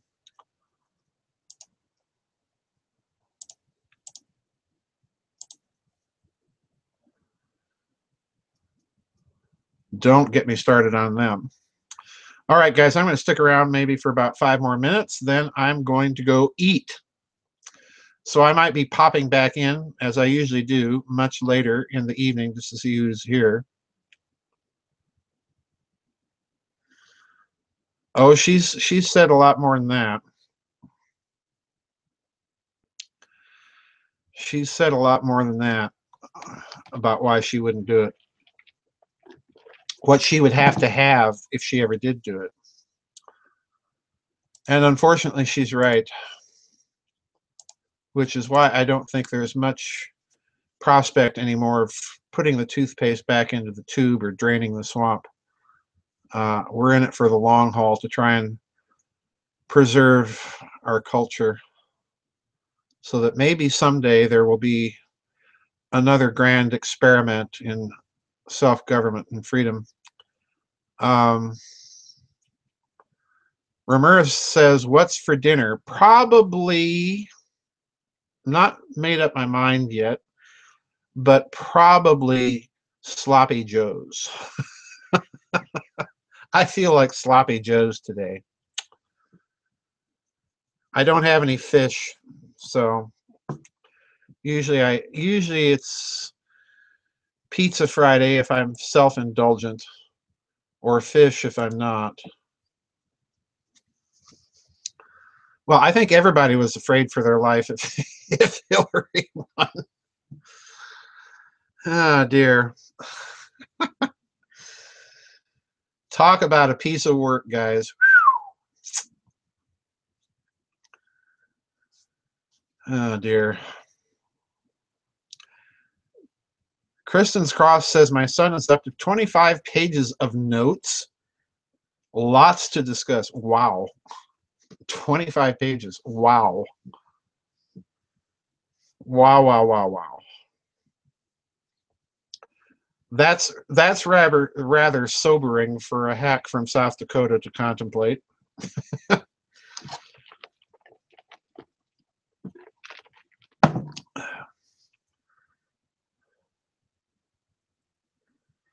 Geiger says the comment you made last time, it was an intergenerational effort to do this to our country, so it will require intergenerational efforts to get out of. Absolutely. Absolutely. Kristen's Cross says, my son writes big. It's still 25 pages. Yeah, it is an intergenerational effort. It has been an intergenerational effort to destroy it. They've been wildly successful. But you're right, it's going to take intergenerational efforts to restore.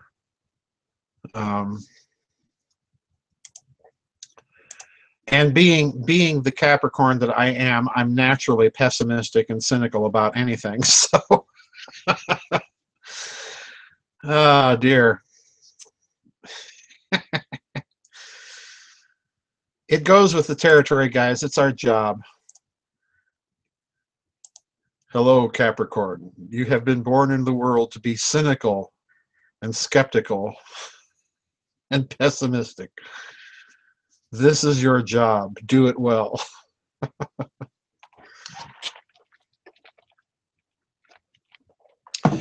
All right, Enrico. We'll see you in a couple weeks, hopefully.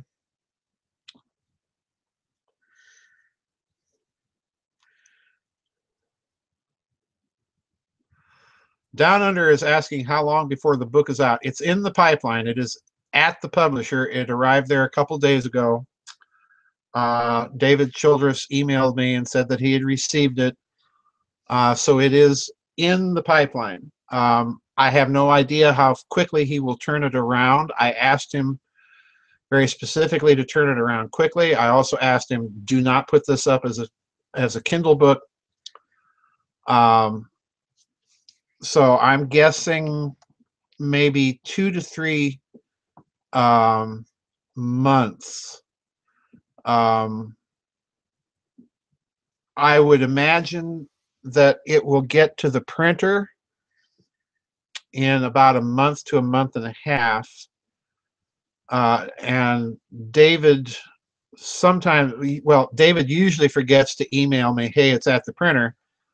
I usually find out, hey, he's put it up on, did you see your new books up on Amazon? And, no, I didn't see that because David was supposed to email me and let me know. But the book Lewis and the Trilemma, nope, that's not the title. So I'm guessing he'll get it to the printer month to a month and a half. Because I did not tell him the subject matter or the title of the book, he usually will do the cover art prior to even receiving the book. And this means that he will do the cover art probably very quickly, and then turn it around. So yeah, David's usually very, very fast.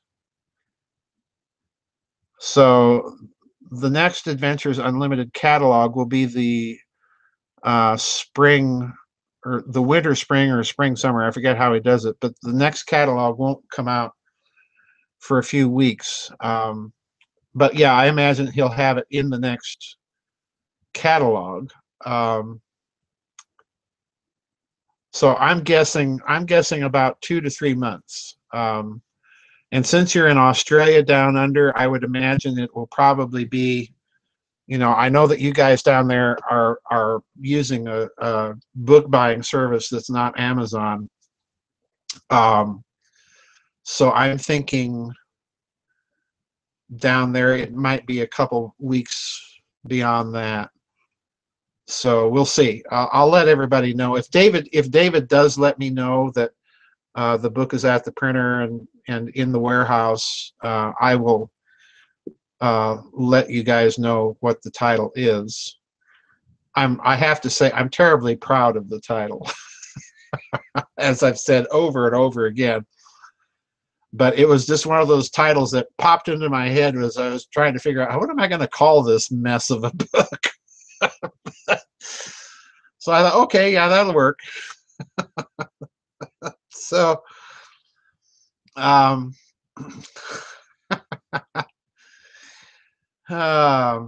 Geiger says he has some ideas. We know you have ideas, Geiger. That's self-evident. Oh, on the topics. Well, yeah, everybody has ideas, but so far the guesses have been wide of the target. Now, please note I said wide of the target. In other words, they haven't even hit the target.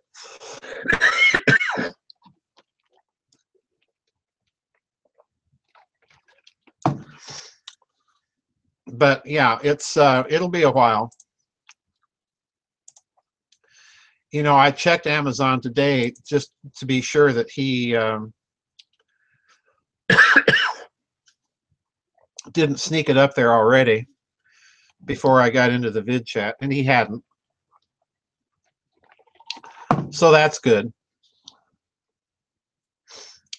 But like I say, I warn everybody, this was a book I wrote for myself largely. I knew I'd have to write it sooner or later, but I finally decided to go ahead and write it because I was made aware of some information. And I decided, okay, it's time to write this book. But it is, I have to warn everybody, it's a calamity of a mess. It really is. Ah, dear. People are going to read that last chapter and think I've totally gone round the bend. I'm overdosing on vitamin supplements or something.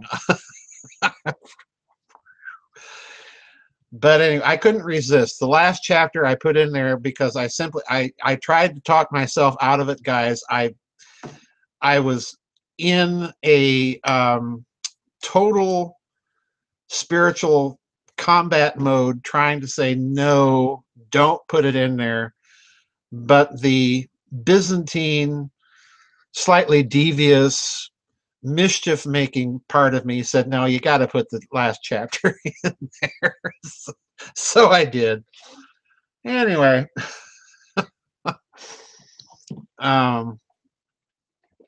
it's the only part of the book that made me smile.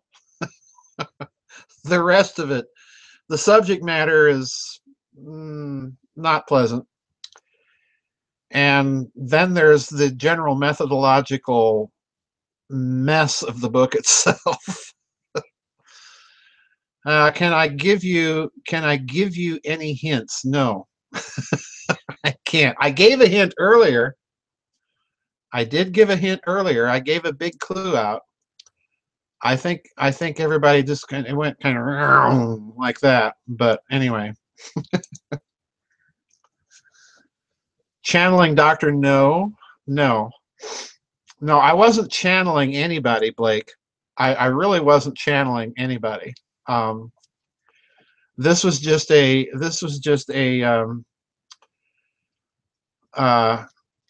sort of CPE box for myself and in full freedom thing.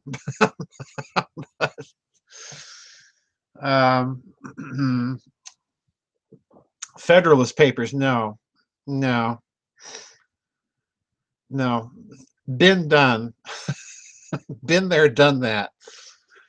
No, I think people, in spite of its general messiness, if they're patient, the point of the book doesn't emerge until way towards the end. Dimitude and the Pontomorphous, nope.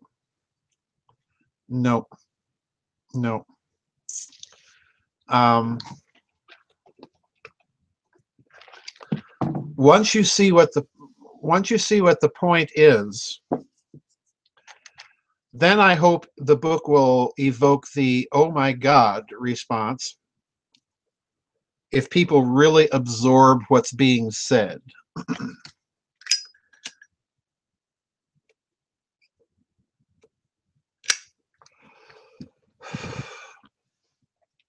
It's one of those things that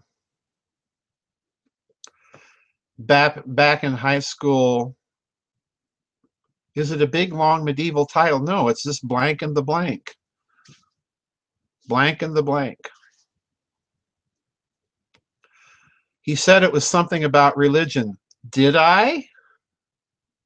Au contraire. Au contraire.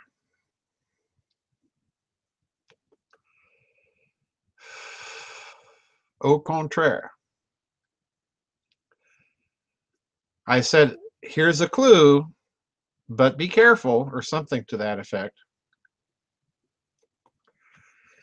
But anyway, it'll be interesting to see what sort of cover art with a super long subtitle.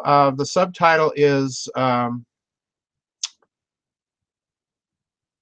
blank, blank, and the blank, blank of blank, blank. When have I ever named a book without subtitles? Well, that's true.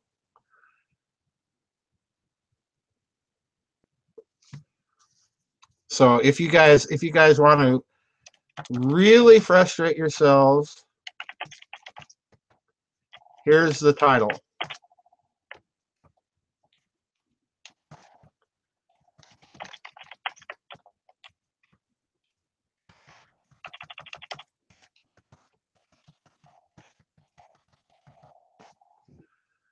There you go. There it is. Blank and the blank, blank, blank, and the blank, blank of blank, blank.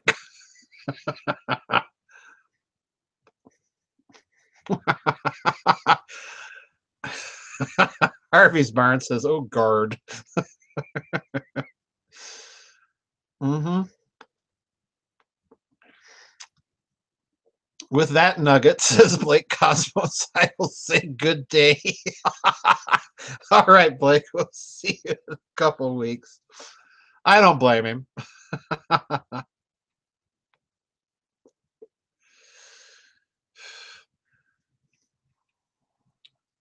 Romero says, at Joseph, you. Hey, guys, I'm enjoying it. I know you guys aren't, but I am. Geiger says, give me a week and I'll get it. Uh-huh. Eudemus says, my mind is a blank now.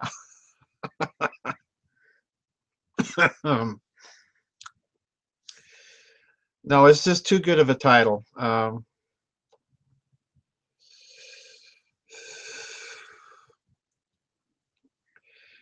The title is going to hit people right between the eyes. Right between the eyes.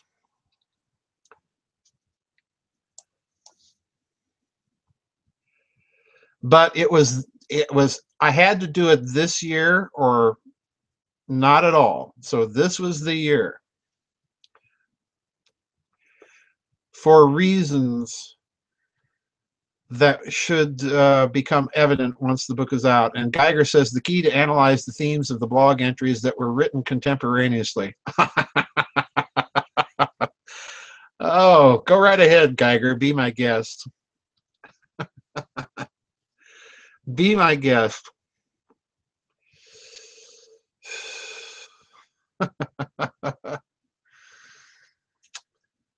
Oh, this is wonderful. This is the reason I'm staying a few extra minutes. Down Under says, that's enough clues for me. I'm out of here. See you all in 2 weeks. All right, Down Under. Thanks for playing. See you in a couple weeks, guys.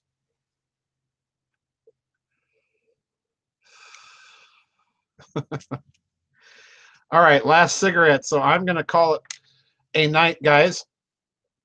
So I will see you all in a couple weeks. I may be back in here, like I say, probably will be later tonight after I eat and do all the stuff catching up I have to do and see who else might be still left in the chat room. But anyway, thank you guys. Very nice chat. Thank you to all the newbies that were here today. Hope you enjoyed it. Hope you'll be back. This is what we do in vid chats. We just talk. Anyway, we'll see you in a couple weeks, guys. Bye-bye.